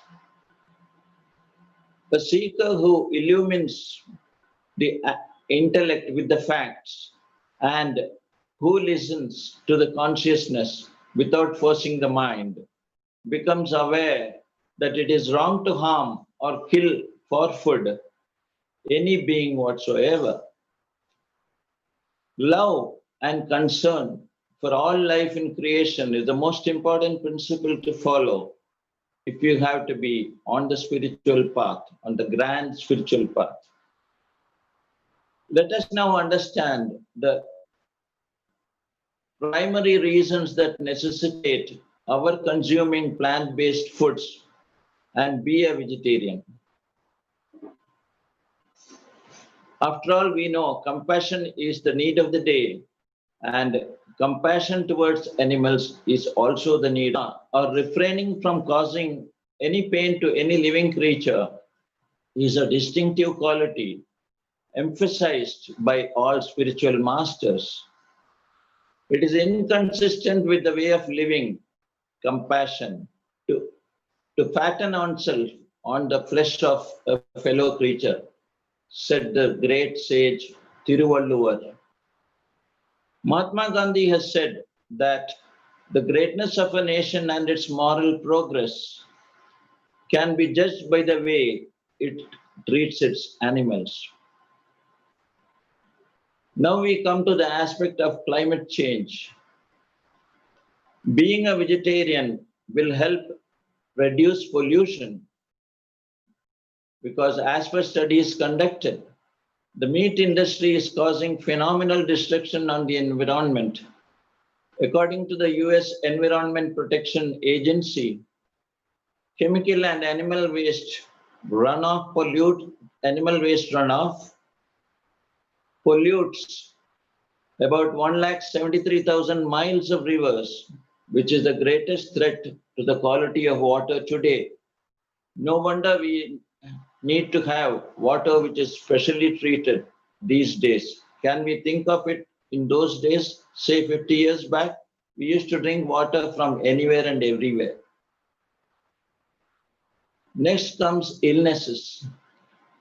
Everyone would like to be healthy. And the definition of the United Nations says, health doesn't mean merely being without disease. Health also being physical health also means and includes physical well-being and mental well-being. According to the US FDA, that is the Food and Drug Administration, foods rich in proteins such as meat, poultry, fish, seafood are frequently involved in foodborne illness outbreaks. So, whole grains, legumes, fruits, and vegetables are so high in complex carbohydrates, which could be consumed by all of us. They supply the body with energizing fuel, which is so important in this world now. So why go in for animal foods? That is a question we have to ask ourselves. Next point is about how foods derived from animals killed create problems for us, for our human body, for this physical body. Fish and meat contain carcinogens and heavy metals that cannot be removed through cooking and freezing. They may also be laced with steroids and hormones because there's a lot of research being done to increase the output of fish and meat. After all, we all would like to be healthy. So don't you think a good food, a good diet will help to ward off disease? And we should definitely take to something that will help us to be healthy throughout our lives. An estimated 70% of all diseases, including 1/3 of all the cancers, are related to diet. Diet reduces the risk of chronic degenerative diseases such as obesity, coronary artery disease, high blood pressure, and certain types of cancer. Thanks to abundant scientific research that demonstrates the health and environmental benefits of a plant-based diet, even the federal government in the US recommends that we consume most of our calories from vegetables and fruits. Vegetarian diets are more healthful than the average diet, particularly the American diet, which includes more of non-vegetarian food. And they help, the vegetarian diet helps in preventing, treating, or reversing many diseases. Low-fat vegetarian diets are the single most effective way to stop progression of coronary artery diseases or prevent them entirely. Dr. Joel Fuhrman, author of Eat to Live, the revolutionary formula for fast and sustained weight loss, says, quote, a vegetarian diet is inherently healthful because vegetarians consume less animal fat and cholesterol. Within bracket, he has said, vegans consume no animal fat or cholesterol and instead consume more fiber and more antioxidant-rich produce. So this is another reason for us to listen to our mom and grandmom and eat our veggies. There's one more thing that really attracts people to vegetarian food these days. That is the vast amount of propaganda that has been going on in favor of vegetarian diet, particularly because the longevity of the human being is coming down in the last few years. So it is important that we live as long as we can so that we can be of use to humanity. By switching from the standard non-vegetarian diet to a vegetarian diet, according to a study conducted in the US, you can add 13 healthy years to your life, says Dr. Michael Roizen, author of Make Yourself Younger with What You Eat. Animal products clog our arteries, zap our energy, and slow down our immune system.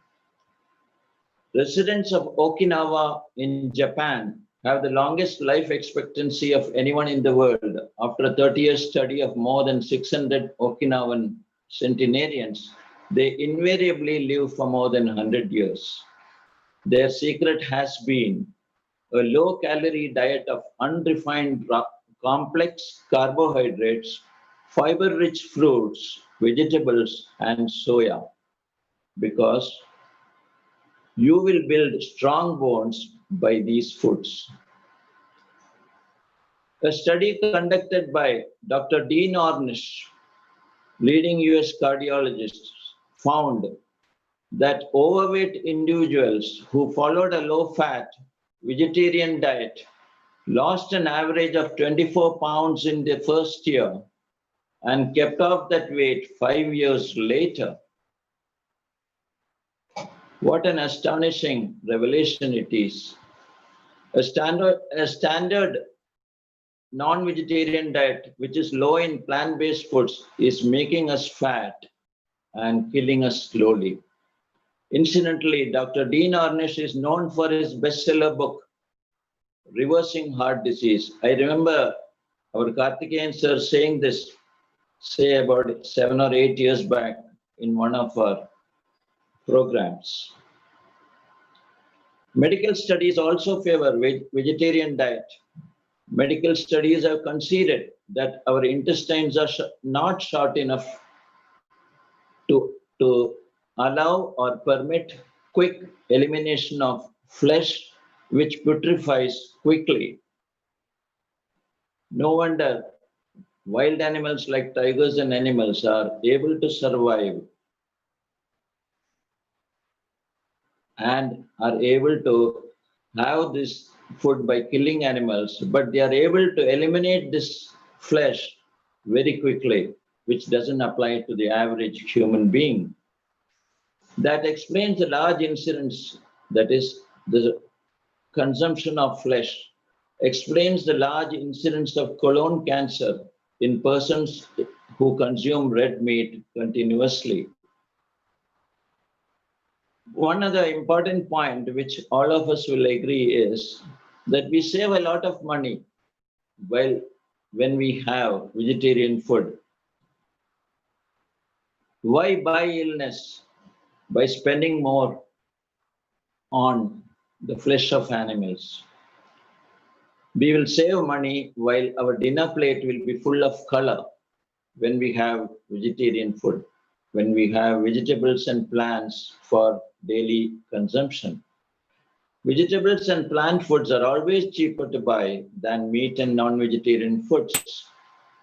Disease-fighting phytochemicals give vegetables and fruits their rich and varied hues.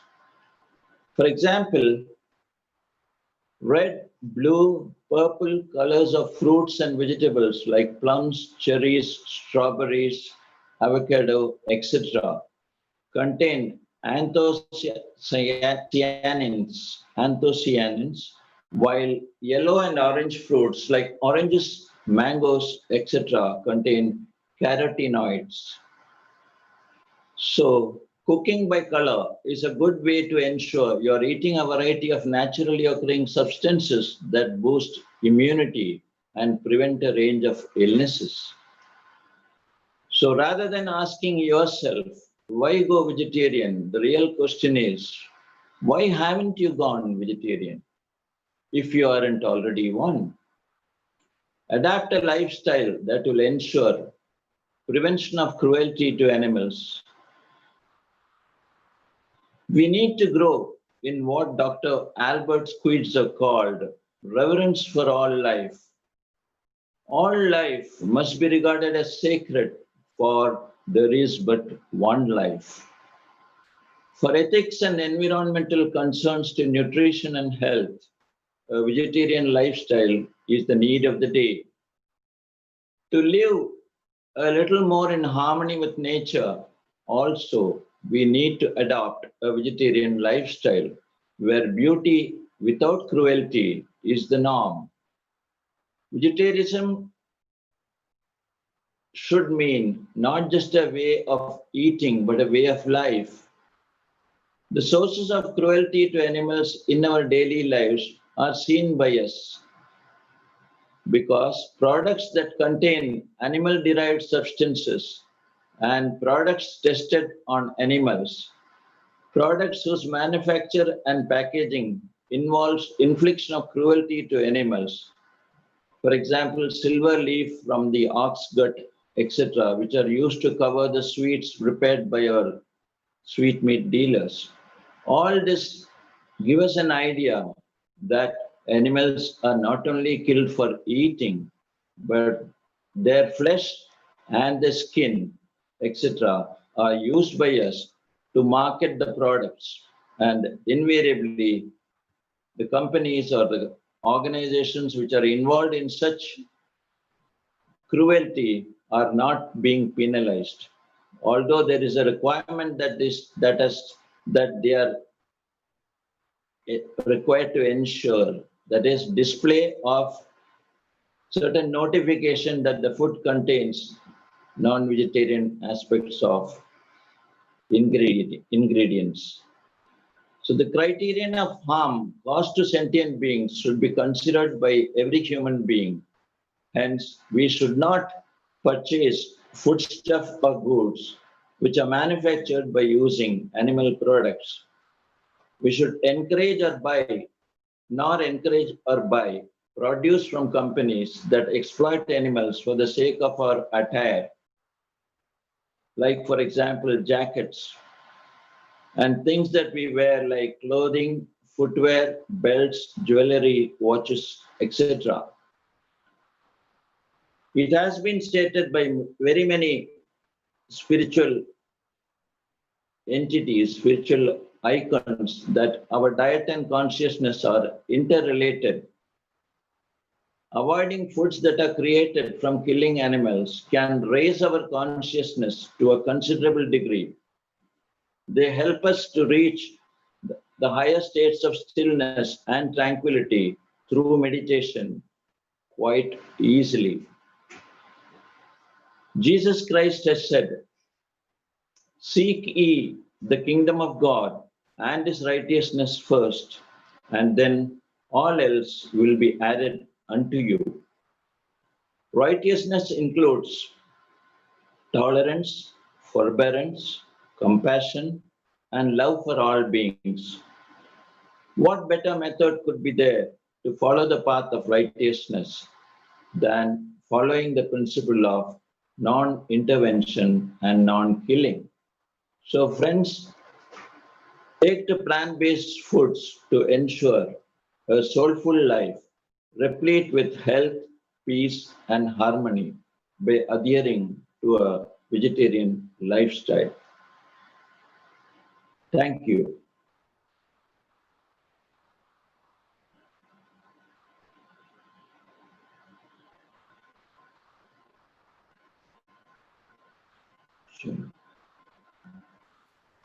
Thank you Rajan G.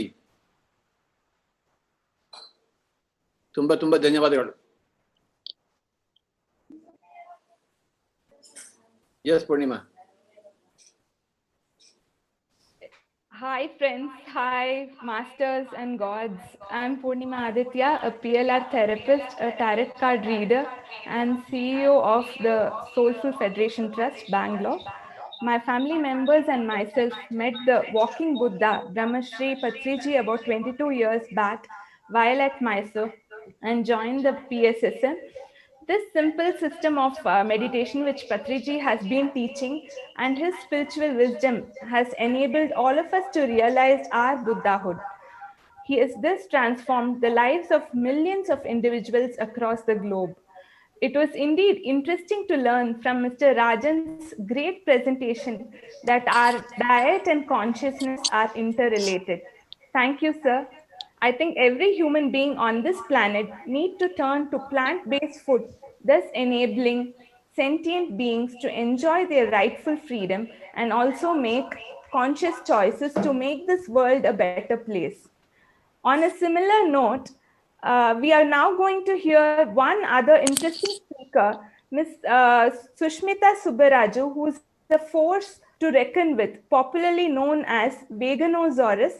She's a vegan chef and the managing partner of India's first ethical vegan eatery, Carrots Restaurant. She is a meditation teacher, artist, influencer, healer, and a light worker. Her one true aim is to be the light of love and spread it like a confetti around the world. We heartily welcome you, Ms. Sushmita. Hi. Hello, everyone. It's an honor to be here. I'm so glad to be able to be speaking about the connection between making conscious choices and the way forward for a holistic future. And consciousness is something that we all need. We all need to think about exactly what we're doing every step of the way.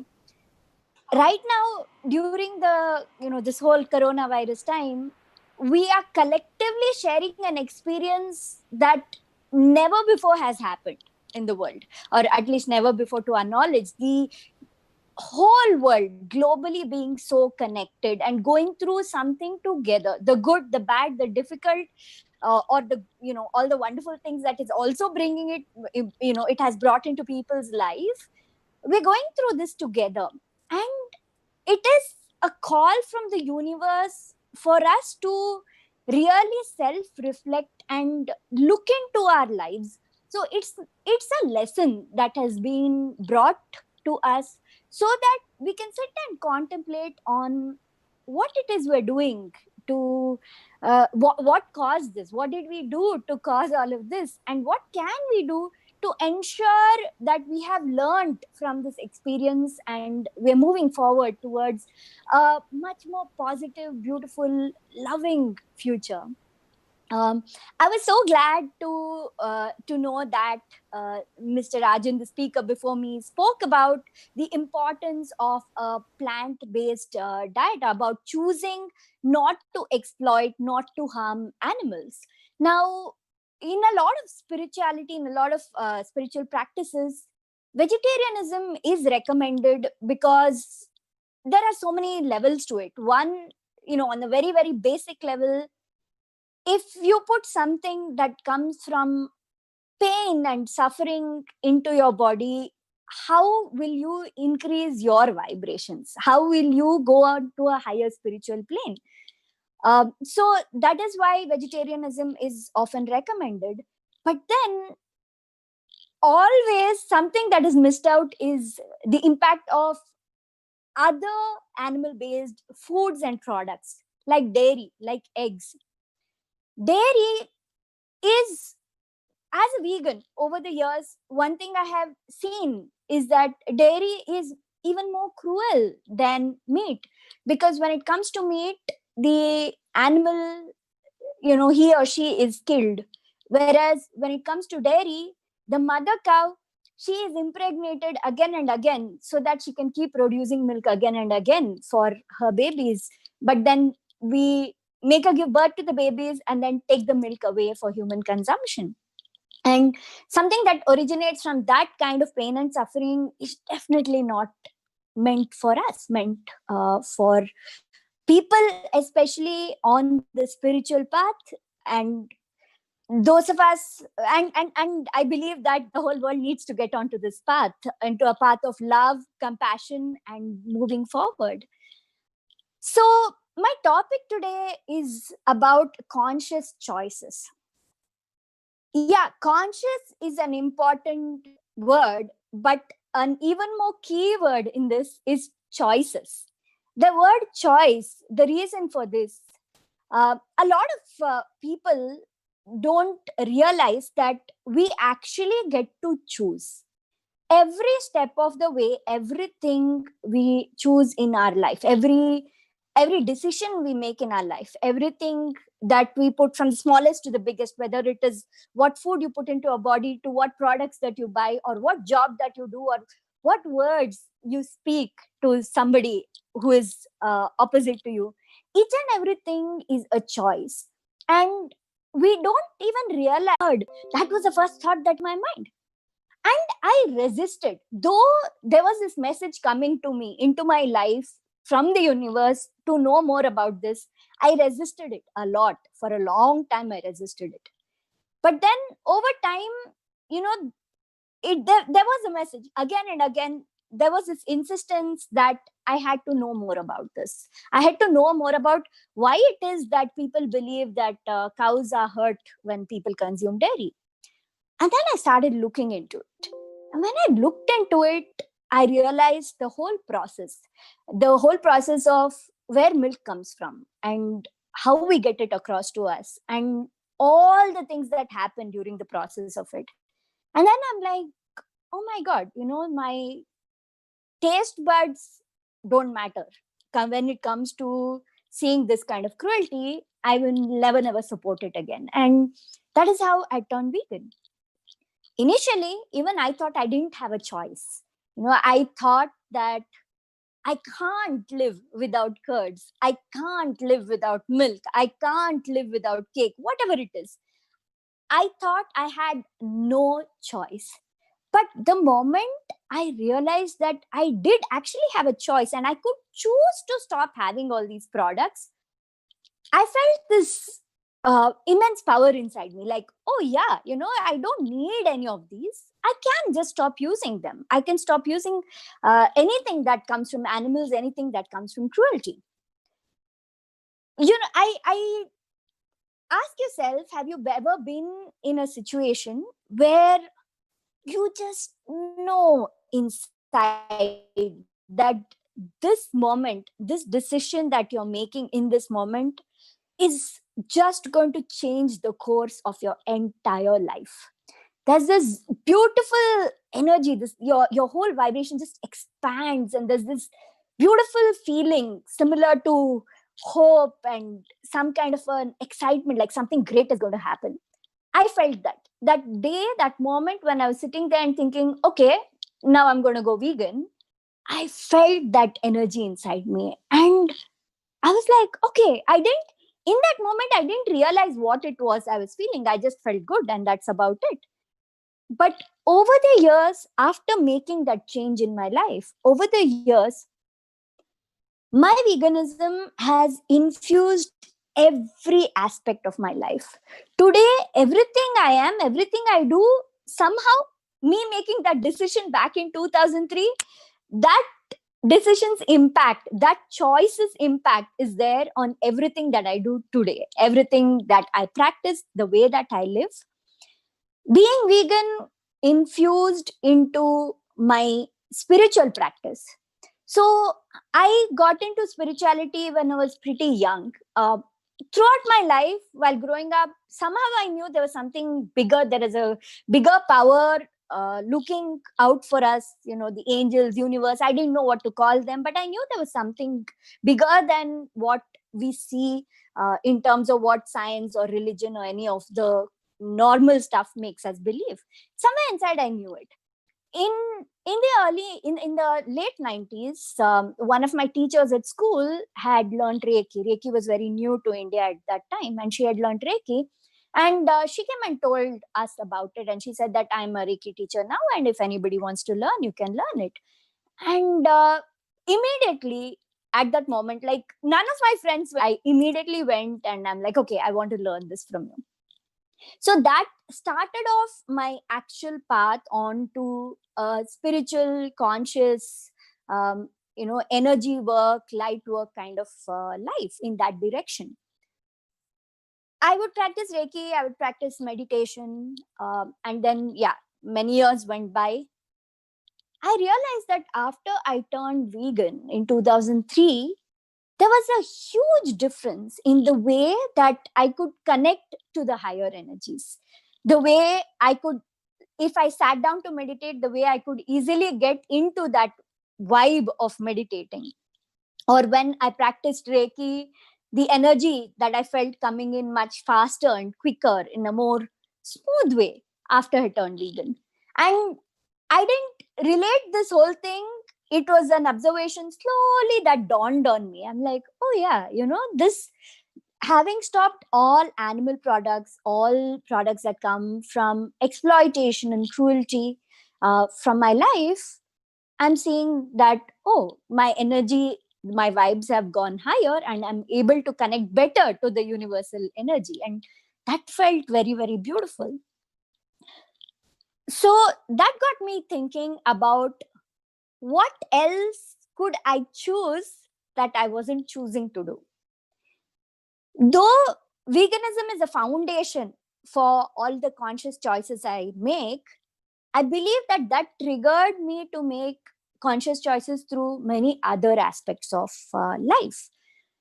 I became little bit more aware of the environment and how to be more responsible with my choices.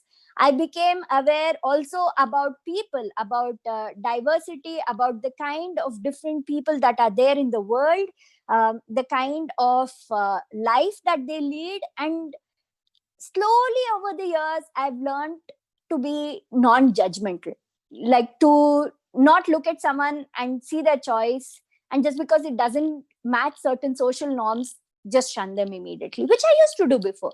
But I believe that questioning this thing, the veganism made me question. Like, all my life, I believed milk, I believed dairy was good for you, it's healthy for you, it's part of our culture, so it's comfort food. This is how I've grown up. And then when I shunned that, when I realized that no, it isn't all that it is, it is advertised to be by our families, by the media, by anybody, I started wondering, okay, what else is there? What are the different societal norms, different conditionings that we have that I just took for granted and accepted just because someone told me, someone who's older than me, somebody who I respected, whoever it is, or the media or the world in general, just because they told me that it's good for you, I was just accepting it. And that really helped me through the whole process of conscious living. And I believe it's a journey. There is still so much more to learn and so many more ways in which I can be conscious. But I just have to be open to it. And I feel that all of you who are on this path, like, there are no coincidences. Today, we have found each other because we are meant to be, influencing each other. You are meant to be listening to what it is I'm saying, and maybe later you'd be connecting with me for whatever reasons. There are no coincidences. The universe has brought us here today, and you're listening to this because you also are on a conscious path. You also are looking for ways to spread more love and joy and positive energy and compassion into the world. And this is one of the ways. Going vegan, looking into it more, being plant-based, this is one of the ways in which you can keep going forward on this path that you're on right now. I'm from the food industry, so I run a vegan restaurant, and I have met all kinds of very, very interesting people with different kind of food preferences, food choices, and everything. And it really has made me realize that especially like vegan food is considered to be in the health food sector, and it's made me realize how complicated all of us make our own lives. So people come in and they're like, the first, it always makes me laugh when somebody looks at a plate of food and they're like, how many calories are in there? I'm like, calories, come on, stop obsessing about calories. What is more important? What is more important is where exactly did that food come from? What exactly is the energy in it? Focus on that. Don't look at calories, macros, micros. Don't obsess so much on that. Okay, it's good to have knowledge, but not like, oh my God, I have to have only these many calories today, so I'm going to restrict to it, and so I can't have this, and then put that energy of guilt into whatever you're eating or not eating. Instead, we can make life so much more simple by being mindful in every step that we take, every choice that we make, being present in that moment. So forget about whatever has happened so far in your life. Right now, in this moment, you have the opportunity to embrace this mindful, conscious way of living when it comes particularly to the food that you eat, because food is a very important energy that we're putting into our body every single day. Whenever you sit down to eat, this is what I just request you to do. Just something simple to try, how you can become more mindful and make conscious choices with your food. Pick up a piece of whatever food you're about to eat, whether it is a fruit, whether it is, cooked food like chapati or roti or salad, rice, sambar rice, idli, whatever it is. Just pick up your food, spend a moment or a few moments contemplating on where that food came from. Think about the journey of the ingredients before it became your food, from the plant, from the tree, from the farm, from wherever it is, how it would have been just cultivated, how it would have been harvested and then transported and then cooked and then served to you. There are so many steps from where the food originates to where it comes finally into your plate. All you need to do is that. All you need to do is sit and think of where it came from and what has gone into it and the process through which it has gone through. That itself is going to easily help you make the conscious choice. Now imagine if,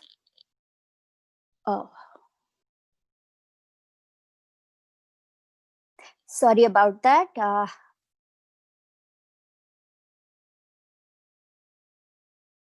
Sorry about that. There's a glitch in the internet. So now imagine just sitting down and taking a cup of, say, coconut milk. Picture how it would have come to you. It would have gone, somebody would have, planted, and those trees many, many, many years ago, the tree would have grown. Someone would have climbed up the tree and finally got the coconut down. And then it would have been processed and all those things dried and then sent to you. And then you break the coconut and then grate it. Or somebody in your house or somebody at a restaurant, wherever it is, the coconut has been grated and then ground and the water has been added and the milk has been extracted and then it has been served to you. Right? That's a journey of coconut milk. Now, when you put this into your coffee, if you put this into your payasam or make curds out of it, what is the energy that has gone into this, right? It's, for the most part, it's an energy of love. It's an energy of positivity that has gone into this. Now picture the same thing happening with the cup of cow's milk or buffalo milk, any animal milk in front of you. Would you actually sit and contemplate on its journey? Would you be able to bring yourself to do that? That is a question, right? Because when you think about it, where did that milk come from, right?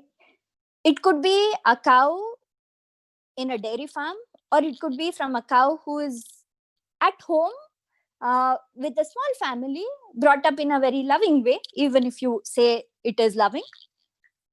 But ultimately, if she had to produce that milk, she has to first give birth to a baby.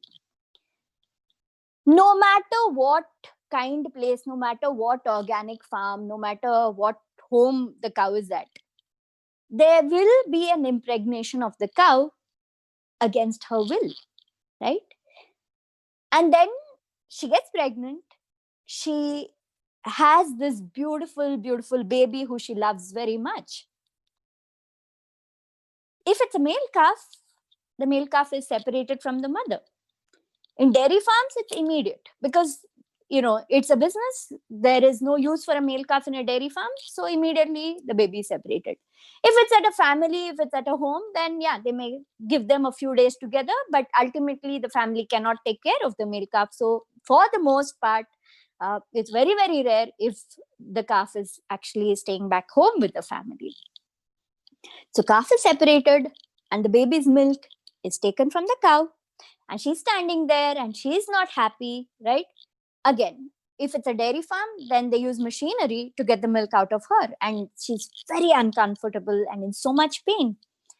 And that milk is taken, that milk is processed and then sent across, and then it travels through, and then finally it's come to your home or to whichever kitchen where you're eating, and then it's getting boiled, and then it is brought to you. Compare the energy of that to the energy of the coconut milk. And would you even feel like drinking a sip of the milk after you thought of this whole thing? And I missed a bunch of the other processes in the middle when it comes to the dairy, because there are a lot of additives and stuff added to it too. But even if it's a very simple, just milk from a cow versus milk from a coconut, feel the difference in the energy between the two. When you think, okay, where did this come from? And when you connect to the food for a moment, and when you feel the food's energy, in that moment, you will know what choice to make. It'll be very, very easy.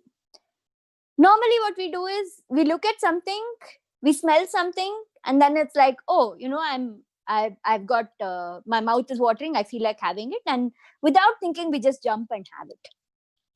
Instead, all you have to do is take a few moments to connect with the food, and you will not have it. You will automatically, slowly start making conscious, better and better and better choices. And then the beauty of making this conscious choice, every single time, instead of succumbing to cultural conditionings or your taste buds, you are taking back your power. You're taking back your own power to actually make a choice. And especially in this very, very important aspect of your life, which is food, which is so, so important, right? Every single day, you're putting this energy into you. When you take your power back at that very basic level, what happens is you will go on to this path of taking your power back in many other levels also. That is automatically going to happen. And of course, your energy is always already having chosen not to have things that come from suffering, things that come from exploitation. Your energy level is already higher up. So again, it gives you an added boost on this beautiful journey you are on a journey of spirituality, meditation, spreading love, spreading positivity. It gives you that additional boost. Anything that you do when you want to make a choice, whether it is food, whether it is deciding something very big in your life, maybe choosing your life partner, maybe choosing your career, whatever it is, always spend some time not thinking, okay, not analyzing, because we tend to analyze a lot. We tend to compare a lot, like, okay, if I do this, this is what will happen. If I do this, this is what will happen. Instead, spend some time just sitting down and asking for universe's guidance. Just ask your higher self, your angel, the universe, the spirit, whatever it is. There is a lot of this beautiful energy and power inside you, within yourself, which is always guiding you on the right path, always guiding you on the highest good, the path that is of the highest good. It's just that often we just don't want to listen to it. That's it. We don't make the time to sit and listen to it. But if you make this into a daily habit, just sitting, asking for guidance, and just letting them guide you, letting the higher self, the higher energies guide you. When you do that, then it's going to be very easy. It's going to be a no-brainer to make conscious choices every single step of the way, no matter what you do. Sometimes it'll be a test. there have been situations where, inside, my higher self has told me that I should do this. I should make this conscious choice. I should make this decision. But outer conditionings have made me second guess myself. Like, no, but that doesn't seem right according to societal norms. That doesn't seem, right according to whatever I have grown up believing and learning. Over time, the more you trust your inner voice over these doubts created in your brain, the more you do that, again, the easier it's going to be to tune into that energy, to tune into that voice that tells you what to do, what not to do. I run a podcast called The Feel Good Factor. So it's all about finding joy, happiness, doing things that make you feel good. And one of the people I have interviewed on the podcast is my friend Smita, who is she's a healer. She's also into spirituality. She's a vegan herself. So she was talking about decisions, something beautiful she said about decisions, or something rather very simple she said about it. How do you know when you think that you have to do something and you hear this voice and you need to make that choice? How do you know whether it is your mind telling you what to do, your human physical earth level brain that is telling you what to do, versus a higher energy or your higher self and universal source telling you what to do? And she said something so simple. She said, a good way to judge the difference between the two is when you feel like doing something by the message of the universe, you will just want to do it. But when you do something which your mind is telling you, which may not be for the highest good, then you will feel the need to justify it. You need to give a reason as to why you're doing this. You need to, it comes from this place of awareness, but also maybe some kind of a guilt to make you feel like, yes, this is the right decision because this.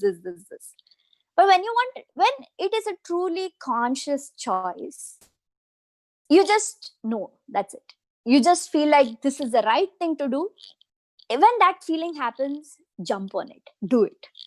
That kind of a conscious choice is what led me today to be on my path of spirituality, because I listened to I resisted it for the longest time, but finally when I decided to listen to it, I needed every excuse to not go vegan. But when I finally decided to go vegan, it was like, yeah, it was just right and it made sense. So it's a great way to detect how to, detect your connection, how to choose and how to make that conscious choice that is good for you. So this is pretty much just my personal experience, and it feels nice to be able to share it with all of you, and maybe it will inspire you to make more conscious choices throughout your life. And time, the energy is that we need to contemplate, we need to think about what it is we're doing, and we need to choose everything from a place of love on how can we, whatever we do, whatever we decide, whatever we share, how is it serving the world, how is it serving the higher good, how is it serving love? And making decisions from that place is going to help all move forward and make this a much more beautiful, happier, better world. So that's it. If you all have any questions, I'd be very happy to answer. Friends, do you have any questions? You can, I think, ask Ms. Shushmita. Thank you, Ms. Shushmita. It was wonderful. Thank you, Puni. Wonderful talk on conscious choices. Friends, you have some time. You can, I think, ask. Thank you very much, Sushmita ji. Thank you. Touching our nerves. Friends, now we have my friends coming up, Pradeep, who's a senior pyramid master. I think he'll be taking over. Well, thank you all. Thank you so much for listening, and thank you for the opportunity, everybody. Thank you. Thank you. Yes. Proceed. It's a great pleasure to introduce K. Vijay Reddy Garu, who is Executive Director for Ashoka Developers and Cyber City Builders. He is one of the leading real estate developers in Hyderabad.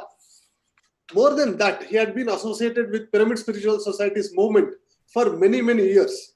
And under his chairmanship and leadership, we have conducted Dhyana Mahachakram, the large annual gatherings of Pyramid Spiritual Society's movement in Kartal from 2012 onwards.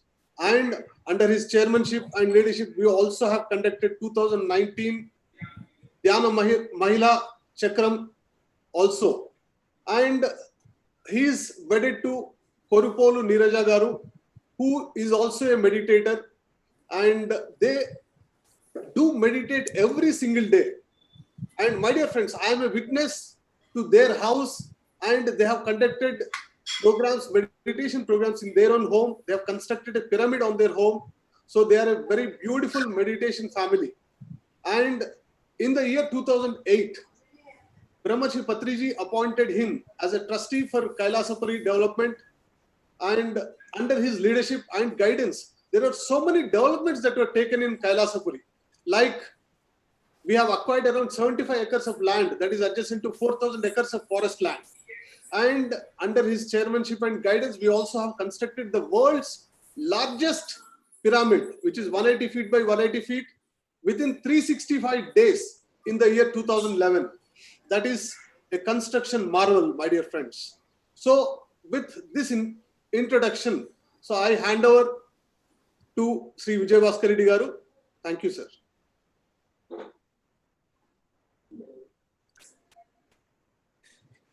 Swamiji, namaskar. Hello. Namaskar. Hello. Namaskar, Baba. Please start. Good morning to all. Yes.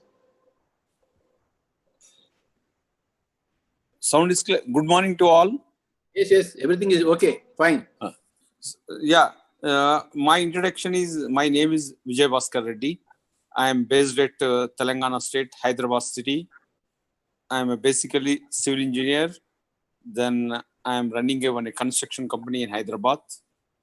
Then in 2002, I came to this organization with the blessings of Brahmasri Patriji. In 2003, my wife also came. Since 2002, my family were into this PSSM movement. Every day, we are doing meditation about 2 hours, depend upon the time. And we are enjoying the life very happily, very, I can say, without any problems. If any problem comes also, we can tackle any situation. That is the main what we gained in this after doing the meditation. Then thereafter, so many issues came, problems came. We easily crossed it, and our entire family is happily, we are enjoying. Then comes to the Kailasapuri.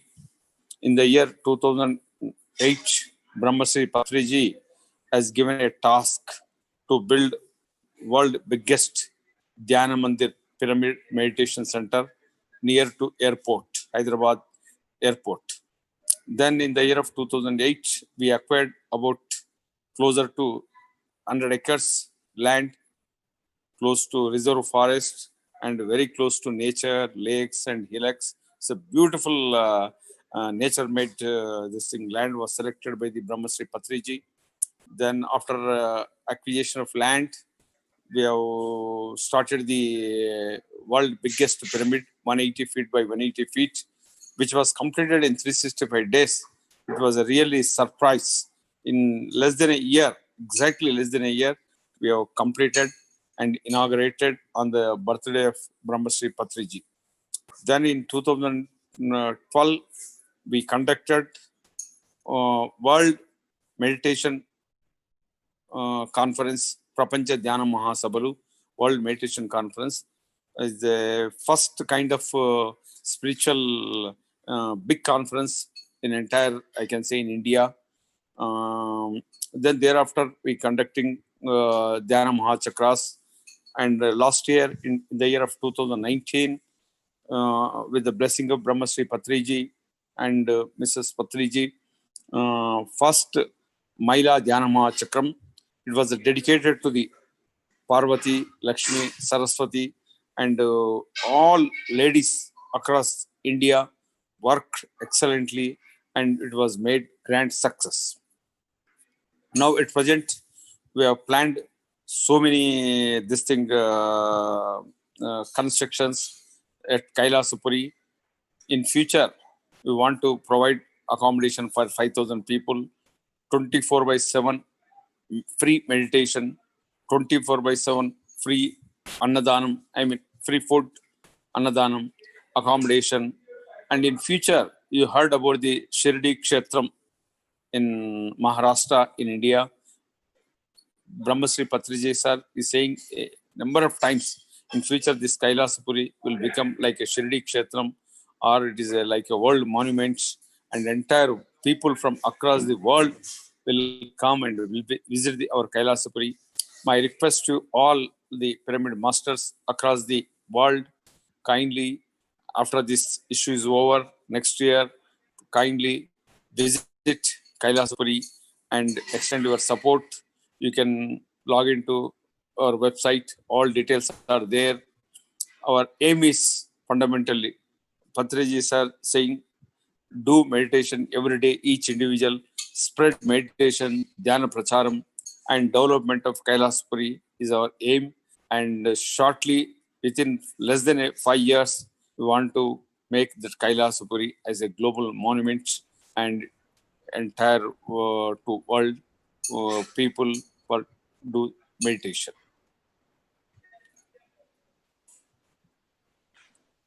This is my message on this day. Thank you, especially Parama Patriji, for giving this opportunity. Thank you, Baba. Thank you, sir. Thank you. Thank you, sir. Absolutely wonderful. The whole pyramid will be visited by all the world people who are interested in meditation.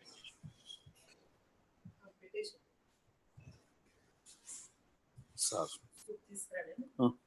Sai, sir को discuss मरी साल के को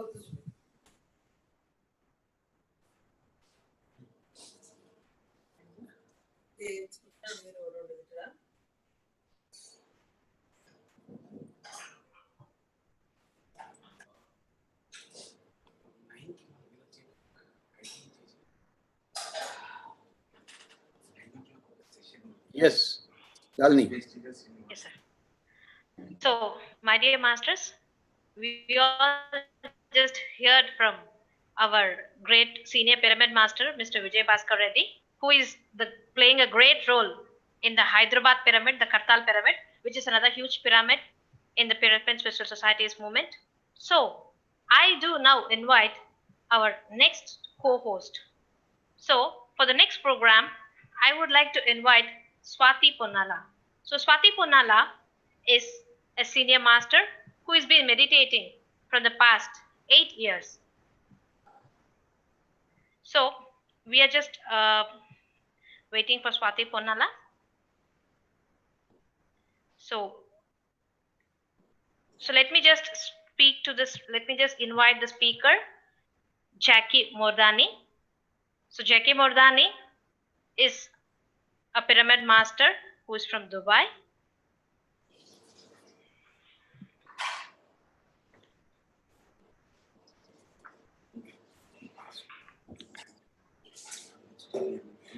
So let me just invite him. Yes, sir. Sir, we would like to on your mic, sir.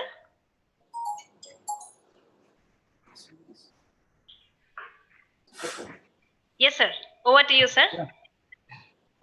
What happened? Swati Purnamala is not coming? Yes, sir. I think because of a technical glitch, she couldn't join us. You can preside over the show, sir. Should I start? Yes, sir. Please. Namaste, Baba. Namaste, sir. Namaskar. Nice to see you here. Same here. Please shoot. Okay. I am God. We are all gods. These were the first words Patri sir uttered to an eager Dubai crowd audience, of which I was the one. The first sentence, I am God, was followed by silence, during which everyone thought that they were in the wrong room. Surely, a master who is famous for his humility could not be calling himself God. The second sentence, we are all gods, was perhaps even more unsettling. How can we be gods? Just a small, maybe 2 or 3 second pause between I am gods and we are gods made me think so much against the master that when you are, but in reality, when you are new to spirituality, it is difficult to absorb things like we are all gods. Good evening, my dear gods. Today I'm going to talk to you about meaning that is behind those 2 sentences. The essence of spirituality, the way I understand it. It is a pleasure and privilege representing PSSM Dubai and addressing the global audience.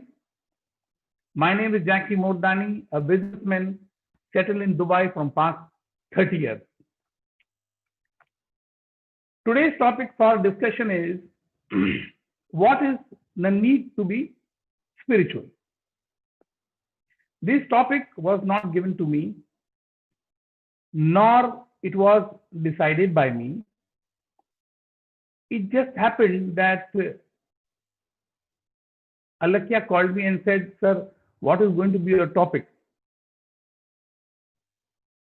I had a magazine in front of me which said, what is the need to be spiritual? So I said, this is going to be my topic. So to understand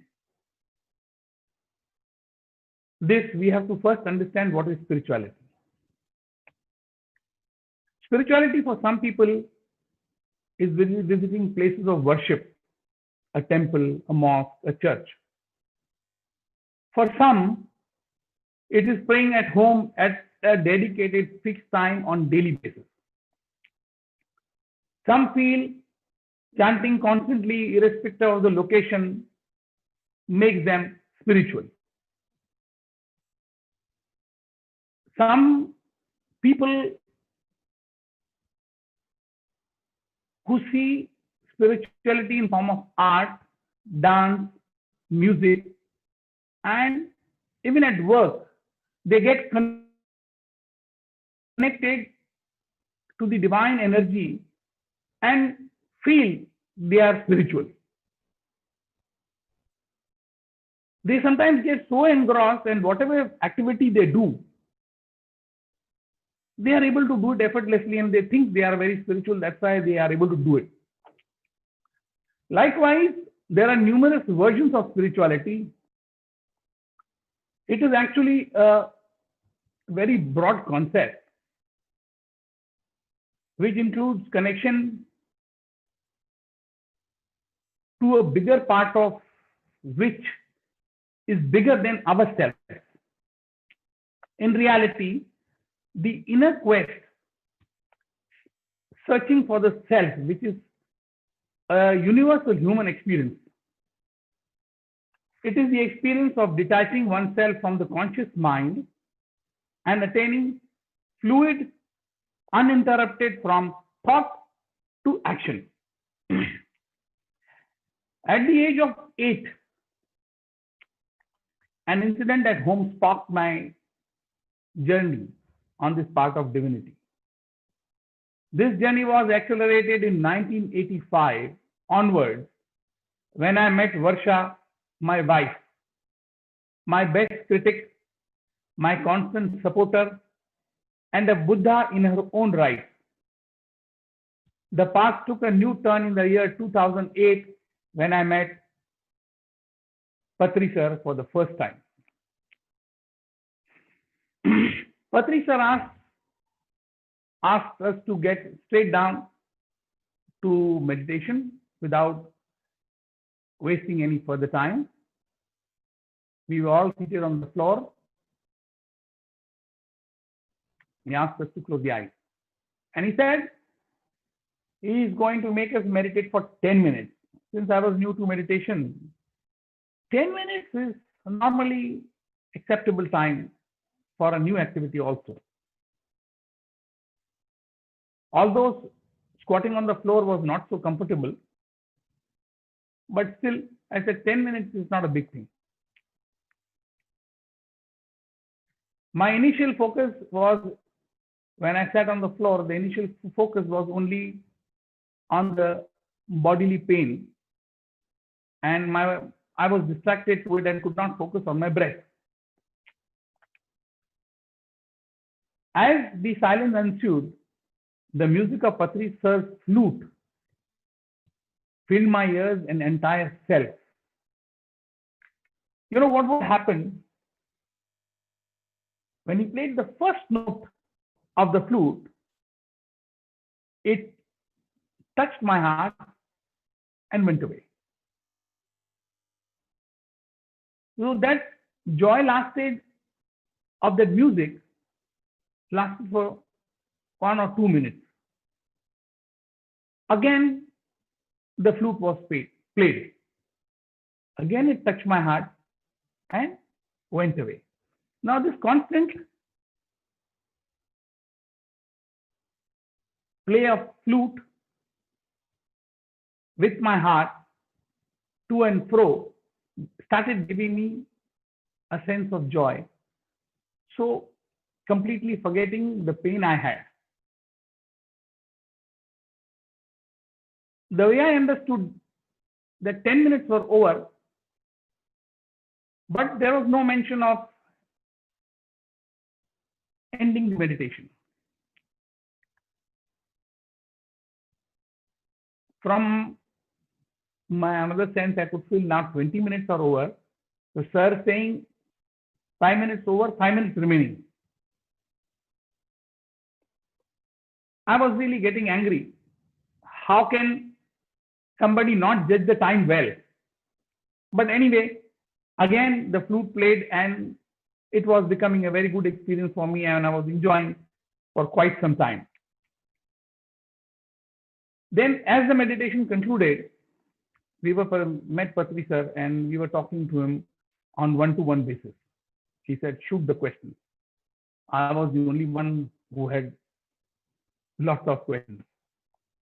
I was pleasantly surprised to see the breadth of his knowledge on almost all topics, be it politics, be it movies, be it music, be it cricket, or be it any other sport. In addition, his simplicity, his charm of its own. He conveyed messages in direct and uncomplicated manner, so simple. The technique of Anapanasati, which he has given to all the masters, has made meditation so easy. He always communicates in an uncomplicated and simple manner and had no frills and no demands. And he has an energy level of a much, much younger man.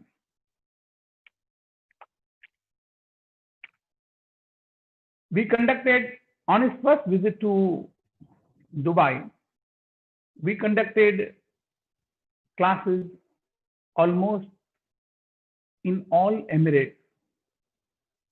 And I was amazed how this became possible. I had the pleasure of spending time with Patri sir in very close quarters, both while conducting sessions and on day-to-day basis. In 7 days, in 5-6 days we spent together on his first visit, we had become more like friends and not like a master and disciple. In the company of Patri sir, the progress was happening, the spiritual progress was happening, and I could see a lot of changes happening in myself and in my family, even at work. My approach of working and people approaching me, everything started changing. I don't know if I'm just thinking about it in this manner or was it really happening, but I could see subtle changes coming. Gradually and slowly, we started imbibing his values and his art of teaching. For someone like me coming from a business background, where there is no such thing as free lunch, Patri sir's selfless dedication to spreading the message of spirituality was unique perspective. Rarely I had seen an act of giving knowledge with nothing asked in return. The only thing asked of us was spread this knowledge as far as wide as we could. Now, Patri sir's message is each one teach one. Go, it's like, he has lighted your lamp and you go on lighting each lamp and spreading the light all over the world. I would like to share some stories with Patri sir which changed my life and outlook on what master should be. In all his actions, whether it is talking to new learners, old timers, rich businessmen, or domestic help. Before meeting Patri sir, I had interacted very closely with other masters. I had done a lot of shopping, window shopping, interacting with several masters. Somehow, there was no comfort level. All the masters called themselves gurus. The gurus were generally inaccessible. And their teachings, their approach was sometimes not easily understood. Here, Patri sir's communication is very lucid, very clear. In addition, I never had chance to see them interacting on day-to-day basis. Patri sir is unique, straightforward, easy to approach, and a simplicity and humility in all his interactions. Here are some of the examples. Once we had conducted a class in Abu Dhabi. So normally there's a protocol, whoever conducts the class prepares, does an arrangement for maybe lunch, dinner for as many people are coming for the class. So as the session concludes, we take lunch or dinner and then move out. In Abu Dhabi, once I asked sir, it's time for dinner because we have to reach Abu Dhabi, Dubai, it will take more than 2 hours. Why don't we finish dinner? He said, I don't feel like eating now. And I said, if you are not feeling like eating now, let's leave immediately. So we started for Dubai. As we crossed the 50% of our journey, sir said, I'm feeling hungry. We will go home and cook. I said, okay, sir, no problem. We reached home around 11:30 in the night. Sir immediately entered the kitchen, washed the vegetables, started cutting them. While he was cutting the vegetables,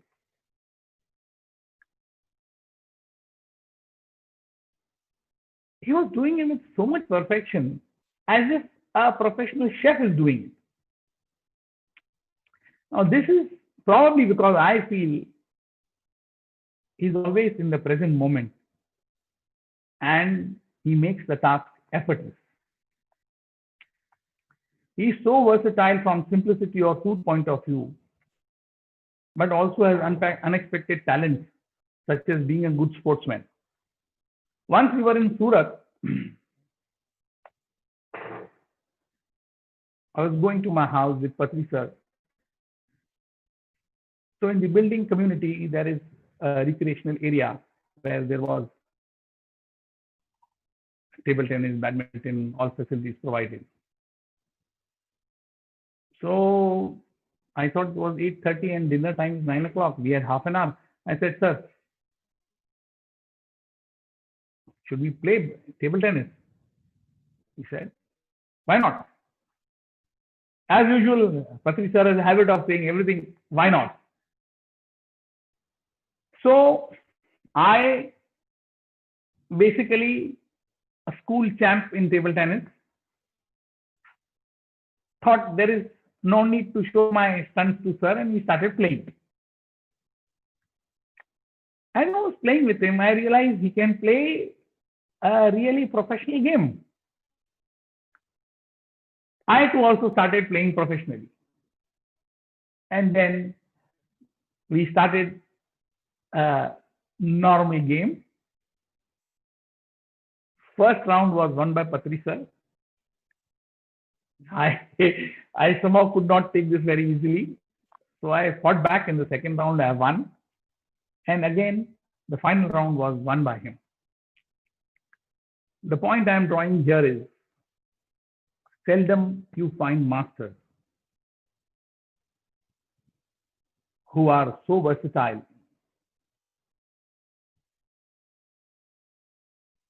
and they can do anything and they can gel with anybody very easily. I have used this approach to guide my life. Once it so happened that my wife Varsha's friend's husband passed away in Dubai. We had the condolence meeting. In the condolence meeting, people were talking needlessly about death and wasting the time.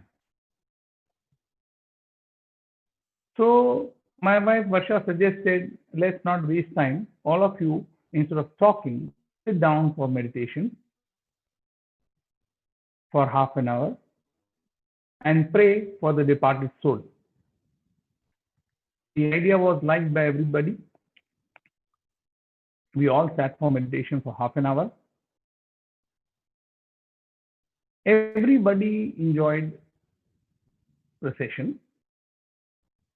And it is normal in Indian families when somebody passes away, people keep coming for condolence meetings for 2 days, 3 days, you know. Since the day one meditation session was very successful and people enjoyed it very much, they expressed their desire that when they come tomorrow, we want to do meditation again. So we went for the second day meditation also. Equally good experience of the next day also. Then they called us for the third day as well. Now we understood that in condolence meeting, rather than talking needless talk, wasting time, it is good to conduct meditation classes and make everybody sit in silence. This approach I carried forward to Mumbai, Surat, and wherever I travel.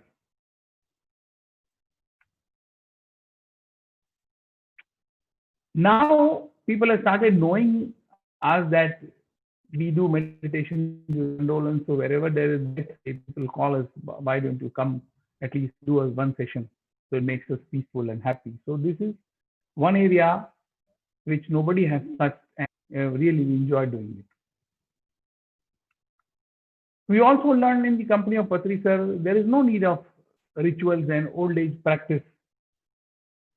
So when my son was getting married, we decided that whatever we have learned from Patri sir, we'll apply and we do away with old rituals and start the family function with meditation. We were given a very good hall by the hotel, which had nice speaker system, and we had guests from many countries. We had from US, we had from Germany, from China, from Poland, from Bulgaria, from many countries. We had different types of guests. We made them all sit into meditation, and they have enjoyed very much. It's been 3 years to the wedding now. They still remember each day. And whenever they call us and speak to us, often the discussion about this meditation shows up. I went to Pakistan and I was staying in a very prestigious club.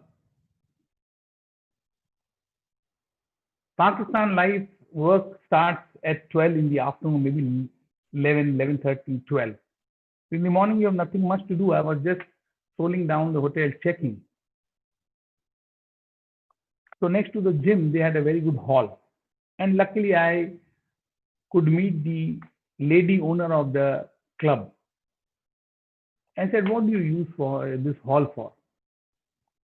He said, business meetings.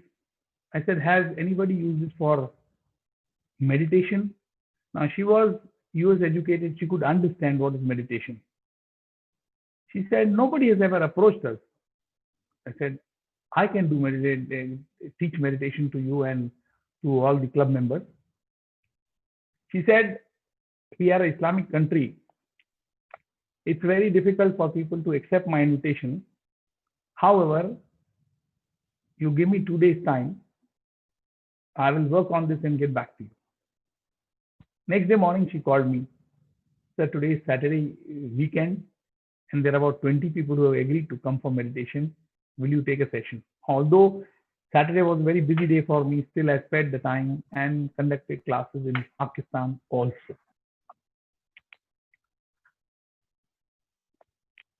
Sir has always taught us to interact with all the masters. He says masters are like books. Read them if you like it. Otherwise, leave it. I have been meditating every day, almost 1 hour. Sometimes, if there's too much work, I have to leave early, maybe half an hour also. And with the benefit of more time during the Corona period, I have started meditating up to 2 hours every day.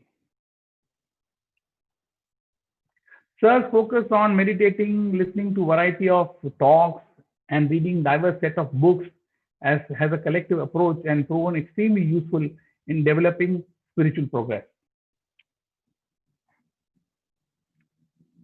Meditation has given great clarity of thought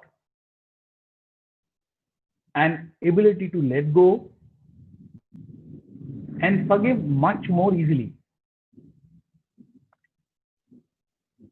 and a much more fluid attitude towards life.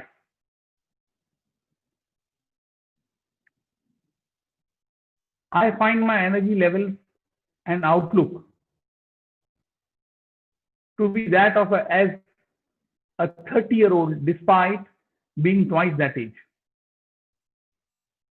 This also means that the burden of ego has slowly, gradually melted away. Being in business world for so many decades, where reputation and stature matter immensely, the load of ego is so heavy that it does not allow you to move with freedom. With daily practice, one feels light and active forever. A 12-year divine journey with Patri Sir has been a magnificent experience and is still going on. I hope you and I can all continue to progress on this rich and fulfilling path. My request to all the masters no matter how busy you are. If you have time for outer cleansing, like taking a shower, shaving, or keeping yourself updated with your hairstyling, then you must spare time for inner cleansing as well. This balance of inner and outer will create an harmonious living without much day-to-day problems and difficulties. Sir, Jackie sir. With that, I would like to conclude the session and thank PSSM Global for organizing this session, as well as you, my fellow gods, for giving me your time today. Bye for now. We'll catch up soon again. Sayonara, sayonara, sayonara. Thank you, Baba. Thank you, sir. Thank you so much, sir. It was a wonderful session to listen to your spiritual journey and your experience with Patri, sir. It was our pleasure to have you with us. My dear friends and masters, my name is Swati and I'm from Jaipur, Rajasthan, India. Quickly, I would like to share my meditation journey with all of you. In 2006, my health was, not really good, and I used to visit doctor once or twice in a month. A lot of people suggested me to shift to plant-based diet and adopt yoga practices. So when I shifted to plant-based diet in 2007 and adopted yoga practices, I could see a lot of transformation in my health. And I was quite happy to see physical health improving. To my surprise, I was never aware about the dimension of mental health till I came to know that in 2009, I suffered from mental depression. I was not aware what to do and how to come out of that situation. The gift of meditation entered into my life in 2010, and I started practicing pyramid meditation, friends. And from that day onwards, I never looked back. And since last 9 years, I have been practicing pyramid meditation. I can see that my life has transformed specifically in terms of my physical and mental health, and my confidence levels have improved hugely. And I really recommend each one of you to practice pyramid meditation and adopt plant-based diet. Thank you so much, friends. Now I would like to introduce my next co-host, Fultusi Rose. She is a great pyramid master from Chhattisgarh, India. She has been with PSSM since 2009, and she is a spiritual empowerment coach and founder of Zorba the Buddha Pyramid Meditation Center. I would like to hand over this virtual stage to Fultusi Rose, ma'am. Thank you so much, ma'am. Please take Thanks. Thanks, Swati. Thanks to all the viewers, all the masters, and thanks to Patriji. It is my privilege that today I got chance to share my great experience, which is so much of experiences from last 10 years of my life, which is totally transformation. After meeting my beloved Osho as in the form of Patriji in the year 2010, I got awakened and I understood what is my life purpose. And before meeting him and before knowing Anapanasati meditation, pyramid meditation, and before knowing the 18 principles, I was suffering as a depression patient, gynec issues were there, and I was having infertility issues after getting married. I was not having child for 10 years. So I was suffering and I was in deep depression to have a child.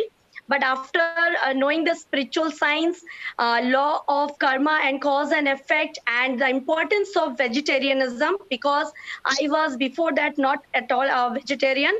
So I realized law of karma and to be a vegetarian, what it makes. Then I conceived naturally, and now I am a mother of 5-year-old, my master.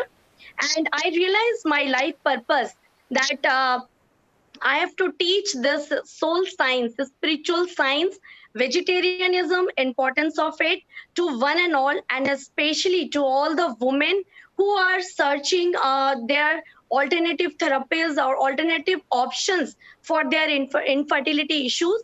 But it's all depend upon our own law of life and karma. So with that, I am now spreading spiritual science and working with PSSM, and it is a great privilege to be the part of this PSSM family from last 10 years. I forgot what is actually sadness, what is grief, because sir says always be happy, enjoy your life to every moment. So I am enjoying, and along with me, all the people who are joining me in the journey as a team, they all are enjoying their life by knowing this understanding of spiritual science. So I would like to invite our co-host, Mark Karen, and he is an agent of transformation, passionate about life, inspiring and helping people to live the life they desire. After a life-altering experience of awakening in the year 2007 and a disappointing end to his corporate-like career, he has fully dedicated himself into service of others. We are honored to have Mark between us today. I would request Mark to take over and share his life journey with us. Welcome, Mark. Wow, what a pleasure to follow up on your story. My name is Mark Cron, and I'm coming to you here from Vancouver, British Columbia, and it's a great pleasure to be part of the PSSM movement that's sweeping the globe. And yeah, 2007 was mentioned in my introduction, was a really powerful year for me, and it was a time when, through actually an ancient Indian meditation, I had a very powerful awakening, and within that, my life really changed. I know that the beautiful woman who introduced me talked about her change into a plant-based diet, and it was something that really changed my life as well, as I made some changes in everything I was doing in my life. And it took me down a path of spiritual awakening, personal growth and development. And in my role within the Tony Robbins community, it became a very powerful change for me, where I was just able to help others transform their lives and really make a difference. So it's been a journey for sure. You know, as a corporate career, I spent 22 years, you know, selling furniture for one of the largest global furniture chains in the world. And it was a beautiful opportunity to, again, learn and grow. And the transformation outside of the, you know, when I left my corporate career was really transformational, because I wasn't sure exactly what I wanted to do, and I didn't want to work just for money anymore, and it had to be driven in purpose. And my purpose, I've learned, is really to be an inspiration to others while living a life of growth and contribution, and most importantly in that is to enjoy the process. And you know, I'm really grateful for the blessed life that I've lived, and the opportunity to share some of the tools and insights that I've learned in life, and then to have become part of the PSSM Global team and the PCM Global as well, or sorry, PMC Global movement as well, with my own show that I was asked to bring on, Your Wake Up Call, which airs every Monday morning. Well, Monday morning Vancouver time anyways. I think it's 9:30 in India and different times throughout around the globe. And it's just a beautiful opportunity to share and inspire people to really make a difference in their life and live the life that they really desire, that they live by their design, to be consciously aware of what we do. The power of a plant-based diet changed my life, which gave me the biggest spiritual awakenings and spiritual movements within myself that made the biggest difference. And then to have been brought into the team here that brings us here all today is just been a real gift, as I was invited to speak at Cosmic Reset in Virginia last year, where I got to meet Pari and Patrigi. Was just a beautiful opportunity to share with the world and with your community the things I've learned. And it's been such a journey. I've got to meet some great people. I get to introduce our next guest on the program, a dear friend of mine and a very talented singer-songwriter, not to mention sound healer. And she's going to be bringing her gifts with you here today in a meditation and a sound journey that everybody I've ever met that sits in front of this woman and listens to her music literally transforms within, the 90 minutes of that journey. We'll be about 30 minutes today. And I just really trust and know that you guys are really going to enjoy my great friend Theta Phoenix as she brings her gifts to your world and around the globe. So it's a great honor to be able to be part of this movement. Anything that we can do to create more awakening, more transformation, and really a more impactful life for everybody in this world so that they can be living a life of joy, love, bliss, happiness, and playfulness. So yeah, I look forward to sharing the gifts of my great friend with you guys here today. Thank you, Swamiji. Thank you, Swamiji. Hey, it's my pleasure, Patrici. How are you today? Fine, fine. When I see you, I feel very happy. Hey, when I see you, I feel very happy. You're the man who gave me my spiritual name, Madhya. Yes. I'll never forget. Yes. So, how are you doing over there today, Patricia? Patricia, you enjoying your day so far? Listening to you and waiting for the music meditation. Oh, well, it's coming. We're just introducing Theta now, so she's going to come on. I believe you're going to have a few words with her as well. Is that correct? Yes. All right. Well, let's bring her on then, shall we? Introducing my great friend, singer, songwriter, sound healer extraordinary, Miss Theta Phoenix. Oh, well, it's coming. We're just introducing Theta now, so she's going to come on, I believe. Hey, when I see you, I feel very happy. You're the man who gave me my spiritual name, Madhya. I'll never forget.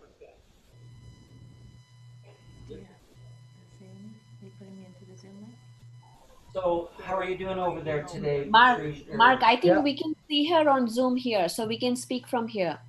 Okay, perfect. We don't need to share. Okay.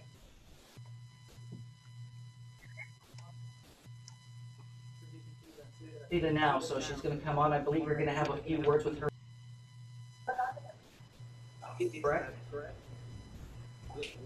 All right. Well, let's bring her on then, shall we? Introducing my great friend, singer, songwriter, sound healer extraordinary. Are you guys ready to go? Can you hear us there, Pari? Yes. Okay. Can you hear me, Mark? Yeah, 1 second. Okay. Please go ahead. Yeah. Can you hear me? Can you tilt the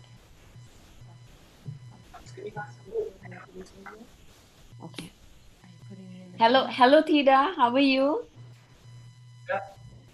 Can you hear us? Yeah, 1 second. Okay, perfect. Hello. I can't see them. Hi. Hi. Can you hear us? I can hear you. Yeah. How are you today? I'm very well. Thank you. So happy to be here. We are honored, and we are all looking forward for this sound healing today, for this meditation to close this wonderful event. And before that, we would like you to share a couple of words about yourself. Sure. Anything specific or just a little bit about myself? Just about your background and how did you come up to be where you are right now? Yeah. So I was can hear you, born yeah. in British Columbia, Canada Very here. well. Thank you. So happy. My parents were both very metaphysical, nature-loving seekers, you could say. So I feel that I've always had a spiritual connection that I felt very, very connected to. And I always had a calling in my heart to sing. And at a younger age, I had a very clear experience of knowing that my spirit came here for a reason, that I have a mission to fulfill on the planet, and it came to me that that is to do with healing and helping to facilitate healing and awaken that innate healing ability that each of us has inside, to remind people who've maybe forgotten or not known that the power that we have to heal from a holistic perspective. And yeah, I started just to sing. I always sang as a child when I was very kind of self-conscious, and then through different spiritual devotional experiences and mantra, I really was able to open up and free my voice and my heart and just start singing as more of an intuitive channel in the moment. And I really love bringing the just connecting with what is wanting to come through in the moment, and to be connecting from that place rather than from the mind, but coming from the heart and the moment, and from love and intention of creating more love and beauty and healing in the world. So that's a bit about me. Wonderful. Well, we are all excited. The whole PSS movement, who is watching globally from this today is actually is focused on the Asia, and tomorrow we have Europe, and then we have USA, America. So we are all waiting to hear now. Let's go ahead and start the meditation. Anything else, Mark? Do we need to set anything up before we start? Love and intention. The only thing I would say is Theta Phoenix is awesome. Everybody on this planet needs to experience what Theta Phoenix has to share, because I've just seen the results. First time I ever heard Theta sing, it opened my crown chakra and it was amazing. And I've watched everybody who sits with Theta Phoenix. The stories, the testimonials, the feedback that we get changes lives everywhere we go, even online. It's been a very powerful experience in these kind of changing times with the COVID days and things where we took sound healings online, and to see the powerful effect that has as well is really, I'm just honored and so grateful and pleased that she's here sharing her gifts with our community here today. So thank you very much for inviting us, and I look forward to hearing your feedback from what she's about to share.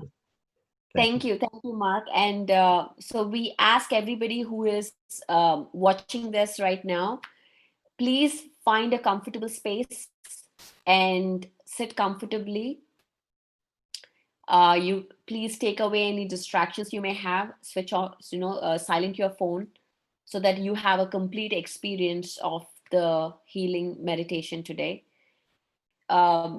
You can sit in meditation. Along with that, you can lie down and listen as well, however you please it. If you are meditating, please clasp your hands like this, cross your legs, close your eyes, and keep your back erect, and just observe your breath, and just follow the flow with the music, and allow the music to take you into whichever dimension, whichever frequency it takes you. Thank you very much. Let's continue.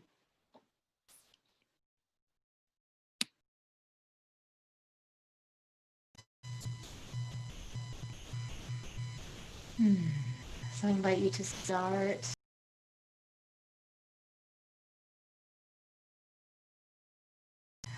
And just letting the exhale release and relax any tension, any stress, dissolving.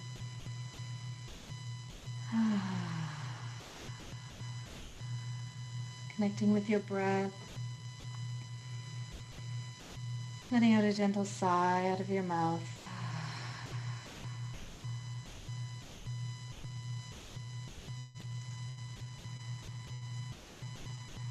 Letting yourself slow down becoming present, feeling the surface beneath you supporting you.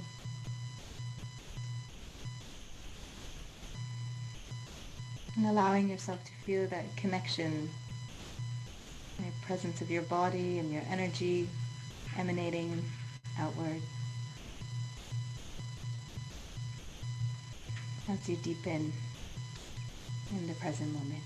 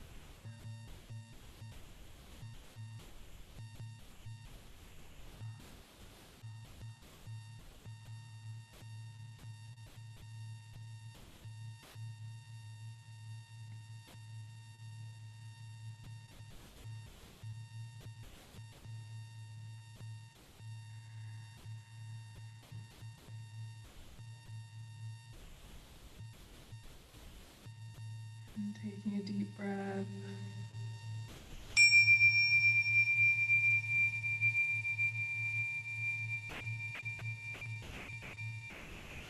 Giving thanks for this moment, this body, this life.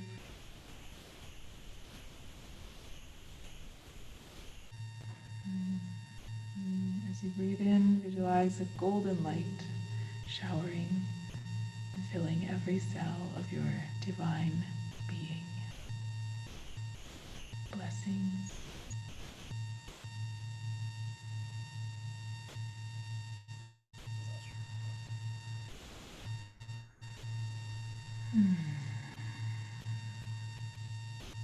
Thank you so much, Theda.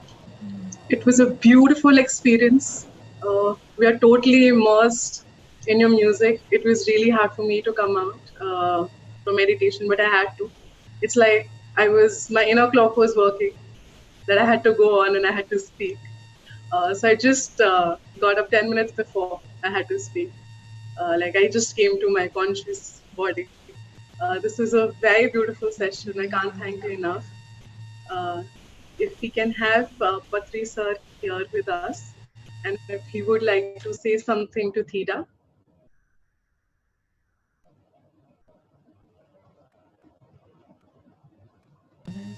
Unfortunately, we can't connect to him today at this point. So please Okay. continue. Okay. So this beautiful day has come to a conclusion. It was indeed a powerful start, and what a beautiful ending to this amazing, soulful day. We've been thoroughly, magically immersed in the experience of music and all the soulful talks that we had from all the masters from across the globe. So Spiritual Science International Meet Day 1 comes to an end with Theda Phoenix. And if you want to listen to her music, you can always visit her website. You can go on her social media. And now I would like to extend my thanks to the entire Asia team and the India team. Asia team for all the work that they've done to bring this all together today, and the India team for broadcasting this and just making it reach to the masses. So I would like to request each and every one of you, if this entire day touched you, even a single point, I would like to request you to please bring in your family members and ask them to watch this tomorrow. There's still 2 days to go. On 11th and 12th, we'll be meeting you with more wisdom, more fun, more musicians from across the globe, and we would like to have you on board with us. And as I say goodbye today, I would like to thank all of you for being such a great audience. And I hope that you're taking away so much love, compassion, and wisdom from all the masters that spoke. I thank each and every one of you for being such a beautiful part of this event. Thank you, thank you, thank you.